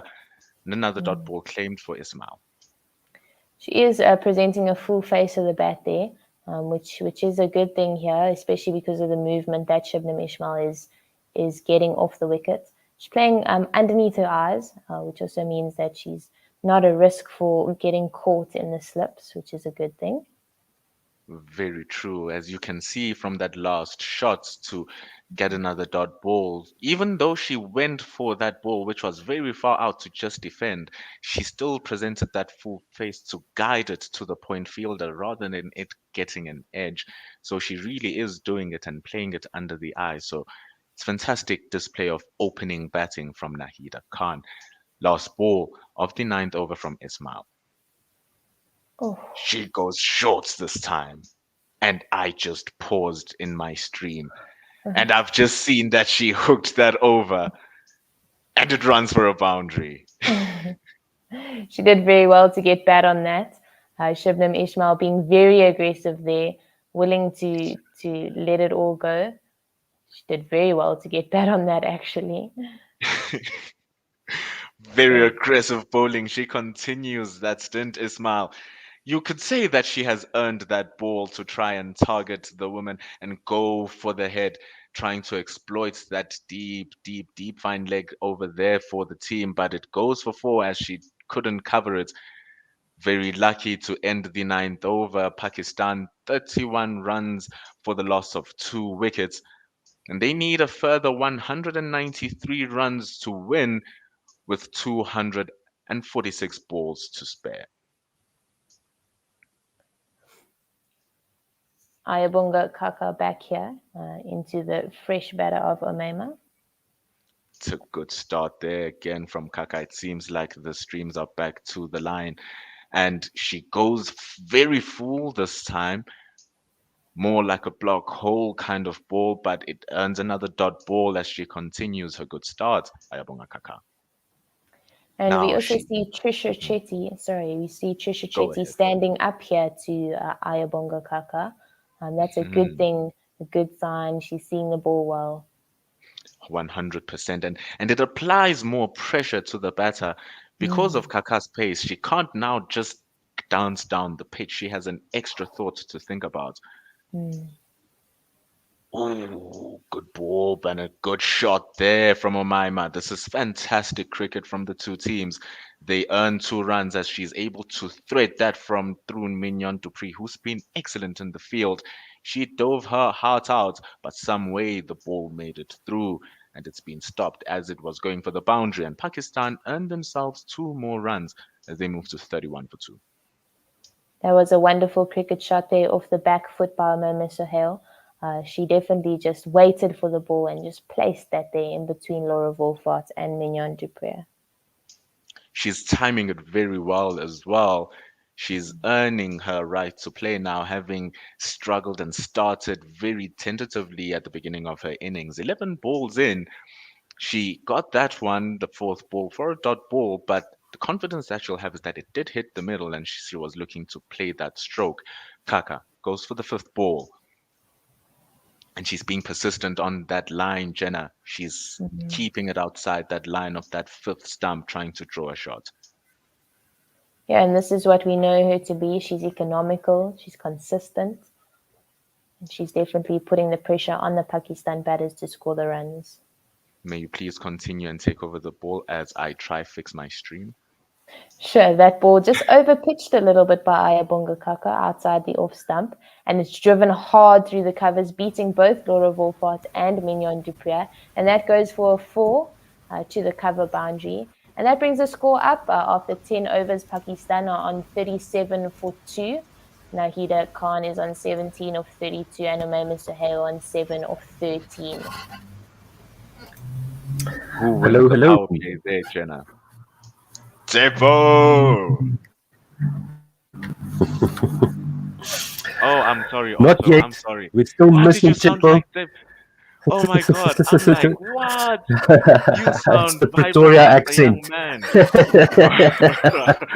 You know what? Pretoria accent. I love the vibrance. Is it vibrancy or vibrance? I think Jenna. either one would suffice. So I'll take over ball by ball as Marizan Cup is back into the attack for the first over after the power play. The first over, the first ball of the 11th over is about to be bowled. And Marizan Cup examining the ball. She's coming right arm over the wicket to the right-handed Nahida. And this is wide outside off stump. Nahida has a flash at that and doesn't manage to get any bat on it. Goes through to Trisha Chetty for no run, the wicket keeper. Yeah, this change of end that we're seeing here from Marizan Cup is going to be interesting. She struggled from the other side as she went for a couple of runs in her 3 overs up front. So this change of end is going to be interesting. Marizan Cup over the wicket. Oh, it's a drive outside off stump through to the wicket keeper for no run.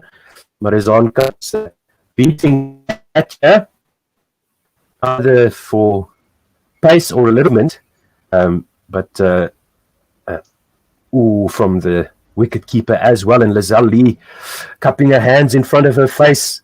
Everybody knows that Cup is on the hunt here. 2 slips in, another one outside off stump, another half-hearted drive by Nahida Khan, and it's no run through to the keeper.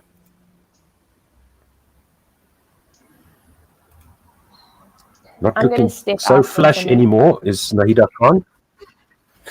You have yourself a well-deserved break, Jenna. Thank you so much for keeping up with this over rate, which has been phenomenal by Pakistan. So it threw our schedule out a little bit. This one whoops away from Nahida Khan outside off stump, and it's through to Trisha Chetty, almost through to that 1.5 slip there, and there's no run. What a delivery there by Marizan Cup. If she'd started that on middle, she might have forced the shot there and got the wicket. So just see a replay here of Shabnim Ismail as well. Marizan Cup in again. This one is outside off stump, hoops away, but it's just too full to cause any trouble for Nahida Khan, who sends this one gliding over the beautiful green grass of the Bay Oval for 4 runs at extra cover boundary. I'm back, Otto. I am back, and that Great was stuff. a fantastic shot from Nahida.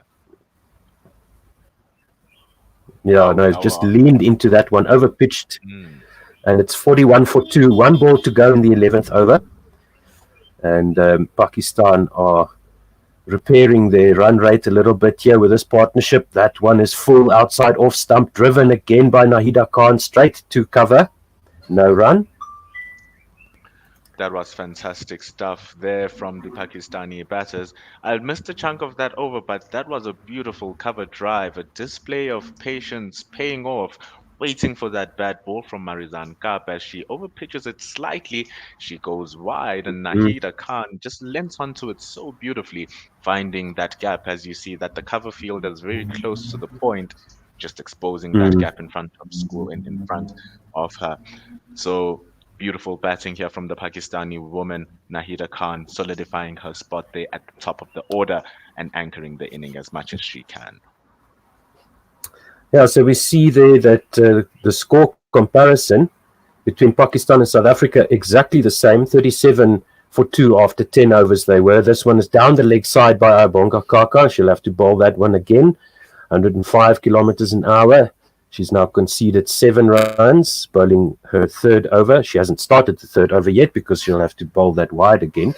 42 for 2, 4-2 for 2, and it's the start of the 12th over. Ayabonga Kaka, right arm over the wicket to Umaima Sohail, and she drives at this one outside off stump, gets an inside edge, bobbles out to mid-wicket for no run. That was definitely a win there for Ayabonga as Umaima Sohail tries to negate the swing and get outside the line of the ball, and the ball almost catching an inside edge there through to the keeper, but no damage in the end. Ayabonga Kaka in again. This one is full on middle and leg, driven to mid on, and very nicely fielded there. Didn't quite get all of that Umaima Sohail. Tried the on drive there, but straight to mid on running around. No run. Ayabonga Kaka has repaired her length since that first ball, has repaired her line as well, being more attacking to the stumps, as you just showed that it was a wayward way to start the over.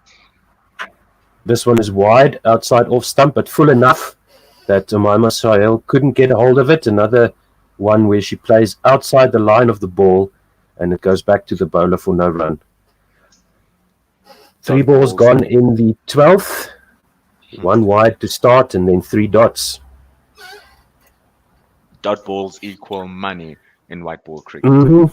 Ayabonga Kaka brings this one back into the right-hander, and she half has a go at it, Umaima, but in the end she leaves it through to the keeper for no run. How close was that to off stump? That is dangerous. Not that close. Not too close to off stump. So we'll say that's a good leave in the end by Umaima Sahel. As Ayabonga Kaka comes once again, one slip in, full on middle and leg, driven straight to mid on by Sahel for no run. Still 42 for 2. Umaima Sahel still on 7. And she's now faced 18 balls. Nahida is at the non-strikers end. Nahida Khan 21 of 38. 1 ball to go in the 12th over. Kaka right arm over, 1 slip in. This one on off stump, driven straight to mid off, no run. That's a very good over. But down the leg side, the first delivery, but the rest was picture perfect by Ayabonga Kaka. As we see some replays here of her destruction of Bangladesh in the first match. And hopefully she can do that again for her captain and her country.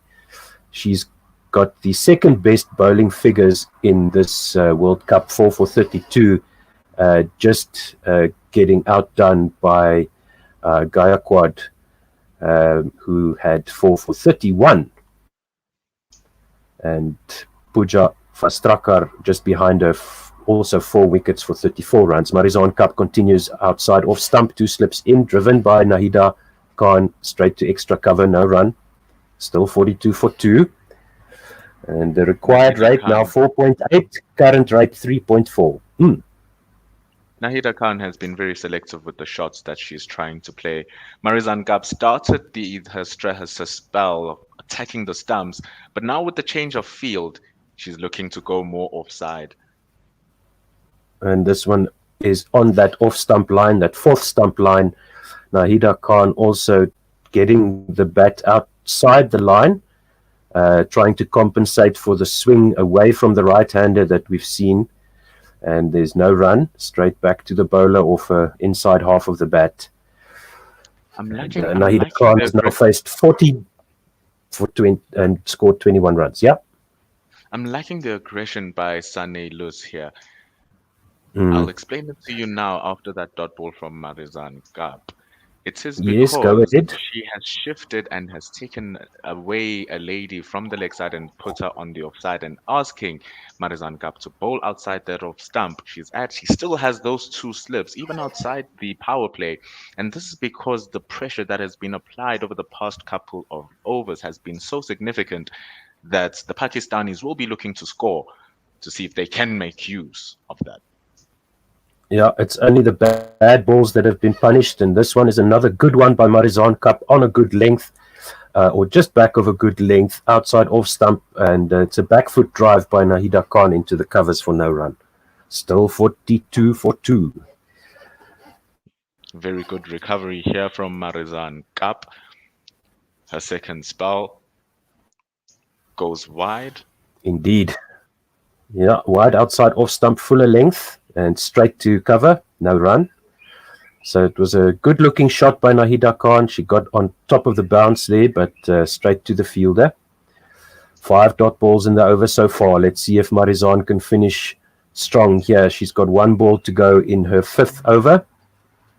And now the question is, when are the spinners going to come on, and will they be as effective as the Pakistan spinners were? Marizan Cup outside off stump driven, back foot drive, and it goes to backward point. They take a single. Another almost maiden over from South Africa's attack, 43 for 2 after 13. And they're just showing us the standings here at the moment. The the points table. South Africa on 2 points, and Pakistan yet to get any, along with England and Bangladesh. Pakistan playing their third match today. India played 2-1-1. South Africa playing their second match. They beat Bangladesh, and then above Australia, New Zealand, and the West Indies, all of them with 2 wins so far. So win for South Africa here will just move them up a little bit into that top 4. 100%, and Pakistan will be backed into a corner here because they haven't won a single match, and you don't come to an international tournament, or any tournament rather, looking to come back without a win in your bag. So the Pakistanis will be trying as much as they can, trying to use somewhat of what has been a relatively conservative start to try to preserve wickets. Even though they lost 2, they haven't lost one in a very long time. They'll be looking to make use of the balls that they've taken up, hoping that they see the ball better and try to win a match here. So their tails are very backed up, and they'll be looking to move themselves out from that bottom of the table. But it's tough work, and the South Africans are bowling well. Yeah, we had a bit of a break in play as Marizanne Cup had a shoe replaced, and Ayabonga Kaka continues now tight on off stump, defended back down the pitch, no run, fielded by the bowler. Start of the 14th. Nahida Khan facing Ayabonga Kaka after she took a single off the last delivery of Marizanne Cup's over the previous one. So retaining the strike, Umaima Sohail is there with her.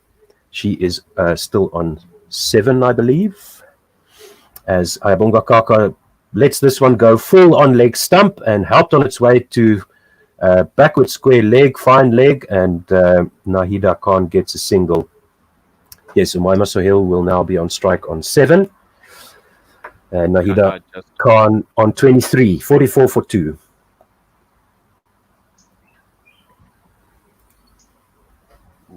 As Ayabonga Kaka outside off stump, driven hard by Umaima Sohail, and it goes through to the extra cover boundary for a beautiful 4.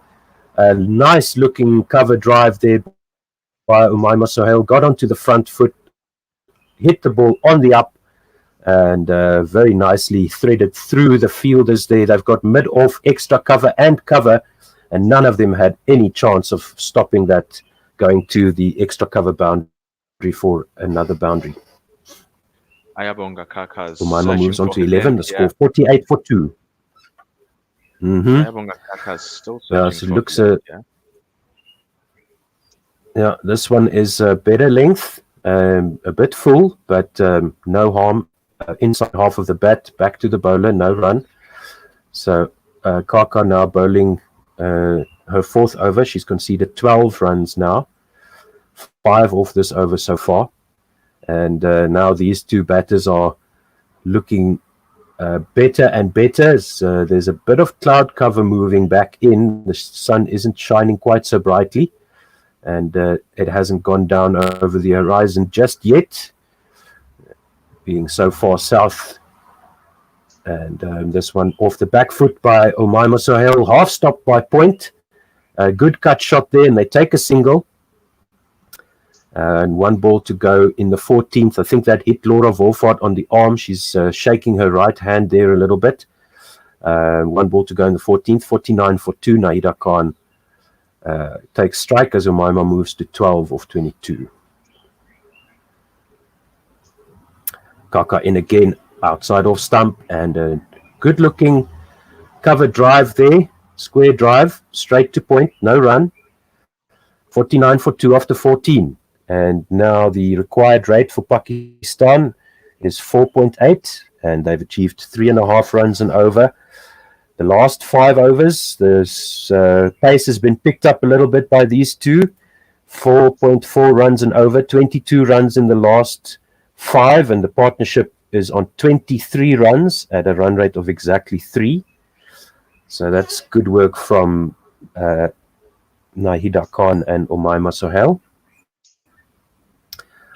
So let's see if Marizanne Cup will continue. And after 14 overs, Pakistan are 4 runs ahead. South Africa were 45 for 2. and Pakistan 49 with the same wickets lost. And we see spin now. Chloe Tryon, left arm orthodox spinner, coming into Umaima Sohail, left arm round the wicket to the right hand, a full on leg stump, and just to defend it out to mid wicket. I can see a mid on as well. I have a look, there's no slip in. Have a look for you where the other fielders are. As Chloe Tryon in again, left arm round the wicket. Oh, this one is down the leg side. Nothing on there, so that's a wide delivery. Stretching out the arms is the umpire from the West Indies. No run, just the wide. Well, just the wide. Brings up the 54 Pakistan, 50-2. Tryon in again, left arm round. This one is past the short extra cover to mid-off for no run. Back foot drive there from Umaima Sohail.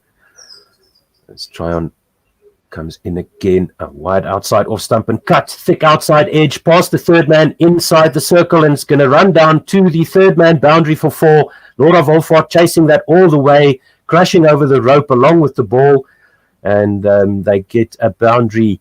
5 runs off the over so far. I think the ball hit Volfort there in the face as she tried to cut that off. We'll see a replay now. Yeah, just bounced up off the cushions into her chin, and that's hopefully not too much damage done there. Short and wide by Tryon. This one is full and straight, much better line and length, and there is no run back to the bowler. 54-2, 2 balls to go. Now Volfort seems to be okay. She's touching her chin a little bit. She might have a little bit of a welt on that chin later. This one is full on middle and off, just defended out to the offside for no run, fielded by the wicket keeper, and Umaima with that boundary moved to 16 of 27, 54-2, 1 ball to go in the 15th. Tryon left arm round the wicket, outside off, defended off the front foot to short extra cover, no run. So in the 15th over there, Otto, it was a good one from Chloe Tryon. Even though she conceded 4 runs, the manner in which those 4 runs were conceded were from a top edge. If you find a woman who is slightly deeper, or if you have a gully there, you don't see that shot coming with the risk of an edge. However, because it was not really timed, Chloe Tryon wouldn't really mind conceding that 4, as she was able to back herself up and close the over pretty well. Yes, indeed. It was short and wide, but she just got enough bounce on it that you could say that was a false shot. Masabata class into the attack now, replacing Ayabonga Kaka. So this is a critical spell here. If Masabata class can bring out that golden arm that she often gets the work done for her captain. This one is on leg stump, and it's just worked off the pads. They're going to come back for the second to backward square leg as the throw comes in from Shabneem Ismail, running around from fine leg. They take 2 runs, 56-2. Now, if Masabata class goes for runs, then Sunay Lees is going to be in some trouble here. We see a replay of Nahida versus Amin. Amin getting the edge and Nahida Khan compensating for the swing and getting the full face of the bat onto that one, as does Nahida Khan with this one from Masabata class straight back to the bowler, no run. Masabata class has one job, as you say, just conserve the score, bring it down, bring down the scoring rate with a very good ball there for the 4th ball of the 16th over, full and straight. Yeah, this one's full on off stump. No run there, just defended. Was a sort of a drive shot coming out there from Nahida Khan, but straight to mid-off, no run. 56-2, 3 balls to go in the 16th. So we see the field is heavily packed on the offside here. One slip in now for no slip in for Masabata class full. It's sort of a gully position or a backward point full by Masabata class, and just defended for no run. So tightly packed offside field. Masabata class can't stray onto the pads.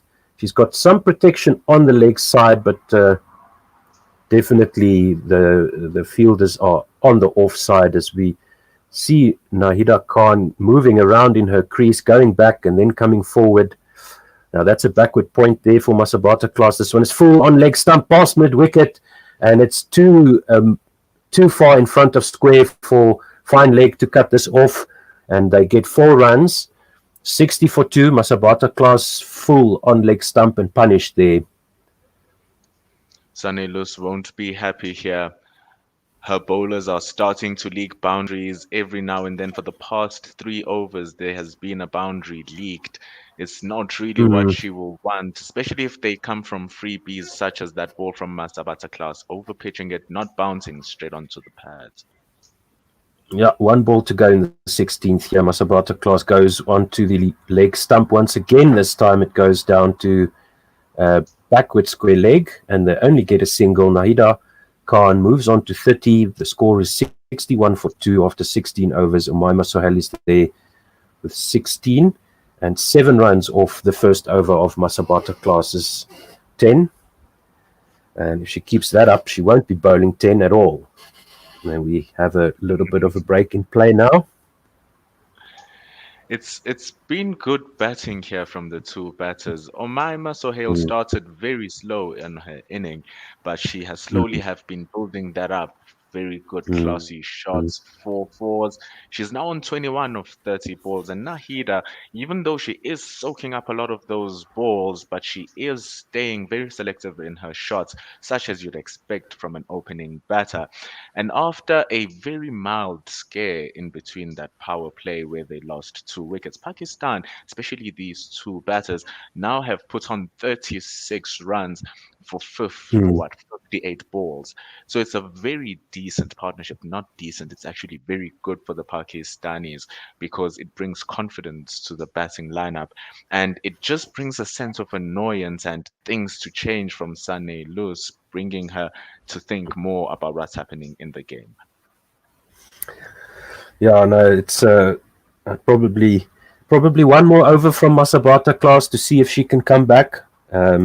But if Masabata class keeps going for 6s and 7s and over, South Africa will be at 6s and 7s, and they'll have to think about bowling changes and who's going to take up the slack if Masabata class can't bowl 10. That's going to be Sunay into the attack, but she's a hesitant bowler when she's captain. We did see some leg spin, getting some turn. So maybe it's not a bad idea to get herself in here for Sunay. 61 for 2 after 16 overs. I believe Chloe Trion, we're still on that break. She's only bowled 1. She went for 5. We'll see if she'll get another one to continue and see if the South Africans can get a bit of turn. But we saw how Pakistan were able to use their spinners pretty decently. So getting a spinner on each side wouldn't be a bad idea to just continue applying that pressure, especially if Masabata class continues to search and miss finding her lines and her lengths. Yeah, and you want to keep Marizan Cup and Ayabonga Kaka back for the last 10.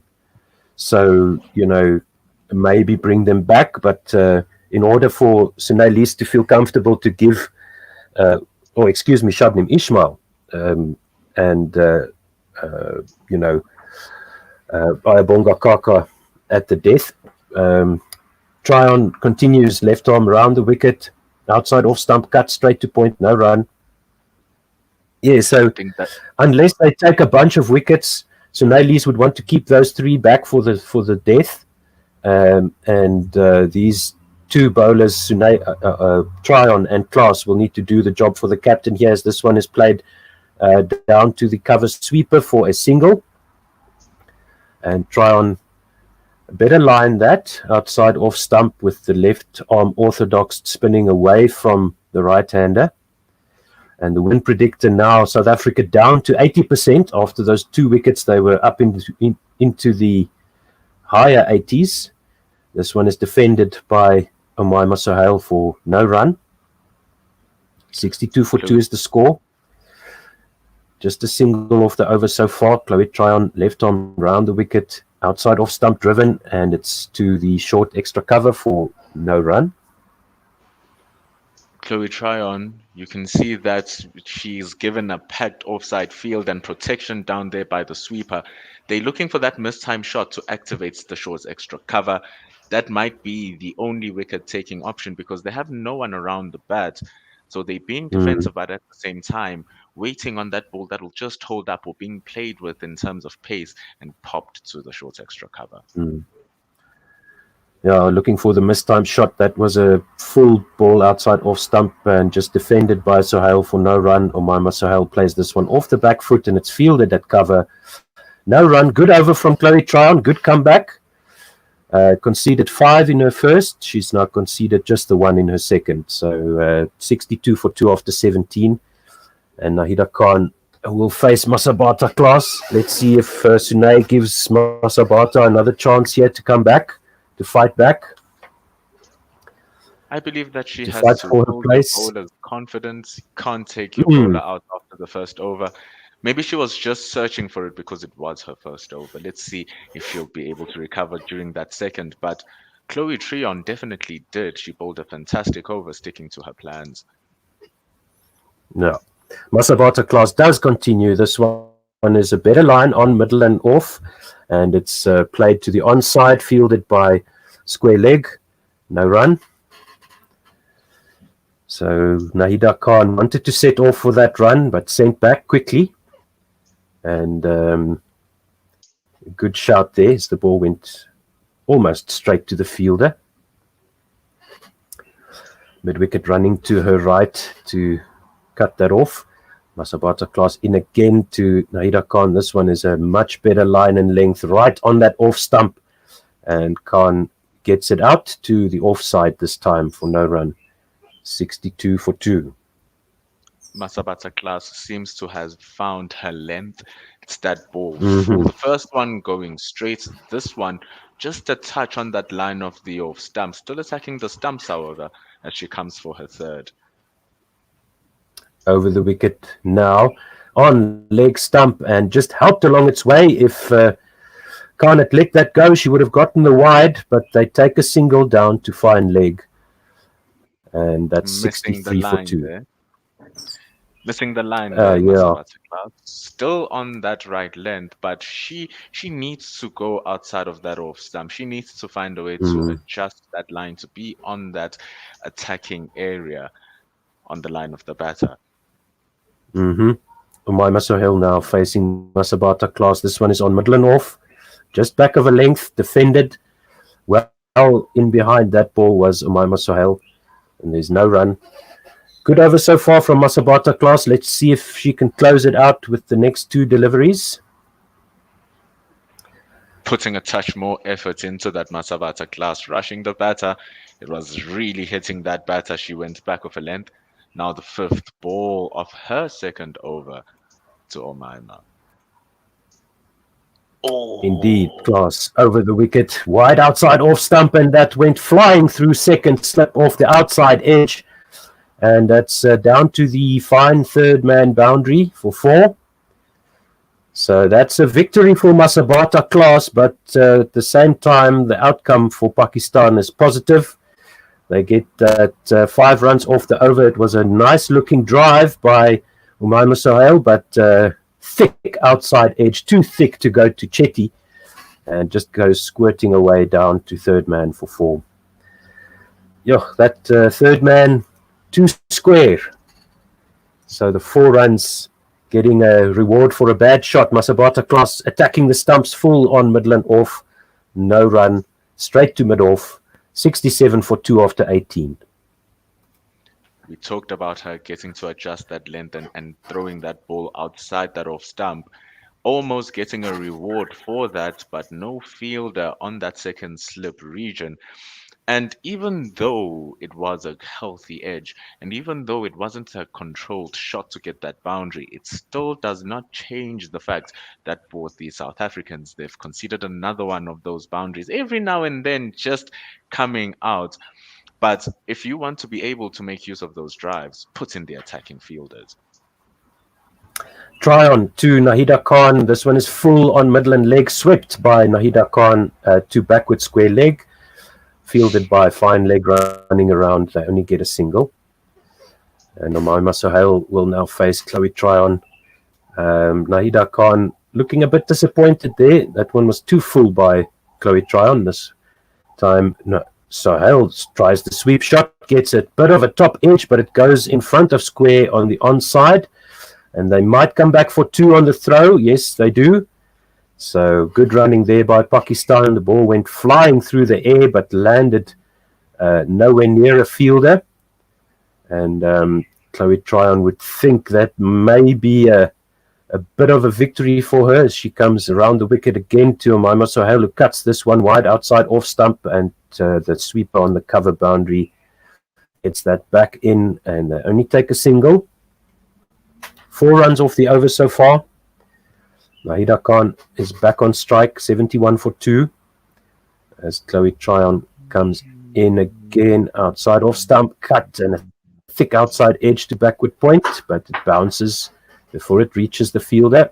No run. It's again that ball with that extra bounce. This time almost getting the reward for Chloe Tryon.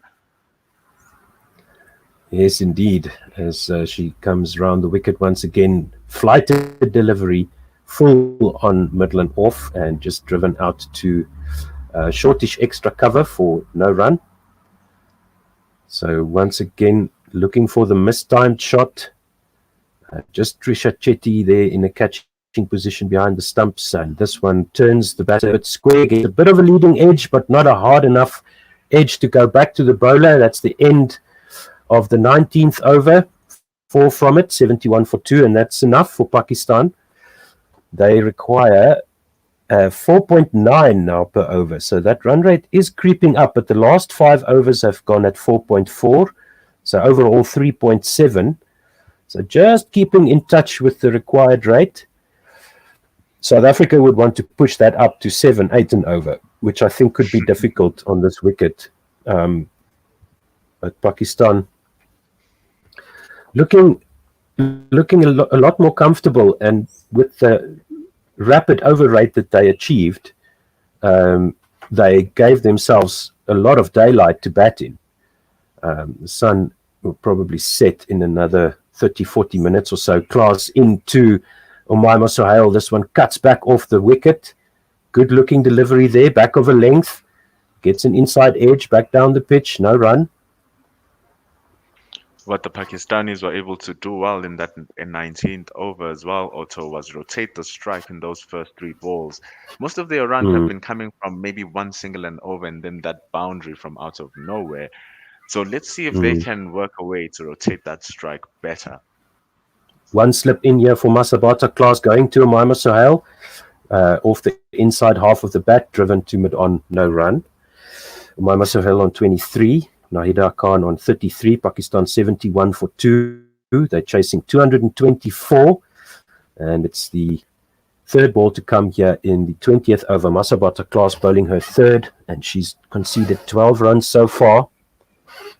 So if she can keep it there, keep the runs down, it's going to repair her figures. She conceded 7 in her first over. This one is full on off stump, driven to just wide of mid-off, half stop there. And they'll come back for at least another run to take 2. And they do take 2 there, 73 for 2. And Umaima on 25 now. It was a good-looking shot there that conceded those runs. It was a very good shot, but the fielding has been sharp from the South Africans. You don't want to lie and say it hasn't. The balls that have been going through have been from dots or Class in and outside off stump, just defended to point for no run. As I was saying, the balls that they've been conceding runs from have been either bad balls or they've been balls where the Pakistani batters have been showing good display of batting and rotation of strike, especially in the beginning of the inning. And right now, only having conceded 2 runs, how will they close off this 20th over with 2 balls remaining? Masabata class right arm over the wicket. Outside off stump, just defended. Out to short extra cover, no run. 73 for 2, 1 ball to go in the 20th. Masabata class repairing her figures quite nicely here. Hopefully she can keep it tight. She had a shaky start, much better second over, and this third over even better. So good work from Masabata class and good for South Africa and Sunaylis here. So Class goes over the wicket. Oh, this one darts in, gets an inside edge onto the pads. Half an appeal by Masabata class, but there was definitely an edge there, inside edge onto the pads. Good delivery, almost snuck through between bat and pad. And it's 73 for 2 after 20. So, that was so close for Masabata class. She's bowled 3, conceded 14. And the current run rate now, 3.6. Required now, jumping up over 5. Hello, Jenna. Good morning. Welcome back. The 3 of us doing the rotation thing. Mpendulo sticking it out like a champ. I need to take a quick break if you don't mind.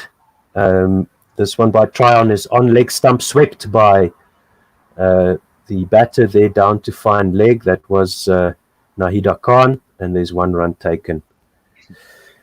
As you were saying, it shows my passion for what we're doing here, Otto. I absolutely love it. Telling me I can watch cricket and just talk about it. Come on. Nuts. Nothing better, hey? This one is swept by Umaima Sohail. Full outside off stump, and it goes to backward square leg for a single. So if you'll excuse me for a couple of deliveries or so, I'll be back in a moment. Awesome. Do you want to do ball by ball? Are you recovered enough? I can continue. I loved how you break down the game after the action has happened. So I can continue doing ball by ball. Cool, that works for me. Awesome stuff. We have Chloe Tryon here on the second ball of her 4th over. Pakistan 75 for 2. Great partnership is being established between Nahida Khan and Umaima Sohail. They look to sweep Tryon now. Ball swept in front of square. There's a deep square leg there, so they only get 1 run from that shot as the partnership now between Nahida Khan and Umaima reaches 50. Fantastic bowling. Oh, batting rather. Yeah, this I think is a crucial partnership here for Pakistan. They've really consolidated and they're looking good and comfortable at the crease. And their sweeping has been very good as well.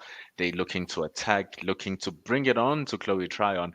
As you can see, another sweep shot now. The 4th single from the 4th ball of this over. They are starting to tick it well, being able to rotate the strike, the Pakistanis, and take use of Chloe Tryon here. They do so again. Sunaylis a touch defensive with those players on the ropes. That one just going for a single through to the sweeper.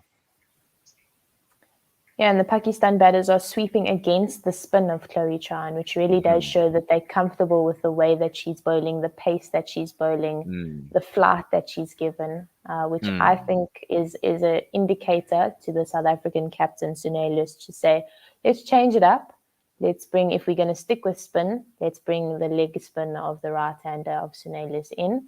Just change up that flight and get the asking questions of the Pakistan batters. Because apart from that second over from Chloe Tryon, where she was able to draw back and understand which lines and lengths to bowl at, the past 2 overs have been a display of that sweep shot. And it's given that you will see that happening as the batters have been there for a long time. They've absorbed a lot of balls as well. And luckily enough, with the spin here, the ball can be a touch slow. It is slower. with Masabasa Class coming in for her 22nd over. Just lost my words there, Jen. I apologize. No stress. It's been fantastic display of batting. This is exactly what Pakistan needed, a strong partnership after those two quick wickets and a whole amount of pressure, because there was a time where Ayabonga, Kaka and Ismail were able to bowl those dot balls for a really long time. This time full from Class, and it's just pocketed for one there. Exploitive running here from the Pakistanis, very good. Now rotating it, getting the pockets. South African fielders needing to work harder now. Yeah, for sure. And we saw the first ball of that over, Nahida Khan just moving while Masabata was running, and as she was in her gather, moving around the crease, trying to upset the bowler a little bit just before that delivery is bowled. And that really does show confidence in the opening batter from Pakistan. 100%. And to continue that confidence, the full face of the bat was presented on that third ball as Masabasa Class goes more attacking, full and straight onto that middle stump. But Omaima very confidently pushes that onto mid-on. Dot ball for the South Africans, but right now, with the way that the match is tilted and the way that Pakistanis are starting to find a groove in their scoring, you can't really say which team has the upper hand right now. Yeah, having said that, though, we just saw the win predictor up, and it was 79% for the South African team to win and 21 for the Pakistan team. It continues to drop, that win predictor. It continues to drop for the South Africans as the Pakistanis continue to take on that pressure. And you can see Klaas's field here. It is set up to have that attacking fielder on the slips and a wall of defense on the offside saying, bowl it outside and we have defense for you. They won't drive through for a boundary. Yeah, for sure. Oh, there was a chance there. The ball was popped over that midfield in front of square. Luckily, there's no one there for Omaima to lose her wickets. And where there's space in the field and where is that ball must land. She gets 2 more runs. Very shaky, but after all, you will say good placement as it flies over Marizan Cup. Yeah, no, of course. And joining us here, we have Tepo Tayela. Welcome. How's it? Now Good I to can be say here with you two. Now it's lost that spark because I said it to the wrong person. Yeah. I'm so sorry.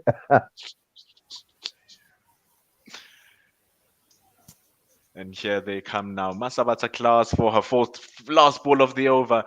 Again, it's a straight ball, but there's defense on that deep square leg as Lizelle Lee collects. And it's a single to end the 22nd over. Masabata Class will be happy about that one, except for those 3 runs at the end. It's Pakistan on 82 runs after 22. They are chasing 224. Partnership is on 56 with Omaima on 30 and Nahida Khan on 37. This partnership will be a key for Pakistan. Big runs here, and as you guys were saying, as I was coming in, they're starting to look very comfortable, very confident, and it's key that South Africa find a wicket other than Shubnam Ismail getting it. So we'll see how things go. And it's pretty terrifying that they've got the number on Chloe Tryon here, because she seems a touch less effective than what she was 2 overs ago as she begins the 23rd over. Oof. She drifts down the leg side, and to start her 5th over of her spell of bowling, she goes down and for a wide. So good work of keeping there behind the stumps by Trisha Chetty. She's got very good, very safe hands. Fantastic work as she overcompensates now. Chloe Tryon going for that ball outside the off stump, allows the cut shot, but Lizelle Lee is waiting there at extra cover to just collect that and keep it at a dot ball.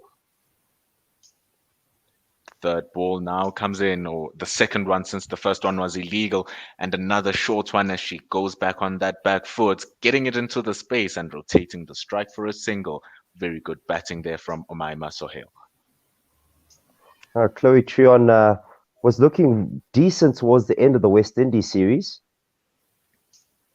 Oh, that's what they're looking for, the South Africans. Nahida lunging at that one, not getting to the pitch of the delivery and almost popping it to that short extra cover. Good bowling.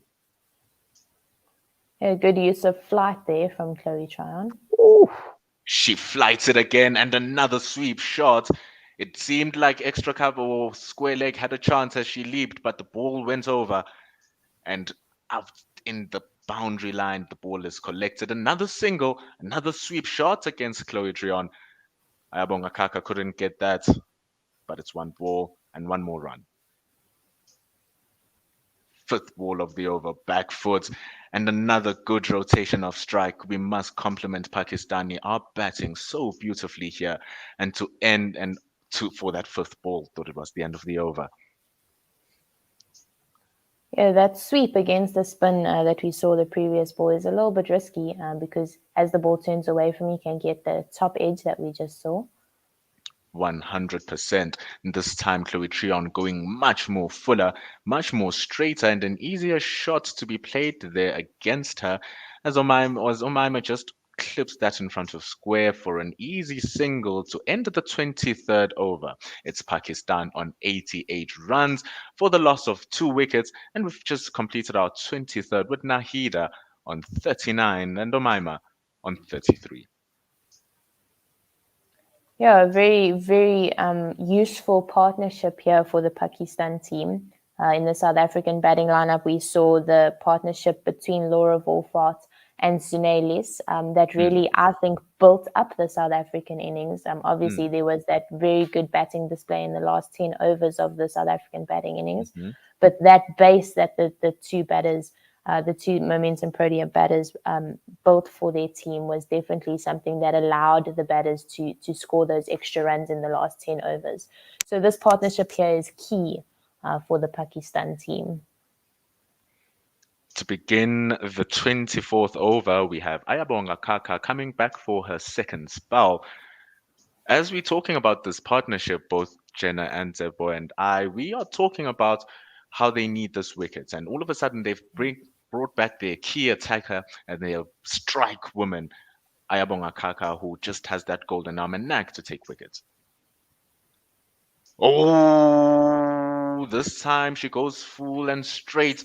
The ball is aerial just for a touch and behind square, but it goes through to the gap and on her way for 4 she rolls, and Pakistan move to 92 for 2. Yeah, just a missed line here from Ayabonga Kaka, not something that we see often from her. She's usually very good about holding that line on off stump or just outside off stump. But I'm sure that she will bring it back. She's experienced and she knows what she's doing. Third ball of the 24th over. Ayabonga Kaka restores that line. She restores that length as you were talking about. That's what we know about her. That's what she is good at. And that's how she claims her wickets, Ayabonga Kaka, as she gets that dot ball with a good defensive shot from Omaima. We have a comment here from Dan De Castro, and he says we need to break up the stand soon. And I 100% agree with that if you are a South African fan. And Ayabonga Kaka is starting to get that line and length that she needs in order to break up that stand. Another ball outside the off stump, this time fuller. But having gone for 4, Pakistan have no rush to attack the danger woman as they just look to see off the over or wait for that bad ball from Ayabonga Kaka, which is a rarity from her. Oh, this one into the block hole between the bat and pad. But the batter looking to follow that ball down the leg side prevents it from being wide. It's good bowling from Ayabonga Kaka following the batter into the block hole. And another dot ball as they thought they had an edge. Oh, fantastic bowling, Zebo.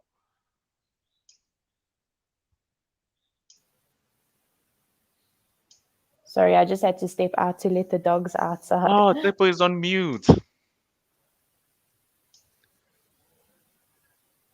What's happening? But what is happening is Ayabonga Kaka has bowled that one short and wide. It's been cut through point, and it's just one single as as third man runs over to stop that. And to end Ayabonga Kaka's first over of her new spell, she goes for 5 after conceding a boundary. Pakistan now are on 93 for 2. They still need a further 131 runs to win this match, with only 25 balls remaining. Tipo, are you all good? What's happening? We can't hear you. Face of distress there from our commentator, looking to fix his issues. We hope that we get Tebo back. His mic seems not to be working. His microphones are defunct. So please support our Patreon so that we can get some donations and Tebo can buy himself some mics. We are at One World Sports Radio with Sunny Luz. Finally into the attack with her leg spin. Welcome back, This Tebo. guy, bruh. No, I'm not here yet. Can you hear me? Yeah, Can we you can hear still You are not? back. Oh, yes, that commentator to get tip on you, Mike. Yeah, Sunny I'll Luz get you for that goes one in wide. pitch. The ball turns away. It creates extra width, and Domaima with the back foot whips that away to the sweeper fielder. Just for one, though, as Sunny Luz looks to be the change that South Africa needs. Yeah, she's This time, definitely backing herself here with the ball, which is really good to see. and she'll be riding that confidence from a very good inning from her batting. It does transfer that confidence from the batting to the bowling to the fielding as well. And with that ball swept far from outside of the off stump, and she recovers it well. You can see she's adding that flight onto that ball, Esane Luz. It's really changing things for the batter, something new perspective to look at, especially with the ball turning away. And she's very slow as well, as that one holds up in the air and cut for a dot ball. Yeah, she's bowling sliders here more than she is a stock leg spin delivery, which is good. So it's coming through, coming off the grassy wicket. Tsepo seems to be a touch ahead as Sunny Luz almost bagging that wicket. Reversing her sweep here was Omaima is that Sohail. Ooh, just flirting with the gloves. Trisha Chetty, as we have discussed, she's been immaculate behind the stumps and almost a chance to end Pakistan's 25th over, 95 for 2. A great over there from Captain Sune Lisa. I like it when she brings herself into the attack and she comes in with confidence, and that's exactly what she's doing there. She has a very clear job to do, trying to get through her overs quickly and not concede too many runs to see if they can build the pressure on the other end for a wicket. 100%. And Ayabonga Kaka pulls it straight. They appeal.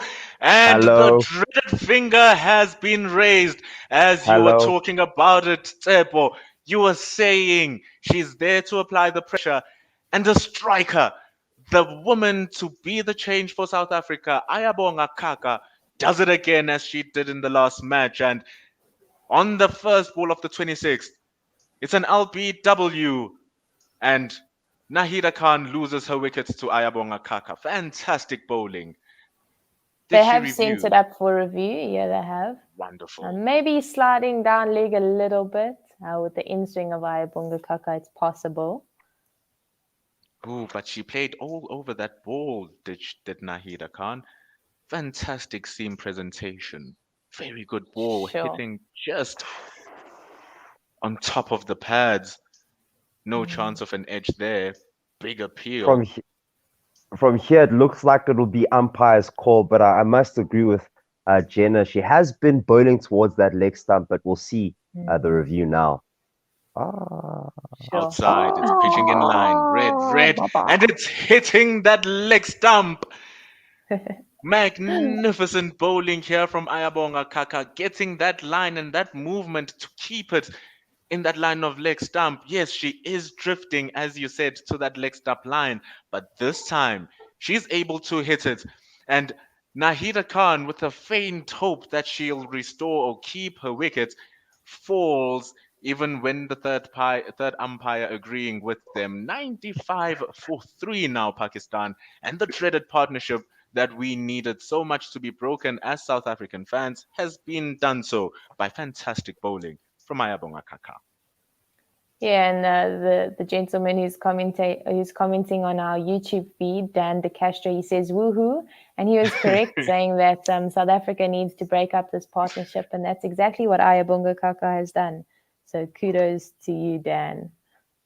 Woohoo indeed, Ayabonga Kaka. Let's be honest. When we saw a 0 there with the wickets, we were like, something's not right. You can't have a game where she doesn't show up one way or another. So true to form, she came through, and very well done from Captain Sunelis to bring herself on, and then gets Ayabonga Kaka the wickets on the other end. Beautiful stuff.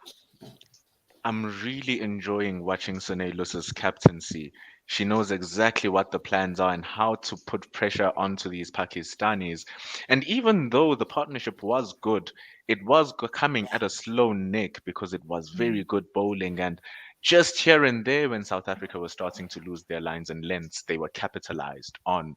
So very aggressive bowling change as Ayabonga Kaka now goes for the block hole, straight ball into the new batter, Nida Da type of ball you want to bowl to the first ball of the batter.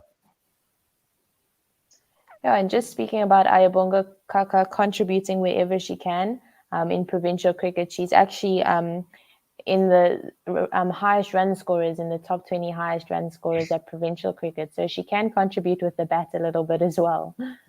It is awesome stuff. The depth in South Africa's players as she now just drifts down that leg side. Unconventional. We are talking about how she's every now and then drifting down that leg side, and this time she concedes a wide as it's just too wide for the batter. Just speaking of domestic women's cricket, I find as a fan it's definitely quite hard to find. Jenna, do you have any advice on where we can find and stream, or maybe just find the results of women's cricket? Yes, so provincial women's cricket is streamed on Pitch Vision. So on the YouTube channel of Pitch Vision SA, you can find most of the games. Yeah, so that's, I would say, subscribe to Pitch Vision and put notifications on, because that will probably be your best bet. Also subscribe and notify here as well. One World Sports Radio. Yes. We bring you ball by ball action, colorful commentary from our teams of brilliant commentators. And we hope we will be as brilliant as Ayabonga Kaka has been, except for those wides. She is now restoring herself with a bunch of dot balls. She did claim a wicket in this over, so she still has that heat in that hand. Another ball outside that off stump. She is being persistent out there. Now Nida Dav having not scored from 4 balls, and she's being frustrated by good fielding from the South Africans. Yeah, just to praise Ayabonga Kaka a little bit more here. She's bowling variation. She's rolling her fingers over the ball. And she's definitely using a change of pace up here to trap the Pakistan batters. Oh, tight single. Nida Dav feeling the need to unstrike herself from the dangers of Ayabonga Kaka. She punches that to mid-on and calls for the single, but it was the end of the over as she'll retain strike for the next. To end the 26th, Ayabonga Kaka has bagged a wicket, bowled a wide, conceded a single, and Pakistan rather, are on 97 for 3. I love the word you used there, unstrike. I've never heard it before, but I knew exactly what you meant when you said it. That is beautiful, and that's the commentary you get you on One World Sports Radio. South Africa bowling very well in that over Ayabonga Kaka. Some balls down the leg side, but very, very tight to the batter, and some balls on the offside. All of them difficult to score off. So great tactics from the bowling team. Sanelus continues. Goes wide, draws the cut shot, but she does have protection on that square offside. Really frustrating for the Pakistani batters to make contact with the ball but still score no runs. Good ball there, more flight, less pace. Just a defensive shot to block it away as Sanelos toys with the flight and the pace. Yeah, we're just looking at the current run rates and the required run rates on the screen, and they're currently going at about 3.5, and they need to be going at 5.5 in order to win. Also would have definitely let us know that it's becoming deeper and deeper for the Pakistanis. Even worse now that have just lost a wicket that broke a crucial partnership. Now the fourth ball, Sanilus. Another slow delivery, another one with a lot of air. That one getting extra turn. And Nida Dar has put herself in a trap here for getting that single. Now she has to face the music of Sanilus. Fifth ball. This time she's able to cut it through extra cover as she rockets it back and outside that off stump to reach that ball from Sanelus, and she's able to get that single she's been looking for and get Omaima on strike. 98 for 3. Last ball here from Sanelus, and she ends it pretty well with another flighted delivery, this time much more straight. And Omaima Sohail able to block that to end the 27th over. Pakistan, they are on 98 for the loss of 3 wickets, still chasing 224. They're knocking on the door of that 100 and they trail by 126. The South Seems to be African a- attack. You can No, go go ahead, for Jenna. Okay, it seems to be quite chilly out in Taranga.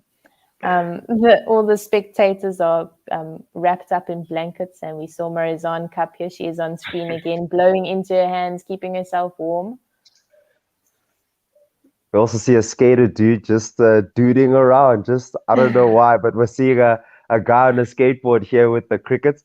But Ayabonga Kaka is coming into the attack, continuing her 7th over. Another good start. These are good lengths from Kaka. They seem full, but still short enough for that back foot as the skater guy is not even bothered about the cricket. It's his way of keeping warm. As Jenna said, it's a very cold day here in Mount Mangunui. Oh my God. I thought I practiced that well enough. You got it out try. in the end.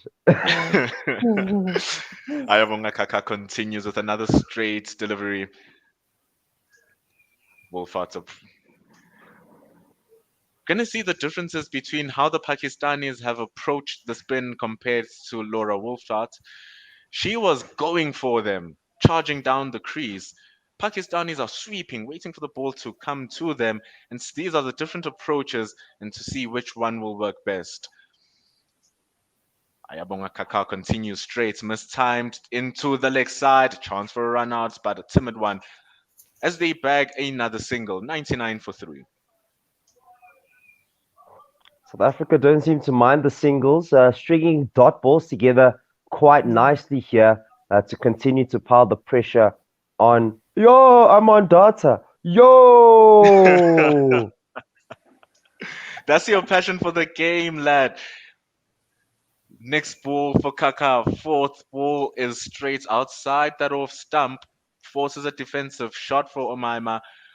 And more than get Tsepo mics, please get Tsepo data as well by following us on our Patreon, giving us some nice donations so that we continue doing what we love and giving you ball by ball action of this Women's Cricket World Cup and all forms of cricket to come after this. I'm back. I'm back now. I'm on the Wi-Fi, and Ayabonga Kaka is continuing here. Oh gosh. The ball is shorter. She rockets back on her back foot here, Nida Dar. She gets a leading edge down to the third man, gets 1 run, and 100 is up for Pakistan, only losing 3 wickets in the process. But in going to that 100, they're relatively slow from where they need to be, as both the first and second 50 were scored at relatively a slow rate. Ayabonga Kaka closes off the 24th over with a dot ball straight to extra cover, teasing a run out Menu Dupreez, who's again excellent on the field. 100 for 3 Pakistan after 28 overs. They need 124 from their allotment of overs left, which are 120 something balls. Pakistan will be looking for a win here. First win of the tournament, if they do get one. Had quite a intense loss to India and also a relatively tight one to Australia. So they're still looking for their first victory. While the South Africans on the trot, they won their first. This is their second. And both teams were at 100, but Pakistan 100 for 3, while South Africa 100 for 2 after 28 overs. Yeah, the Pakistan team definitely used that partnership to their advantage, but they need to rebuild here. Definitely, as Sunny looks to object your proposal here, Jenna, with a ball that keeps with the arm. It's blocked from Omaima. She continues with another dot ball, this time more flight as she has been doing this whole time, Sunny Luz. Fantastic display of bowling. This time she overpitches. Great shot from Omaima. She opens herself up by shimmying away from her leg stump. The ball was straight, but she made it look wide and she hits it inside out over the covers. And for a well-played 4 runs, there's Pakistan 104 for 3. Yeah, that was a wonderful cricket shot. She just jumped onto her leg stump before the ball was bowled, and Sunay Luz didn't change her line or her length. It was a very Now good Sunny cricket Luz shot. has been disrupted off her length as I apologize to cut you off, Jenna. I am so sorry, but it was just a stress. single. I thought it was going to be a 4 the way Sunny Luz got distracted. She bowled it short and it was pulled in front of square. Luckily, there's a deep square leg to cover that area. Yo! Oh my God, Sunny Luz definitely over pitching that. Marizan Cup there for support, though, as again, the lady on the boundary line has been used to stop the boundary. That was definitely a ball worthy of a boundary from Sunny Luz. Lucky that it was just a single with the defense that she had. Yo, that was a pie and a half, unfortunately. A very Hey, meaty pie. Yo, Oh man, I didn't mean to pie flavor thing that Omaima Sohail just couldn't get down her throat as she just got 1 run and another single to end the over for the Pakistanis. 7 runs from it. Pakistan moved to 107 for the loss of 3 after 29 overs. A nice one there for the team in dark green. this is what we hear about Sunay Luz's bowling. Sometimes she can really just be under pressure and then her lines sort of go wayward. After the 3rd over is, or in the 3rd over is where it happened now, but she'll be willing to just bring that all the way back. Yeah, I think she needs to use this over in the field just to find herself, just calm down, breathe, and from there she come into the new over with a clean mind, and just take it from there. Because she does have the quality. Yeah, Sorry, she yes. does. No, she genuinely does, and she also has the qualities of a captain who is hungry for a wicket. She brings in her main strike bowler. Shapnim Ismail is replacing Ayabonga Kaka. She's responsible for 2 of the 3 wickets. She comes in for the first ball of the 30th over, which is full and straight, prompting a drive from Omaima Sohail straight to Ismail, who cleans up her mess. They're Those just wickets. replaying the wickets that Shipnam Ismail got earlier on in the innings, one after the other. 2 very good deliveries, and hopefully she can be the breakthrough here in this rebuilding of a partnership that the Pakistan team are doing. Ooh, and she looks to be giving off that threat here, Jenna. That ball, another one. This time, the ball looks to be angling in, as we saw in the first couple of her overs. It was angling away. getting an inside edge as the stumps were fully exposed by Omaima, but hand-eye coordination helped as she made contact with the ball for a dot ball here. This is going to be an interesting battle between Umaima and Ismail, the top run scorer against the top wicket taker here. And as it stands, it looks like Ismail kind of has the better of Omaima. So here, Omaima's looking to score of Ismail. She's not playing around, and Ismail has now seen this and thrown in one Oof. right into the block hole. Let's see how she will respond with this fourth ball. I don't know about you guys, but I love seeing Yorkers, and that was a beautiful one from Ismail. 3 dot balls in this over, definitely going according to plan here for the South Africans. It absolutely is, and Jenna can fill us more on that. Yeah, no, definitely. She's searching for a wicket. She's looking to get into that block hole, and it's really good to see. It's difficult as a batter to dig those out, especially with the pace that Shibnam is bowling with. And through all that praise, we've jinxed it for her. This time she just drifts down the leg. I'm loving the length that she is bowling at. She's bowling really well, except for that ball just trailing down the leg. She's getting those Yorkers where they need to be, and she's also hitting that length very well when she has to. She's bowling a lot quicker than the other seamers who are bowling on an average of about 107 kilometers an hour, and she's bowling at an average of 115 kilometers an hour, that last ball being 117, so a lot quicker. Much quicker, and with that pace, she's more likely to be a touch shorter than the rest. But when she does throw it up, it is a good one, except for that last ball, which was overpitched and smashed. Tsepo wanted to talk about that so much. Yeah, that was another full toss, a low one on the offside, carved square of the wicket. But literally, it was straight to Laura Volfart at point, and she didn't even have to go down, just use her foot to do the fielding. But yeah, luck favoring the bold here. Fortune favors the bold. Oh.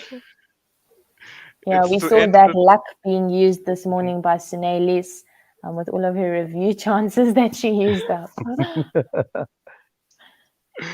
But we out here at the end of the 30th over. Pakistan, they are on 109 for the loss of 3 wickets.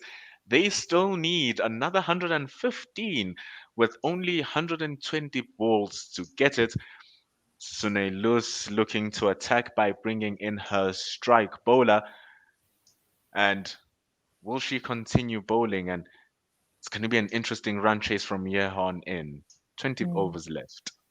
And speaking of the run chase, you two that are actually cricketers, in this situation where Pakistan 109 for 3, 20 overs left, 115 balls or runs to get in that time, do you think that they just keep consolidating and keep building a slow partnership until the time is right?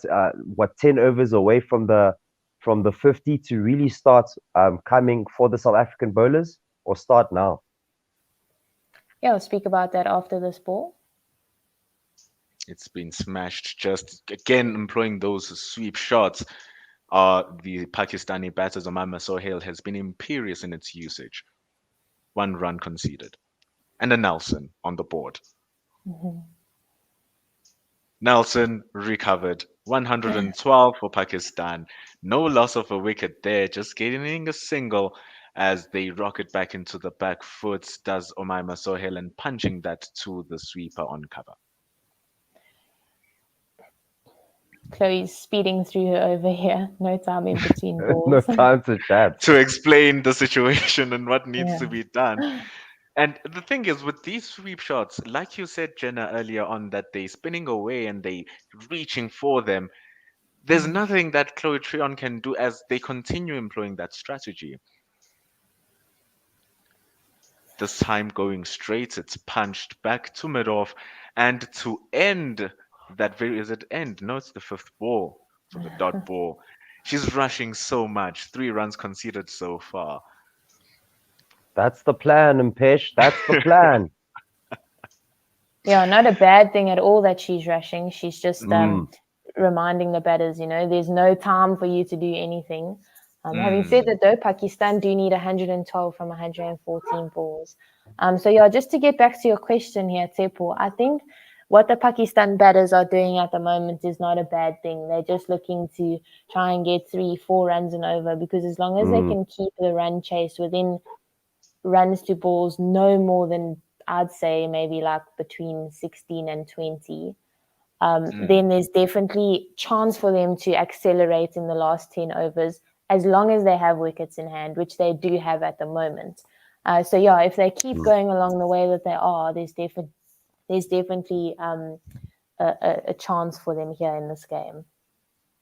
Especially now with Amaima Sohail on 49. The ball is at the back of her length. She goes back to her back foot, challenging backward point, but she gets that single.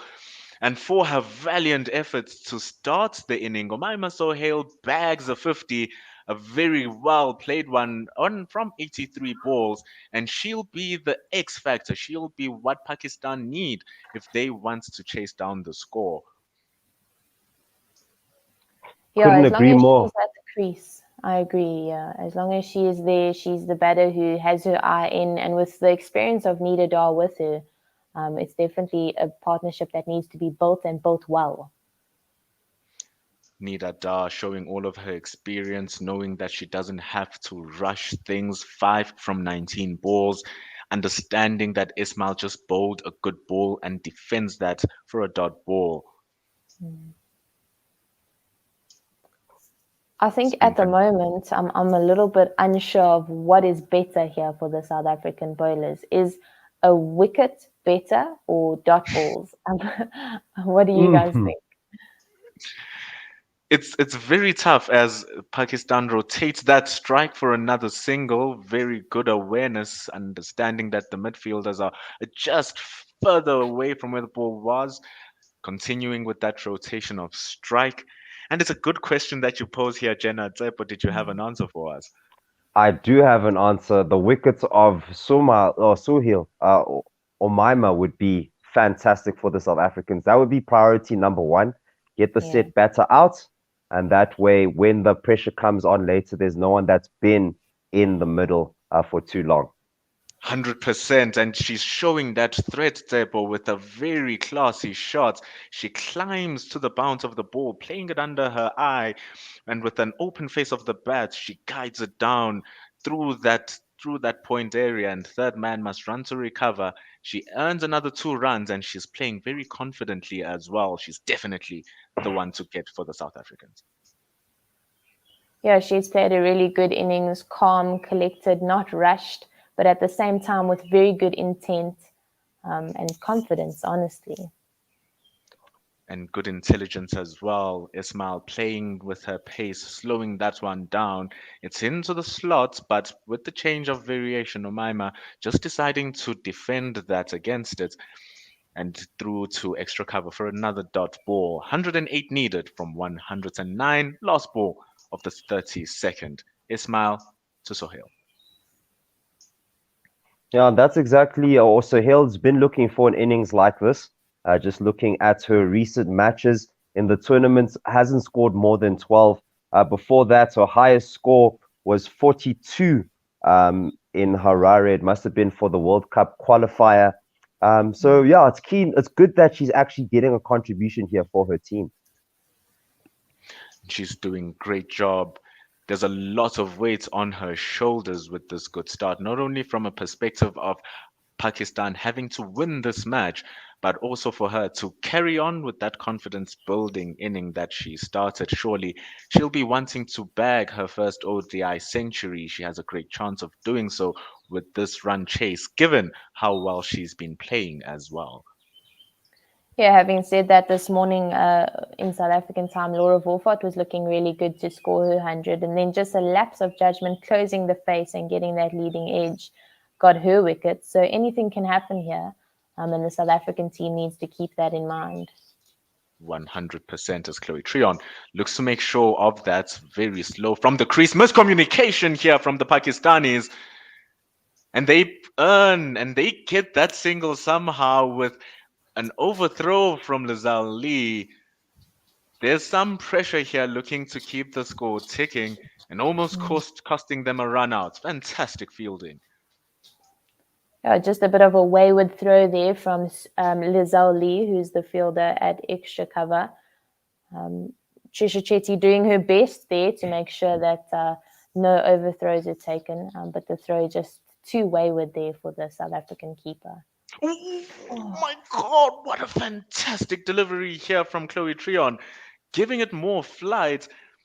It is turning away from the right-hander and it pitches, missing the inside edge, missing the stumps and missing Trisha Chetty's mitts as well.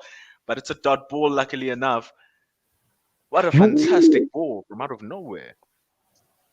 Yeah, I just saw the delivery now, getting some karma for some early reactions earlier. But no, that was a beautiful delivery. The perfect line, perfect length. Can you say corridor of uncertainty? You will definitely say that. And to back off and force Chloe Treon off that line and length, Omaima employs the sweep shot again. She earns 2 runs for her shot creation. That ball was also outside that line of the off stump, that time just a touch flatter from the previous one, which missed the edge. No better way to negate spin than to advance or to sweep the ball. This one continuing with the arm from Chloe Treon, forcing Nida Dar onto her back foot as she punches that for an easy single. Pakistan 120 for 3. Yeah, I think there's definitely 2 different ways of playing spin, and that's using your feet and getting to the ball before it spins, or hanging back and waiting for the ball and playing after it spins. Playing it after it spins is the way to go, but sometimes the bounce can play with the batter's mind as that ball just bounced a touch extra. Nida Dar going for another sweep with the ball drifting down that leg side. It popped to where you would find a short, fine leg, but no one there, and she gets 2 runs, 121 for 3. We have a few comments here from Dan De Castro. Dan, thank you for joining us on the stream. A few chats to Jenna here saying dots lead to a wicket, and also the general formula for 3 wickets down or less, but not more, is par to double the score from the 30th over. And with that said, South Africa are still ahead. Pakistan after the 30th over were 109 for 3. So quick math says 218 is what they would have gotten with this formula. So South Africa comfortably ahead. Thank you, Dan. Keep commenting on YouTube. I'm also checking out the Twitter. So at One World Sports Radio, One the number World the Planet, SR the Sports Radio. Wonderful breakdown of what our handle is. Can Masabata Class break down this partnership for the South African team? Just punched on the back foot. Yes, 2-2-2-2. Thank you, Mr. Tebo. A dot ball for Masabata Class to start the 34th over. Yeah, I think something that the South African team needs to make sure of now is that they're looking after their ball. As the dew starts to come as like the lights, we're playing under lights, we know that we need to make sure that we're using the ball to the best of its ability. 100%. Very good ball from Masabata Glass. Straight away finding her lines and lengths. The midfielders are a touch back. They are hugging that inner ring line, which allows the Pakistani batters to just place the ball in front of them and sneak in those singles.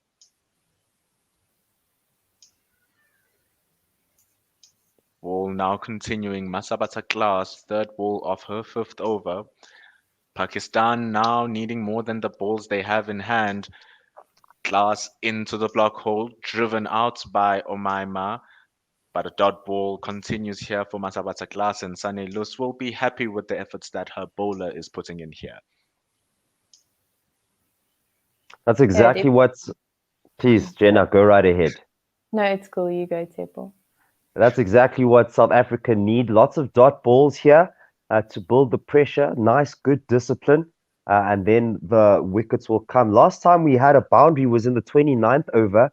That's of Sune Lu. So that's good news for the South African bowlers.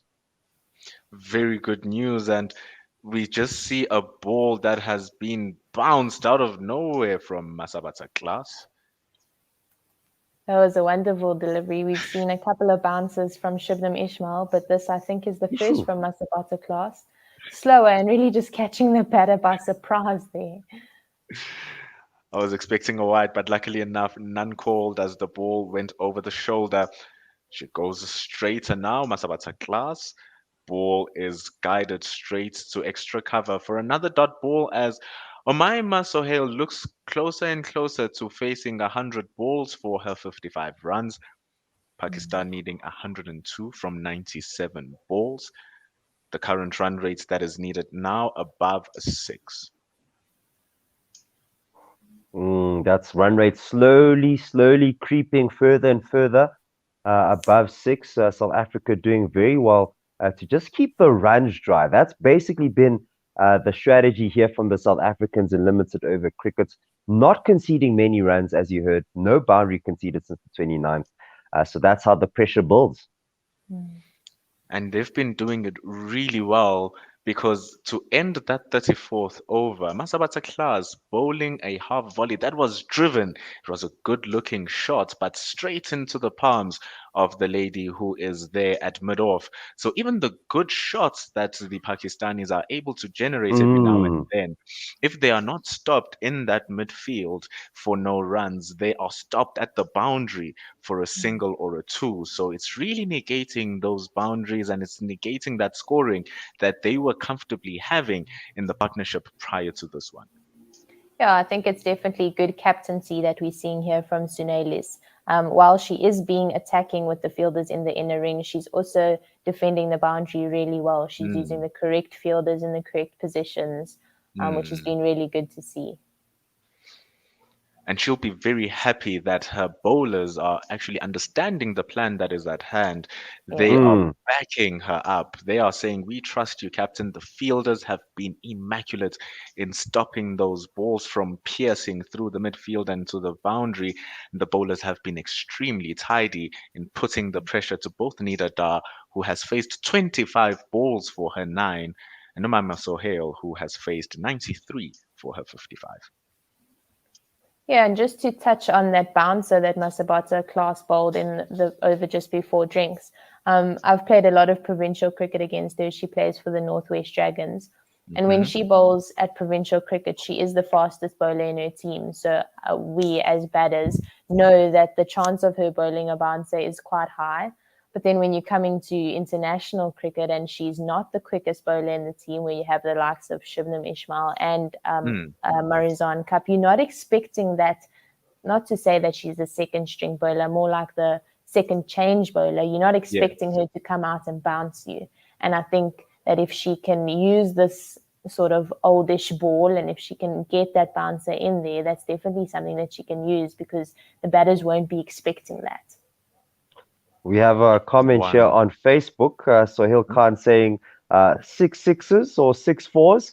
Probably just putting some good energy, good vibes out there for his team. Probably a Pakistan supporter. And that's maybe not what they need right now because you don't want to be hurting yourself going for the boundaries. Just literally, if they just get 6 runs and over, 7 runs and over, they'll be fine. 1 boundary and strike rotation. That's all they really need now. And we saw that happening very well with the South Africans, especially when Trisha Chetty was out there batting with Sune Lus. They constructed a brilliant partnership by just being able to rotate the strike. And when the chance comes, be more aggressive and attack. Now the problem is with these 2 batters in the crease, it seems like none of them are looking to take the game on to the South African bowlers. And it seems like they're waiting for that mistake or for that change in field which will allow them to score runs. But as Jenna had suggested, it's been brilliant captaincy here from Sune Lus as she brings in another one of her strike bowlers. It seems like every South African pace bowler looks to take wickets. They're such a threat. Marizan Cup starts the 35th over. It's short, it's pulled right to mid-wicket. No run from Nida Dar, looking to be a more aggressive, but the Protea fielding on the mark. as we're talking about boundaries, we just saw Leah Riaz in I think it was the last World Cup hitting the most sixes there, hitting 12, and I guess the second best was like about 7. So the potential to actually get those 6 6s or 6 4s, but they're going to have to lose a wicket first. We're not going to give it to you for free. It's not a far-fetched idea, I suppose, Tsepo, but with good bowling like this from the momentum Proteas, Marizanne Kaap flirting with that wide line. They're not really looking to take wickets. They're looking to constrict that run scoring by these lines and lengths. Marizanne Kaap drawing the drive, and again, fantastic fielding there from Lizelle Lee. A dot ball for a good shot. Marizanne Kaap is being backed very well by her fielders. Yeah, we have a comment here on YouTube by Dan once again. He says, watching on B365 muted. I like you guys way more. Thank you for the support, Dan. We really Dan, we appreciate like you, Dan. Hey, you can stay, bro. You can stay, fam. Yo, he can stay. Please stay to watch more of that fantastic bowling for Marizanne Kaap. She's able to get that ball to move away from the bat. After Nida Dar played that drive from the previous ball, she's hungry to get that ball onto the bat. She hangs her bat outside that line of the off stump, nearly getting an edge. Ooh. I just saw She's it standing now. deep in her crease. Does the same ball there, Marizanne Kaap. This time, Nida Dar looking for a different avenue to attack. She crosses that across to mid wicket, but the field placing and the bowling to that field from the South African bowlers has been absolutely splendid. Discipline. That is the name of the game here from the South African bowlers. Discipline, discipline, discipline. Runs are hard to come by. I haven't seen any runs this over. Touch wood if you're a South African fan. And that's been the key for the South Africans. Just keep it economical, and the back end of the innings will talk. 100%. You touched wood. A touch too late there, Tsepo. Ball was just guided out. Lizelle Lee dove for it, but it somehow made its way through. Was it Mignon Dupree? You can correct me. But it just went for a single. Fantastic return from Marizanne Kaap. That was tantamount to a maiden over, only conceding 1 run. Pakistan, after 35, they find themselves on 123. From 90 balls, they still need 91 runs. Oh, 101 runs, my bad. Yeah, that misfield in the covers was the little fumble in the covers, not necessarily a misfield, was by Lizelle Lee. Maybe it was planned because Nida Dar is back on strike to Masabata class, which is a good thing. Not really the informed batter at the crease. 4D chess. Bro, they are seeing 4 moves ahead from us. And Masabata class backs that up as she draws Nida Dar into a shot. The ball just comes back and nearly missing that outside edge. Misbalance from Nida Dar, almost falling over. Now, if I were a bowler, we'll get to Fezzy 09's tactic here, but or comment here. But if I were a bowler, nothing would make me feel better than just bowling to a batter that isn't doing anything. Literally just constantly giving dot balls to build the pressure on the batter. 100%. It brings compliments to the South African batting, but also it just shows us a bit of a mindset that, or the psychological factor that has been brought out by the South African fielding, annoyance and frustration.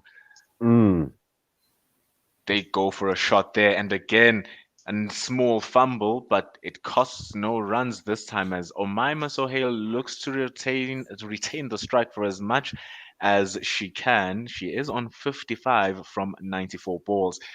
The last time we saw a boundary was 7 overs ago, and you've been stressing about that fact, Tsepo.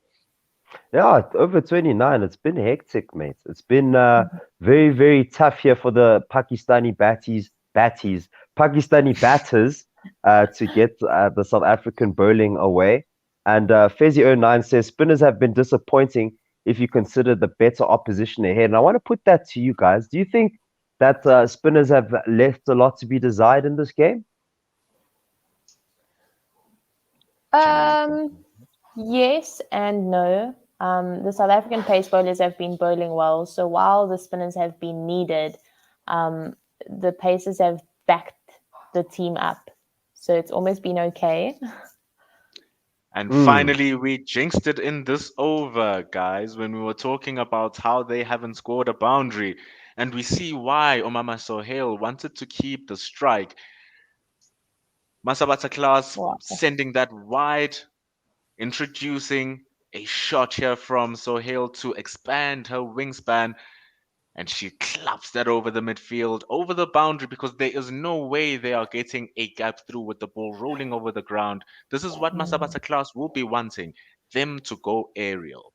That was a wonderful cricket shot. Fantastic shot. Ooh, she recovers, and it's a quick single here for the Pakistanis. The ball bouncing over the stumps as Marizan Kap was looking to have a shy at the stumps. But they get through for that single. Omaima Sohail and Nida Dard ends the 36th over. She would have made her ground, another display of quite good rotation of strike. But that's the pressure that South Africa have been applying to the batters. It's forcing them now to eke out runs where there seemingly aren't none. Yeah, just to come back to that spinner question that you asked, Tepo, I think it's going to be interesting to see when the South African team select Nonkululeko Mlaba in the starting 11. Because with both spinners in the current South African team that's playing today being all-rounders, yes, you want them to be bowling a lot of overs, but it's difficult to put that on them when it's not necessarily their primary skill. Whereas Nonkulu Mlaba is that's what she does, you know? Yeah. Yeah, that's very true. South Africa going in without specialist spinners. They did the same against Bangladesh, which was very interesting. But that's what Chloe Trion and Sunay Loose offer you. You can stock up on some pace bowlers and really get going with that because their spin is decent enough to carry you through in terms of doing a job holding up an end. Yeah, definitely. It also lengthens the batting order. So while it is interesting, it also makes sense. And it also works very well for the South Africans that they have true attacking pace bowlers who waste no time. They are all lethal wicket takers, as Marizan Kap was looking to go for one there, but another single here for the Pakistanis as they scored 1 and 1 from both balls. It was a good batting. It's a very good batting display here from the Pakistanis. Again, Marizan Kap going straight. My apologies, Zebo. No she problem. goes to attack those stumps again. But on that offside, there is no way of runs being scored except by going aerial. Very good bowling from the South African pacers. So our producer, Otto Simon, says in our little comments here, spinners bowled 10 overs for 39, which is below the asking rate. So yeah, that is fair to say, but I mean the asking rate was, it has always been below the asking rate. So in terms of doing a job, holding up an end, you know, the spinners are doing that job, not necessarily the strike spinners. And if you look at the pitch, also now it's looking relatively green. So it's not the driest pitch. So spinners here wouldn't be ideal. Yeah. Marizan Kap, sorry there, Jenna, as she looks to make use of the juice in the pitch that we're talking about to attack the stumps. They get one more run to the Pakistanis, now needing a 92 from 79 balls. Yeah, and just to touch on what you're saying about the pitch, Sunay has definitely turned to her seamers now to exploit that and to use that. And the pitcher and the seamers are using it well. Fielders misfumbling the ball again. Looks like an overthrow, but no second run for the Pakistanis, as from good bowling, the fielding lets Marizan Kap down as they get one more run to end the 37th over, which went for 4. Pakistan are on 133 for 3. Was there a run-out opportunity? Sorry, guys. Literally, my stream switches off every time something is coming on. What was there a run out opportunity? Maybe if it was a direct hit, it would have been tight though. Yeah, I see it now. Just the replay of Lazelle Lee standing next to Laura Volfart. She doesn't look impressed, but South Africa is still very much in this. So are Pakistan, according to Fezi09, who responds says Pakistan's main batter / 6-hitter Riaz is yet to come, and she always rescues them. And always is a big word, but it definitely could be the case. Oh! They don't need Alia Riaz if Nida Dar will start stroking those sixes. You did say that she had the most in the previous World Cup. Into the slot was the ball from Masabata Class, and she needed a no second invitation. And she golf swings the way to cow corner for a magnificent 6. Wonderful shot. Yeah, Masabata Class just bowling into Anita Dar's swinging area, just like landing it here. Take a swing. And a very good recovery there from Masabata Class, drawing the length a touch back onto the back foot was Nida Dar and just gently guides that to third man. Very good batting. 7 runs already from the over. And this is what Pakistan will be asking more of from their batters in the crease. We see Masabata Class bowling cross seam, which is good to see to some extent. So if the ball lands on the seam, it will obviously bounce a little bit higher. Whereas if it lands off the seam, it will then skid through. But she does need to get her length correct in order for the ball to help her. There was just another chance for a run out there as they went for another sneaky run. Very outlandish running, very experimental running, but they are paying the dividends here for Pakistan. Another direct hit sees the lady make her way back to the dressing room, but luckily enough, missing her target there, and she's still there. See another ball as Nida Dar takes control of the 4th ball. The word you're looking for is desperate.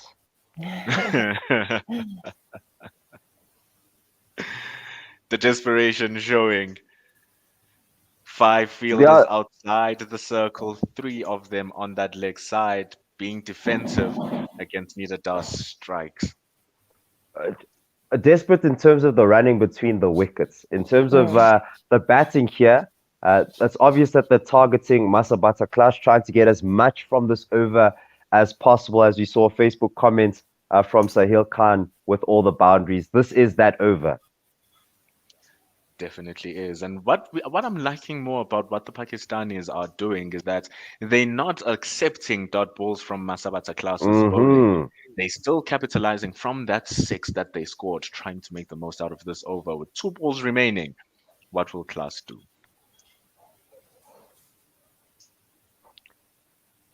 We wait now as the batting bowls it to Omaima, and Omaima going aerial again as she did the last time. Second run coming through here for the Pakistanis. It seems risky. The throw is good to Trisha Chetty, just a bit high. She has to get that from her face and lunge down. Will that be the seconds that the batter needs to make her ground here, as the decision has been taken up to the 3rd umpire? Yeah, the fielder there on the cover boundary was Tasman Brits, and we know she has a very good arm. It's from the Olympic boundary. arm. It is an Olympic arm, yes. Margins here, very tight margins. Omaima seems to have just, I cannot tell. There's a frame missing. Tell. Oh, this is very touch and go. Oh, this is so tight. Oh my gosh! It looks like it. The Zinger Bale has been dislodged as the bat creeps over the line. The bail must be completely dislodged, as from my knowledge. Luckily, it's not us making this decision, and it is actually the 3rd umpire, Kim Cotton. So good luck to her, because this is very tight. It is so tight. A sharper throw from Marizan Cup. Yeah, the bail is off the crease when the bat is on the line.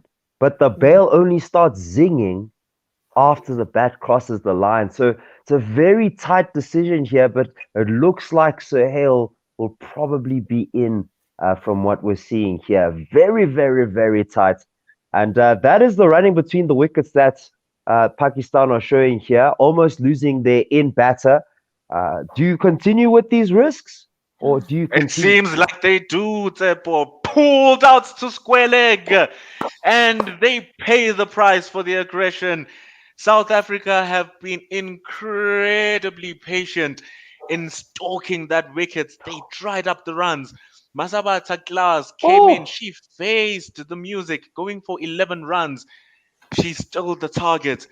Omaima looking to make sure that she inserts her dominance, but she only does what she can by finding Lizelle Lee, who is just roaming on that square leg. 4 wickets down now for Pakistan, and South Africa bag the key woman here for 65 off 104 balls. It's 144 for 4. Yeah, that was the bouncer that I was talking about that we know that Masabata class has, and she used it and it paid off. So very well done to her. They were looking to attack her. She knew that if she got the ball up there, they would swipe at her. She had the field set correctly, and the safe hands of Lizelle Lee. She doesn't drop ones like that. A gift. We've seen Lizelle Lee. She's been involved in the field. She's almost got run out. She's been stopping the runs. And this time she finishes the job that was started by Masabata Glass. Those short balls coming as a surprise, as you have said. And because of the pace as well, they will loop just a little bit more, getting more bounce, and the ball taking that top edge. But will they work with this very tall batter coming in now, Aliyah Riaz? And we understand why she is the big hitter. Look at her. She is enormous. Yeah, Quite she has an the average of unit. 25.9 and a strike rate of 64. She's going to be looking to up that strike rate a little bit here, make sure that she's going at a runner ball. I think that's what Pakistan needs. But at the same time, I think she's going to be looking to hit the long ball. Now you can definitely see that she is a woman with power, as Umpesh was saying, towering over her batting partner. Not quite Janssen Bavuma-esque, but definitely you can see the size that she has there. Just looking at this previous over from Masabata class, 6 3 ones, a 2, and then a wicket. So the bowler having the last laugh there, and Pakistan will be looking for overs like this without the wickets in the end. One boundary and continuous running between the wickets will be enough to get them over the line. Don't need to send it to the boundary with the last ball, especially if you have big runs. Yeah.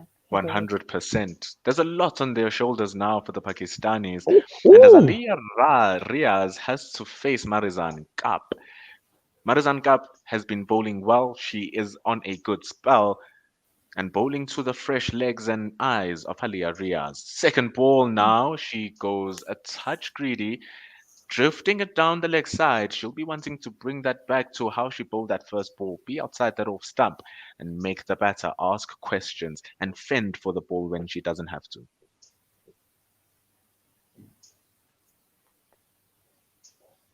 Yeah, just need tight bowling.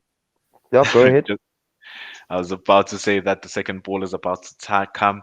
They do need that tight bowling. There's a big appeal as the ball is cut, but it's edged through to Trisha Chetty. She readjusts her lines. Marizan Kaap bowling it just outside the top of off stump. Aliyah Riaz looking to guide that down the third man region, but she only does what Marizan Kaap wanted, and that's to edge it through to Trisha Chetty. The fall of the fifth wicket and the second one in 4 balls for Pakistan. They are on 145 for 5 after 38.2 overs. Now looking a touch bad for the team in dark green.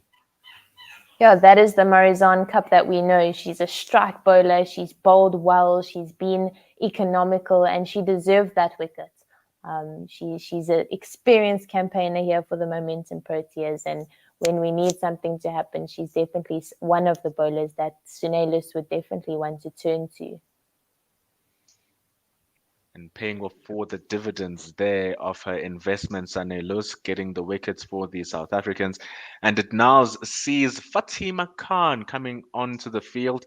The apparent danger lady in Arlia Riaz, who looks to swing at it, has now lost her wicket. Nida Dar needing to take or try to guide this inning into its end as Pakistan are reeling from South Africa's impressive bowling. Marizan Gap for the third ball. She searches as I play a tongue twister. She searches for the block hole there. It's a defensive shot, no run. The type of ball you definitely want to be bowling to the new batter. Fatima Sana able to guide that out. Still a dot ball though for Marizan Gap. Continues her good start. A cheeky little seashells on the seashore there, tongue twister for Mpesh. But we have an interesting. It might be killing here for the Pakistanis as they take another risky single. That one was a touch closer. A good throw there from the fielder. Very, very, very risky from the Pakistanis, but we've come to see that that's what they're known about. One run, and they are feeling the pressure from Marizan Kap here. She is bowling impressively.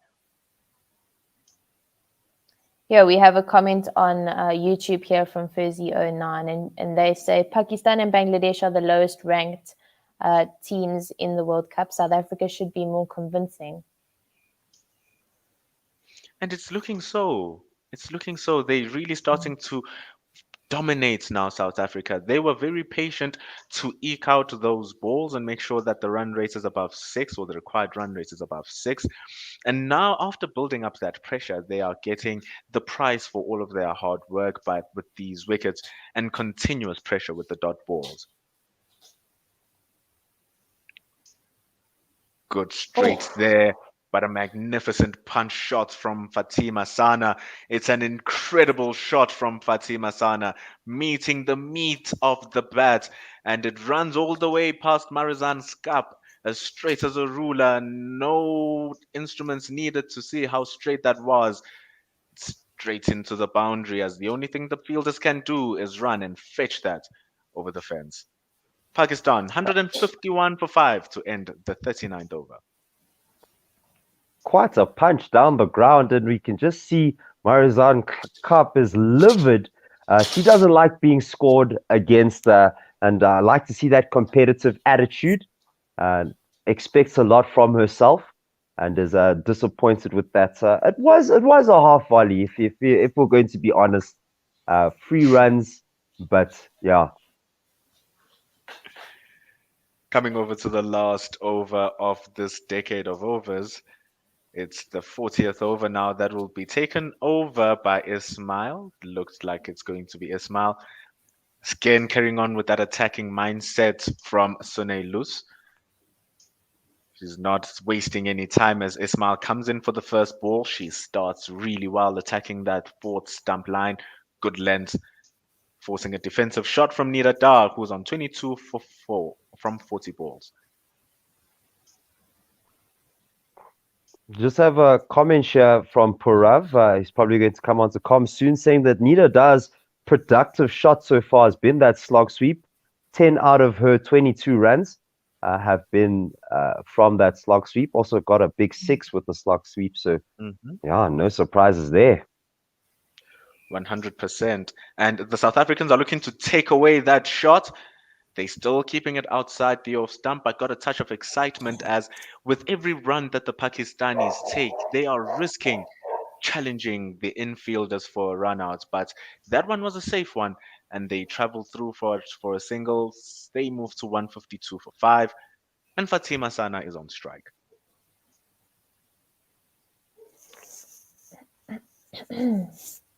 The field now, you see the poles are behind the square, and 1/3 man who's very fine for Fatima Sana. Slower ball, back of a length there from a Ismail. Ball being guided to that lone ranger on the 3rd man. 2 runs earned there for Fatima Sana, able to guide that and use the pace of Ismail against her. 154 for 5. Yeah, just to come back to that comment about South Africa should be more convincing. I 100% agree with that YouTube comment. However, we know that South Africa take a little bit of time to warm up. We saw in the West Indies series that those first 2 games we struggled a little bit against the West Indies, but we managed to pull it back together nicely towards the end of that series. So hopefully that's what happens in this World Cup. And just continuing with that point, except for if there's a ball being bowled now. Just drifting wide there, Zebo. Awesome. And Yeah, one more run. predicted that very nicely. But yeah, the South Africans have shown there's a clear tactic here. They're not really trying to strike and dominate and get Pakistan out for an embarrassing score. It's the key seems to be just dot balls and building the pressure and really only striking towards the end of the innings with scoreboard pressure. So I wouldn't say that it hasn't been convincing. There's a clear tactic here. And I think that's a tactic that can work for good teams and bad teams, you know, if you get my drift. Yeah, no, definitely. And almost lucky, not to say that Pakistan and Bangladesh are bad teams, but they are ranked lower than the others. Luckily that South Africa had them in the first 2 games of this World Cup. A good way to build momentum coming into a tournament, just to ease your way in and build up towards the semi-final. It could be a good for the South Africans. Yeah. 100%. They had the time to acclimatize themselves to the conditions. Such we see the result of not doing that. You can reference the South African test match against New Zealand, the first one. So having 2 games under their belt has been very beneficial for them. As Marizan or Ismail comes in for the last ball of the 40th over. It's nice and straight. And there's that miscommunication. And she misses the stumps. She misses the stumps as Nida Dar was caught halfway down the crease. She thought the single was on, but it clearly wasn't. The striker was ball watching, but still, the extra cover was right there. And she misses the free throw. Marizan Gap was not there to back up and help the shy. And they survive and see another day. It was an open chance. You know what? I take it back. The chances that South Africa have been missing on the field or in the field, they really should have been taking their run-out opportunities a bit better, a bit smarter. There were some close ones, but just throws just not in the right place. There was that one that Trisha Chetty had to pick up from like literally her head from Tasman Brits. And you would expect that with the running between the wickets we've been seeing from Pakistan, that there'd be a lot more wickets. So South Africa will be looking to, in the next game, just tighten up the fielding. Yeah, definitely. Having said that, though, Pakistan's playing high-risk cricket. That's true. That's true. Yeah. But imagine getting over the line with this high-risk cricket, like continuously putting pressure on the fielding team and exposing bad fielding, but then getting over the line. That could be crazy. I saw it in under 13s cricket. But that's a viable thing you can do with a bad fielding team. Yeah, high risk, high reward. Yeah. Exactly. Ayabonga Kaka is back into the attack, replacing Marizan Gap. She's looking to make those tactics a bit more difficult for the Pakistanis. And also, in the work that they have to do, it requires a lot of stamina from the Pakistanis because it will need them to run a lot, given how defensive South Africa's fielding placement is. Now with the sweeper guarding that cover area, even if the ball goes out in the midfield, it forces the batters to run. Yeah. Another good single here, this time much more safer. They seem to be coming back for 2. Are they coming back for 2? That is fantastic running from the Pakistanis. Absolutely great stuff. Challenging Tasman's Brits Olympic arm. And they come out the successors to the Pakistanis. Wonderful batting. Yeah, I mean, I understand the way that the South African team is fielding at the moment. They are being defensive by having those fielders on the boundary, but then allowing the Pakistan batters to take that second run is like not helping the situation. 100%. Cumulatively, when these ones and twos come together, they do bring out some runs for the Pakistanis. But I'm sure they'll be wanting to preserve a touch more of their stamina as we see Nida Dar having to grasp for some air. She's sweating mountains and mountains of seas of water. It's hard work for the batters out there, and it's a hot day with the lights being on.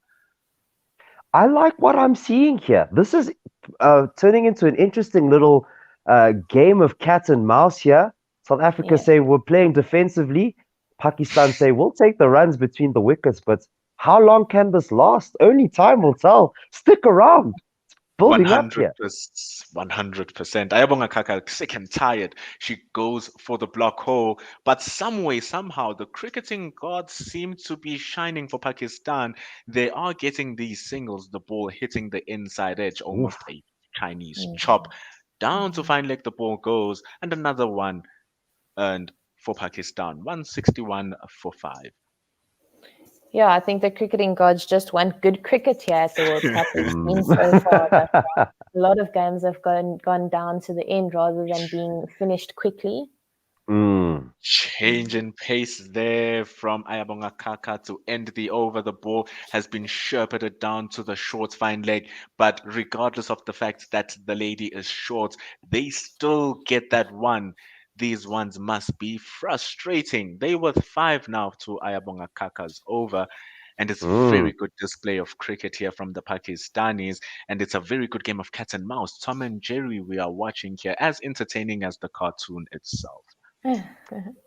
This is how you put a fielding team under pressure. This is how you expose. Oh, Tebo, I'm sorry to cut you off. No, being do it. seconds behind from the stream, Ayabonga Kaka throws it full. It seems to have missed the bat and hit the very bottom of the pad. Oh, cheers. Looking plumb. You understand why I Cheers. had to cut you. Yo. So Fatima Sana has reviewed that, but it's looking dim for the Pakistanis. Yes, Ayabonga Kaka has struck as it stands. Banana, ba-da-da-da. Hey, that was plum. Yo, it was full, literally by the ankle. Yeah, that's a desperate review here from Fatima Sana. And you could feel the desperation of the Pakistanis. It's been permeating through their playing. And you definitely feel that that's what's going on with this review. But please take us through it. You can see that she's just a touch over the batting crease. The ball did pitch and it's moving towards that leg stump, but we can't really back that out because she did claim a wicket like this time pitching on off and leg. It's very full. The impact is on line and it is again hitting that leg stump, the middle of leg stump. As you said, Tsepo, Sana is out. She has lost her wicket. She's lost a review for Pakistan. They've lost their second review.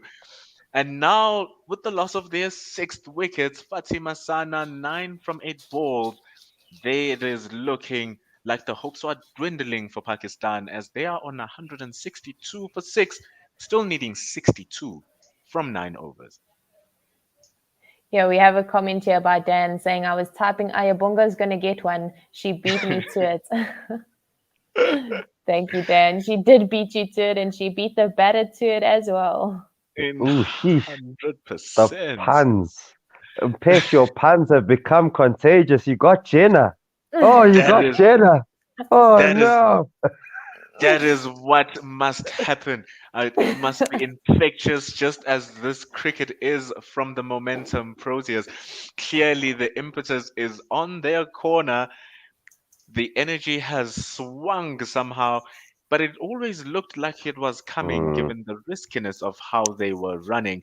And even that LBW in itself, if it was not contested to be out, there was a miscommunication between the runners and there was another chance again for the South Africans. But they did get it. Ayabonga Kaka striking as she normally does. Now 2 for 27 on her 8 overs. See, Sidra Nawaz come to the crease here, 27-year-old, and she's going to be looking to do something here with the bat to help her team get over the line.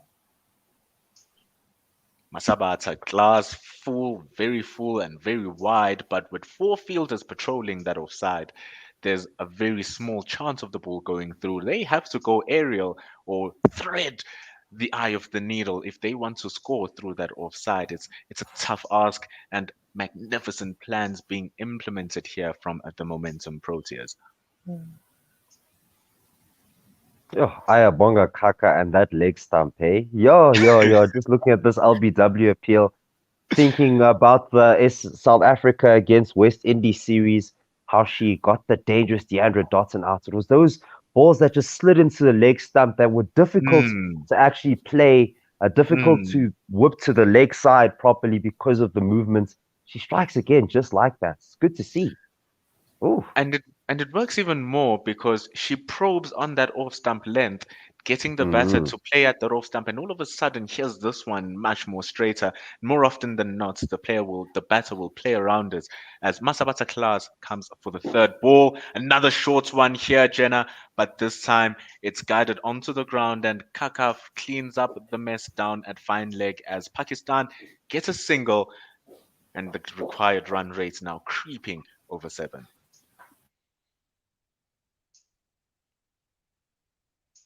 Now, South Africa very much in control of this matchup at the moment. Run rate continuously just creeping ever higher and higher. And Pakistan's hopes dwindle with every tick of that run rate. 100%. Even the win predictor now has weighed its figures and says that South Africa are tipping the scale on 88%. Masabata Class almost making that a 7th wicket as she targets that block hole. But Sidran Nawaz places that bat, making sure that the ball doesn't infiltrate her defenses. Very good bowling. And what you want to be bowling to a woman who is fresh on the crease. She's on 0. She was her first ball. So very good bowling from Class here. And Sidra Nawaz definitely in the team for her glove work, just averaging 8 at a strike rate of 47. Everyone in Pakistan will be hoping that she's able to change those numbers. Masabata Class will be looking to make sure that those numbers don't change as she bowled one wide that time, restricting that running and forcing the batters to play on that offside, which is yielding no runs for Pakistan so far. Fantastic ball there from Masabata Class to end the 42nd over. Hands on heads as the ball narrowly misses the off stump in between bat and pad to end. Oh, it was just outside the edge, almost clipping the edge. And it ends the 42nd over for Masabata Class and the South Africans. And it's a good one that just went for a single. And South Africa are now starting to screw that in and make it tough for the Pakistani batters. Yeah, anything can happen, I think, with Nida Dar still at the crease. As you said earlier, Tepo, that she can hit the long ball. And if the runs to balls are not too high, and they do manage to get a couple of singles in here going at 4, 5 and over, then the last 2 overs could be quite interesting, obviously, as long as she's still at the crease. The slowest of slower balls you will ever find from Ayabonga Kaka, bowling that one in reverse as the ball is defended by Nida Dar to start the 43rd over. Good change and pace variation here from the South Africans. And another compliment to Sane Lus that I must point out. There are 8 overs left, and the attacking pace has been the attacking factor for the South Africans. Ayabonga Kaka bowls another slow one. She shimmers down the track. There's a chance for another run out, but this time Lizelle Lee doesn't cover on time. And the Pakistanis gain another single here, another risky one, and another slow ball from Ayabonga Kaka, who is looking to restrain the run flow. I don't know about you guys, but I love watching these slower balls. Just the variation of pace, the class from Kaka. It's just exciting to see how she changes up the pace and makes it very difficult for the batters to know what's coming next. Because now all of a sudden a bouncer can come out of nowhere. We heard Jenna talking about how when she plays for the Northwest Dragon, she's the fastest bowler in the team. So I love what I'm seeing. Yeah, I was talking about Masabata Class, but Oh, so I Class. don't Sorry, think, my mistake. I don't think Aya has a bouncer that she shows too often. But yeah, she definitely does use her fingers behind the ball. She rolls her fingers over the ball and just switches up the pace, the variation. She's incredible with that. She loves My flirting and apologies. dancing. She No loves stress. flirting. No, it's all good. It happens to the best of us, Tsebo. Happens to the best of us. Now a long off has been employed as they bring back in the sweeper. Ayabonga Kaka goes for her fourth ball. Another slow ball, but this time it's crossed all the way to the cow corner. Just one run from Nidada, able to switch the strike. Ayabonga Kaka is bowling extremely well and running back to her run up to apply more pressure and quickening the over rates for the South Africans. Just looking at the fielding placements here, most of the fielders on the outside of the ring, on the boundary sweeping, are basically long off, long on, cow corner and deep square leg. So in front of square on the leg side, everything else is stopping the single. So South Africa happy for Pakistan to play in front of square here. 100%. Also shown by the lines that Ayabonga Kaka is bowling. The previous ball just being a wide, and the one before that being very straight, trying to induce the batters to go for her on that leg side. It's either you get the ones, which is not what Pakistan need. Pakistan need a flow of boundaries here because that run rate is over 7 runs and over. So they are okay with giving off these ones as Ayabonga Kaka bowls one again. They are risking another single. They are forcing matters here, Pakistan. Pushing that to the covers, but Mignon Dupree, who has been on her game on that offside field, stops that one and almost gets a run out for her chances. Tight. Desperate times call for drastic measures here, and Pakistan's running between the wickets definitely have a sense of desperation as we see a lot of replays of all the potential chances here, the singles that they were taking that could have been run outs. And yeah, this is what you need to do when your backs are against the wall. You need to try something, manufacture runs. But South Africa really need to do better taking these chances. So back to the drawing board after this game. 100%. 7 of those chances were counted, Tsebo, as Masabata Class continues with the 44th over. Very straight. Is that a leg by? But whatever it was, it is a run for the Pakistanis again on that leg side as Masabata Class drifts to the leg side. And the big problem here for the Pakistanis is that above the fact that they are falling drastically behind from that run rate, it's that for these next 7 overs, they will be facing no spin. It will be on a juicy track with the fast bowlers who are bowling really well, attacking them. Masabata Class has also found her range. She's able to stop that run flow with another good dot ball there. Nice full and straight you miss. I hit. Nidada needing to do something here for the Pakistanis.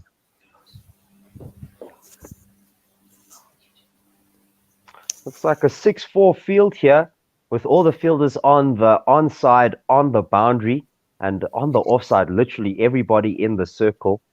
So probably going to see a line on leg stump or middle stump.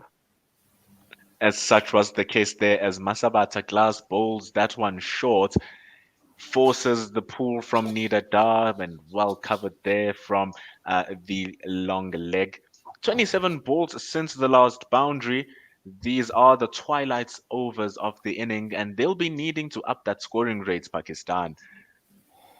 Good ball from Masabata Glass, holding up in the pitch, hitting the top part of the bat, and it just popped into the air for just a fraction of a second. But with the midfielders, no one is there to attack it. It's a dot ball, but positive signs for the bowlers. I think the last couple of deliveries, while Pakistan are hitting the ball hard on the ground, the ball has started to hold a bit of moisture. Excuse me. And I think that Masabata Class is struggling now to get that bouncer to get up. So yeah, but kudos to her for still trying to bowl it, because it's still not going for a boundary, which is a good thing. She has the viable protection for each ball that she has to bowl. Yeah. The Sunny Luz understands exactly what needs to happen, but the Pakistanis seemingly don't because they can't score a free flow of runs here. So it's incredibly good bowling from Masabata class. And the fact that the ball is heavier means it's coming off much more slow and much more work, as you have expressed there, Jenna. Mm. Last ball of the 44th whipped in front of the legs, but Lizelle Lee is there on deep square. That had a crunching sound on it as she smashed that Nidada. Unfortunately, though, back to that great captaincy from Nisane Lus, the momentum Proteas save 3 more runs as Pakistan are on 172 for the loss of 6 wickets. This is after 44 overs where they need 52 from 36 balls. Very tough ask. And our main man, Purav, in the chat says, last 5 overs, 24 runs, 1 wicket. Game changed after the wickets in the 38th and 39th over. Pakistan really started to slow down even more. They weren't really scoring at a prolific rate. Tried to accelerate against Klaas, but then she had the last laugh with her last ball in the over, getting the set batter out. So control very much here with the South Africans. They'll be very happy, and the bowlers will be happy as well, as they've all the fast bowlers have bagged their share of the 6 wickets. With Marizan Cup continuing now, the 45th over, we see they're already running halfway down the track before the ball was even bowled. Sidra Nawaz wanting that strike and wanting to rotate it for the Pakistanis. Dot balls are absolutely bleeding blood for Pakistan here. They cannot afford to be giving those away. But fantastic bowling in retaliation from the South Africans. Wonderful match of cricket that we are witnessing here. Yeah, definitely. I think as the runs to balls ratio keeps getting bigger and bigger, it is very good cricket here by the South African team. Very good and continuously good bowling from Marizan Kap, getting that to shape away from the right-hander who is Sidra Nawaz, edging that down to third man. No worry for South Africa, no worry for Sonny Lus and the coaching staff in the back room. They don't mind those singles. Bring them all day. They are not enough for Pakistan to topple that 224. Third over of the 44th from Marizan Kap. So you were talking about batters getting down the wickets early, and just reminds me of the new rule that the MCC have brought in. Man-kuns are basically allowed now, called runouts. We can't say that it's against the spirit of the game anymore. So it's been made official, Tebo. Please go ahead. Literally. Jenna. Yeah, I think while it has been made official, it's still not exactly part of the spirit of the game. Laws don't make anything right. We know about this very well. The ball is straight from Marizan Kap, flat batted by Sidra Nawaz. Just for one, though, as mid-wicket collects, still wouldn't mind. But Marizan Kap, as we've been saying, she doesn't like giving away these runs. And as a bowler, it's very frustrating giving away singles because those could be dot balls. But still, from the grander scheme of the situation, South Africa are still in a very happy position as distressed faces are shown by Pakistan. Yeah, I definitely feel that if they lose this one, then all their chances of World Cup glory are basically gone. 3 out of 3 games lost.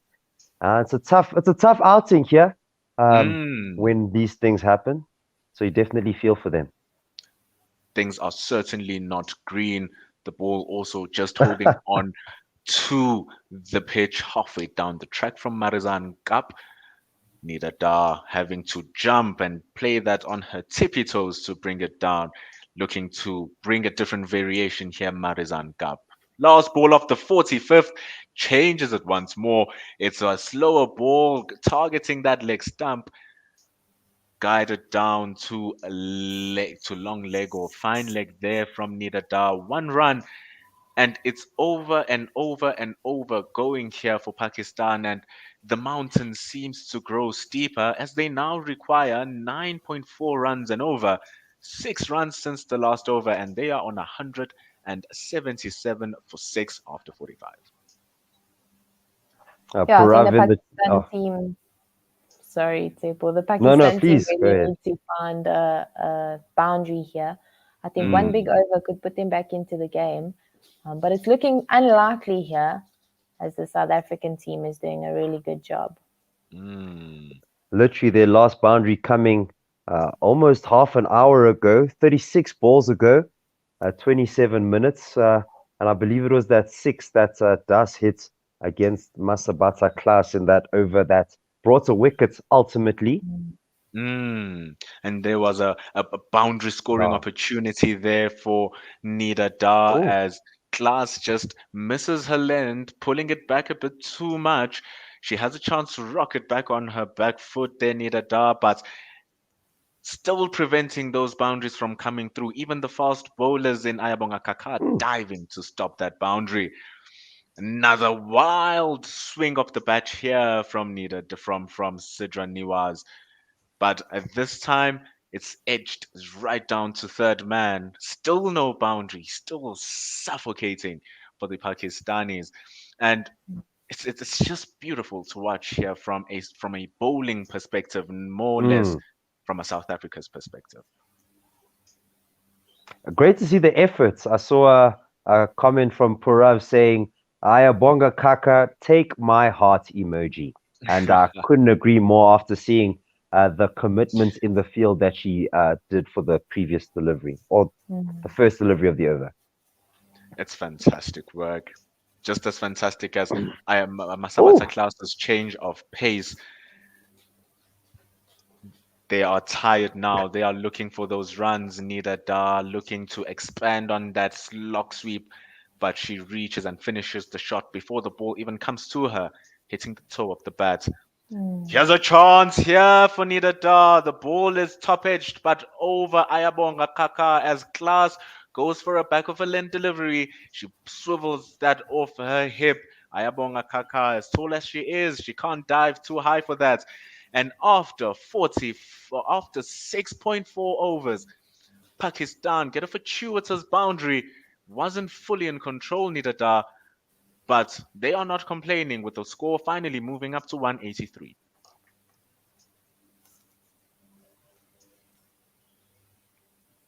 It's been good here from South Africa. Would have been a chance, but good contact with the edge from Nida Dar. Smashes that in front of square, but Lizelle Lee is out there on the square leg. They're going for a second run here as the reaction from the boundary was a bit slow. Very, very impressive awareness from the two strikers. Nida Dar being the one who wants to retain the strike, calls for the second. And after a good collection by Lizelle Lee, the slow reaction and the slow arm, they're able to come for the second. Very good running.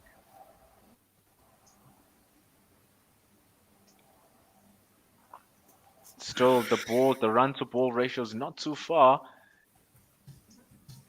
Just a couple of boundaries needed, but here, this is what they might not need. The wicket almost coming here as they went for a inventive shot. Nida Dar going across, trying to lap that over her shoulder, missing it completely, and Trisha Chetty collects, almost running out Sidra Nawaz, but it ends the 46th over on 186 for 6. I'm here. Hi, Purav. Hi there, team. How are you? Happy Friday. Fantastic. Yes, indeed. Taking my leave. It has been fantastic, guys. It was a magnificent game of cricket. Would have loved to take it to the end, but it's off to you guys. Follow us on One World Sports Radio and enjoy ball by ball cricket. Thank you so much. Nida Dar will face Marizon Cup's last over. This one is on leg stump, worked around the corner by Nida Dar for a single down to long leg. 187 for 6. Thank you so much, Mundelo, putting in a mammoth shift here for us and bringing us ball by ball for almost 40, pretty much the whole second innings. So thank you so much there. Welcome, Purav and Jenna. Thank you so much. You're welcome to stay as long as you like, of course. Cup, puts this one on to off stump. It's a bit full. It gets cross-batted swat by Sidra, and it goes down to the wideish long on boundary for 4. Was up in the air for a long time, but mid-on was up in the ring, and it was over the head of the fielder there, running back, couldn't stop it from crossing the boundary. And a good-looking shot there. Everybody's saying that Sidra is a specialist wicket-keeper. Didn't look like it with that shot. As Marizon Cup comes in again on leg stump, and this time Sidra gets down on one knee and works it round the corner for a single at least. And the score moves to 192 for 6, chasing 224. 3 balls to go in the 47th over. Pakistan need 32 from 21. And now all hopes hang on. It would be interesting to see how many balls she can face in 21 balls. Yeah, she needs to farm the strike, but yeah, as I said, that last shot there, Nida Dar pulling that one across the line from in front of the stumps, the line on middle and leg there, and they take a single to mid-wicket. Yes, Sidra, let me just get the name right here. Sidra Nawaz. Sidra Nawaz, that's it, thank you. Not Sidra Amin, Sidra Nawaz. There we go. Jenna, as a one-down batter, how would you approach the innings from now? What would you do if you have to get your team home? Oh, tough. Marizon Cup wide outside off stump. It's full, and Sidra Nawaz takes a wild swing at this one. It loops up into the air to backward point, and what an easy catch there for Laura Volfort, I think, who took that one. She just tried to play the expansive drive, and Laura Volfort swallows that at backward point. 7 wickets down for Pakistan. Sidra Nawaz goes for just, let me see here if I can get 11 the runs of scorecard updated. 11 runs. Thank you so much for that, Purav. And yeah, there you have it, 11 runs. Nida Dar getting some libation there. She's down on her haunches. 1 ball to go in the 47th, 193 for 7. And Diana Baig comes to the wicket to join Nida Dar. 31 now needed from 19 balls. Surely it's South Africa's game to lose from here. Yeah, I think just to come back to your question here, Purav, I think it's vital that the new batter makes sure that they get Nida Dar on strike as much as possible here. That would be the task at hand. But as Nida Dar, I'd be looking to take some calculated risks. Obviously, you don't want to leave it too late, but you also at the same time, you've got to be doing all things at once. Nida Dar fetches this short delivery outside off stump and just manages to roll the wrists over it down to wide of long on for a single, and she will retain the strike. That is the end of Marizon Cup's 10 overs. And she has bowled 10 overs, 2 wickets, 43 runs. So good performance from her, 34 dots and only conceding 4 boundary fours, one of which was a sharpish chance that she rued, and the required run rate now exactly 10 with 3 overs to go and 30 runs needed. Yeah, we have a comment here by Chris, and he says on YouTube, I'm a little bit scared. But Chris, does that last wicket make you feel a little bit better? I think it would definitely make me feel better. And, out of the last 3 overs, possibly Marizon Cap? Possibly Shabnam Ismail would bowl 2, and Ayabonga Kaka would bowl a penultimate over. Spot on there as Ismail comes into the attack, bowling her 9th over the wicket to Nida Dar, who swats this one from her off stump down to cow corner, and it's thrown in, but they come back for the second on the throw. And Shabnim Ismail is not impressed by that effort in the deep. Good running by Pakistan. Took on the arm of Masabata Klaas, it looked like. I'm not sure who that was. Yes, it was Masabata Klaas, and just a looping throw, allowing the second run to be taken quite comfortably. Nidada on 49 of 68. Shabnim Ismail goes into that fourth stump line, and it's just deflected down to third man for a single. Oh, they want to come back for the second, as Trisha Chetty has to run away from the stumps to collect, but that's would have been very foolish. Nidada gets her 50 of 69 balls. Well done to her. 197 for 7. 27 needed from 16. And, I can tell you, Otto, that bowlers are never impressed by the effort of the fielders in the deep. Never. Indeed, that's the case again. So Shabnim Ismail comes over the wicket to the left-handed Diana Baig, and this time she attacks the off stump. Diana Baig comes down the pitch to try and get the single, but it's straight back to the bowler, no run. 197 for 7, 3 balls to go in the 48th. Yeah, just to touch on that, as a bowler, never being happy with the fielders. Shabnim Ismail is a very aggressive player, and she plays her heart out on the field. So as a fielder in the deep, you want to be making sure that all the time, but especially to her bowling, that you're doing the best work as possible. 27 needed from 15. Shabnim Ismail attacks the middle stump of Diana Baig, who swats across the line, gets an inside edge, and it goes to backward square leg for a single. 198 for 7, chasing 224. 26 needed, or 14 for Pakistan to win. 3 wickets needed for South Africa to win. And 2 balls to go in the 48th. So Diana Baig looks like she got struck on the arm there. She's just removed her glove and checking something there. But she seems okay to continue. Nidada on strike. Facing Shabnim Ismail, full on off stump, and a wild swing across the line, inside edge. How did that miss the wicket? And it goes to fine leg for 4 runs. Fortuitous runs for Pakistan, gets them over 200. 202 for 7. 22 now needed from 13. This is not over. And could this be so close to leg stump? Could this turn the fate of the game, Otto and Jenna? Yeah, it definitely could turn. We've been saying that they just need a big over to get them there.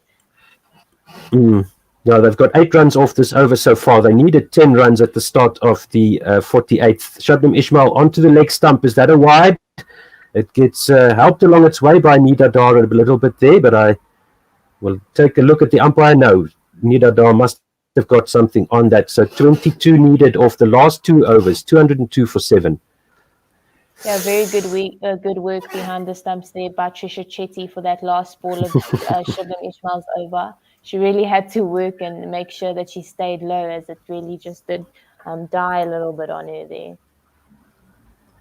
You see, Bisma Maroof has got a baby on her shoulder there. Nice to see that they've got the kids there in the dressing room with the Pakistan team.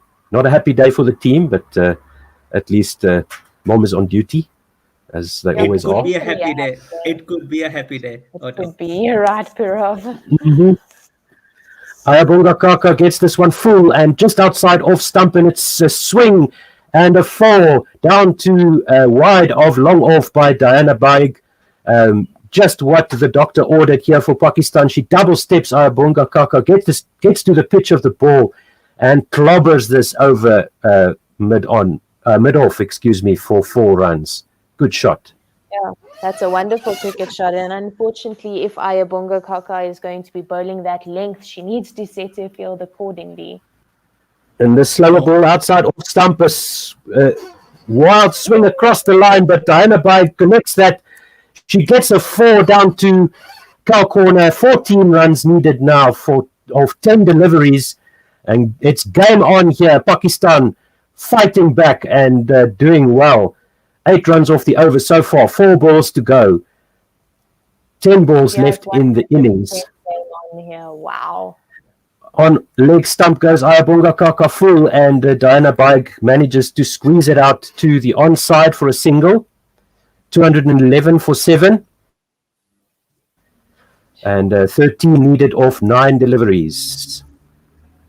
Wow. This is all Yes, happening here. Percy 09 also says here 11 per over is possible. Both of these women can hit sixes.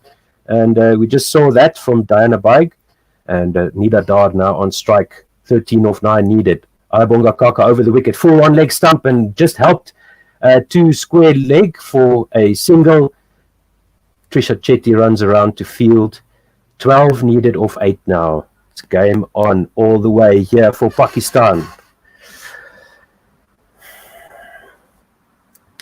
So Diana Baig on strike again, and Burov points out to us here in the chat. This is for number 12 and 13 of Diana Baig's career. She plays this one out to our corner once again, fielded at long on. They're coming back for the second. Ayabonga Kaka gets the ball onto the stumps, but I think the batter was safe there. Coming back for the second was Nida Dar to the non-strikers end. 2 more runs to the total, 215, I think it should be. Or 213 for 7. This has become quite a close game here towards the end. I think you can never talk too soon. But the Pakistan That's why we love cricket. That's why we love cricket. See, Ayabonga Kaka gets the ball down onto the stumps, and she's short. Nida Dar is run out. So good work there by Ayabonga Kaka, attending to the stumps with the throw coming in from the boundary. That's the 8th wicket down for Pakistan. It's 11 runs now to win. It's 212, I think. Not sure. The scorecard will update soon enough. 213 for 8 is the score. 1 ball to go in the 49th. And Nida Dar has to walk back. She scored 55 of 72, getting her team very close to the line, certainly in a winnable position, putting up a fight right to the bitter end here. And so good to see Pakistan giving South Africa a run for their money. Diana Baig, having made it back to the striker's end, will face the final delivery here by Ayabonga Kaka. And just outside leg stump line, they scamper through for a quick single. 49 overs gone. They will need 10 runs off 6 balls. 214 for 8, chasing 224. And Shabnim Ismail will have to defend 10. Oh, this is definitely not an impossible task, especially with the pace that Shabnim Ismail has on the ball. It's going to be difficult for her, but backing of the fielders that we've seen from the Momentum Proteas here the whole morning here in South Africa is definitely something that's going to help us pull things over the line here. Now, that last one was a leg bye for Diana Baig, but she manages to get off strike, and 11 runs off that Ayabonga Kaka over means that South Africa have 10 to defend. Shabnim Ismail needs to defend 10. Pakistan need to score them. Shabnim Ismail goes to Diana Baig. She swats across the line, into the ground, down to cow corner, coming back for the second. The throw comes into the non-striker's end, but it's not close enough to the stumps, and Shabnim Ismail lets it go past. They went back for the second. 8 runs needed off 5. What a finish we have here in this Women's World Cup game. And if that throw had been a little bit more accurate, I think that Nashra Sandhu, who's joined Diana Baig, would have been short there. She hasn't faced the ball yet, but Diana Baig is making sure that she gets back on strike as Shabnim Ismail comes in for the second delivery of the 50th over. This one is a top edge, high up into the air. Shabnim Ismail runs after it and she catches it. Diana Baig is out. Caught by Shabnim Ismail, bowled by Shabnim Ismail. And Pakistan have 1 wicket left, 216 for 9, 8 runs needed off 4 balls. And Diana Baig goes for 13 off 9. Wow, what a finish. And what a terrific catch under immense pressure. This was... Yes, she was... she was running all the way off the square there to mid-on was Shabnim Ismail as Diana Baig played across the line, got the top edge that gave Shabnim Ismail enough time to run around and catch that. Good catch. Yeah, very good catch. Definitely when things are down to the wire, Shabnim Ismail is someone who you can count on. She has big match temperament, and she's definitely someone who trusts herself. She's very confident, and she'll get the job done for you. It's all or nothing with her. Yes, no, most definitely. And she's got 8 runs to defend from 4 balls. Pakistan are so close. 8 more runs needed, and South Africa need 1 more wicket, or they need to defend 8 or 4 balls. Shabnim Ismail goes onto leg stump full and just helped along around the corner to find leg for a single there, and that will be Nashra Sandhu off the mark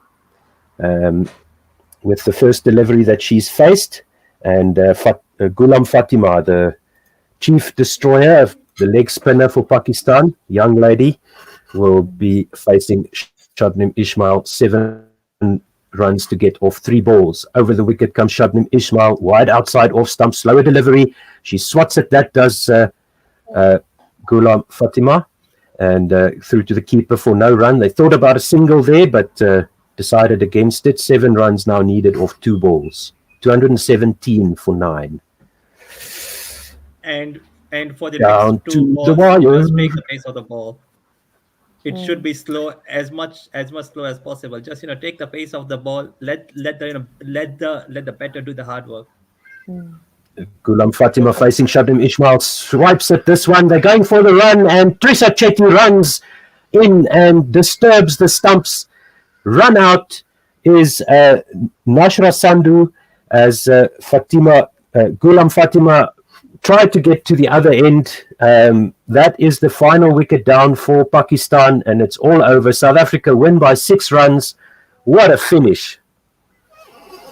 What an excellent game of cricket we witnessed. What a show by both teams.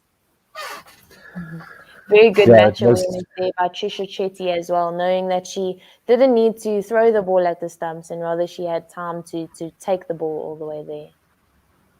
Yeah, we see extreme disappointment for Pakistan, elation for South Africa. It looked at one point like Pakistan were dead and buried, but in the end they managed to fight back and almost getting over the line, chasing 224. They fall 6 runs short, and now they've played 3. This is their 3rd match, for Pakistan. Yep. Played 3 and lost 3, so it's looking very glum for them. And South Africa have now got 2 wins from 2 outings, but it has to be said, batting looked shaky at times. Fielding wasn't so good from the Proteas women, some bad deliveries here and there, just letting go of the pressure. But we'll take the win in the end. Jenna, will you mind taking us through the scorecard as we close it off here in this clash, or let me do it? Let's see if we can get the scorecard up here. Okay, so we're going to go through the Pakistan batting innings. Nahida Khan and Sidra Amin opened the batting. Sidra Amin was the first wicket to fall on 26 for Pakistan. She scored 12 runs of 14. She was caught Lizelle Lee at slip, bowled by Shabnim Ismail. That brought the captain Bisma Maroof to the crease. She was dismissed first ball duck by Shabnim Ismail, caught by Sunay Lees. Umaima Sahil then joined Nahida Khan, and they amassed a mammoth 69-run partnership before Nahida Khan was LBW bowled by Ayabonga Kaka for 40 off 71. Nida Dar then came to join Umaima Sahil, and they also had a huge partnership of let's see here, 49. If my maths are correct, 49-run partnership between Sohail and Nahida Khan before Omoma Sohail was Courtlis Ali bowled Masabata Class for 65 off 104. Nida Dar was run out for 55 off 72 by Chloe Tryon. The next wicket to fall. Sorry, I'm getting my things mixed up here. Umema Sahil was the fourth wicket. She was caught lead bowled by Masabata Class on 144, and then Alia Riaz came to the crease, but she also departed without scoring, caught by Trisa Chetty behind off the bowling of Marizon Cup for naught of 2, and Fatima Sana was then next in line to go. She was LBW, bowled by Kaka for 9 off 8, and Sidra Nawaz and Nida Dar then put the fight into the South Africans. They made it all the way to 193 before Sidra Nawaz was caught by Laura Volfort, bowled by Marizon Cup for 11 off 15. Diana Baig then came to the crease, and she was the next wicket. Nida Dar was the next wicket to fall on 213 for 8. Nida Dar was run out by Chloe Tryon and Ibonga Kaka for 55 off 72. Excellent innings by her, taking it very close. 216 for 9 was the score when Diana Baig was caught and bowled by Shabnim Ismail, and Ghulam Fatima was the last wicket to fall. She was run out by Trisa Chetty for naught. 11 extras in the innings. Pakistan 217 all out. South Africa win by 6 runs. The bowling figures for South Africa: Shabnim Ismail 9.5 overs, 1 maiden, 3 for 41. Marizon Cup bowled full 10 overs, 2 for 43. Ibonga Kaka also finished her spell exactly the same as Marizon Cup, 2 for 43. Chloe Tryon didn't bowl too badly, but a bit expensive at the end of her spell, 7 overs, 0 for 29. Masabata Class bowled her 10 overs, 1 for 49, and Sunay Lee's bowling 3 overs for 10 runs. Thank you so much to all our commentators. Thank you very much, Purav and Jenna, for a sterling effort. Jenna from this morning early, taking us all the way through to the end of the match.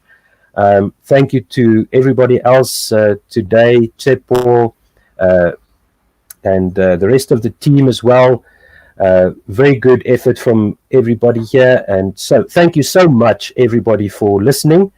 Wherever you are in the world, remember to subscribe to our YouTube channel and ding that notification bell, and you will know the next time we go live. We are going to be covering all the Proteas women matches in this Women's Cricket World Cup.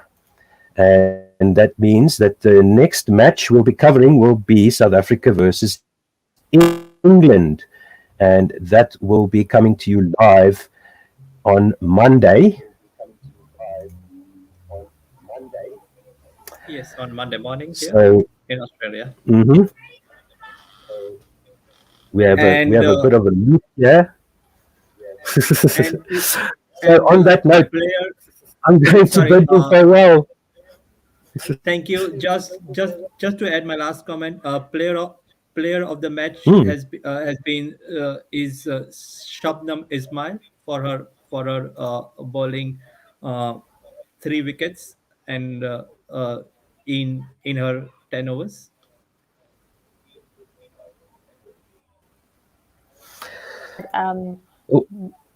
Women's cricket in general is so underrated, and it's wonderful to have the support that we do. And I think more people need to get behind the Protea women and just women's sport in general.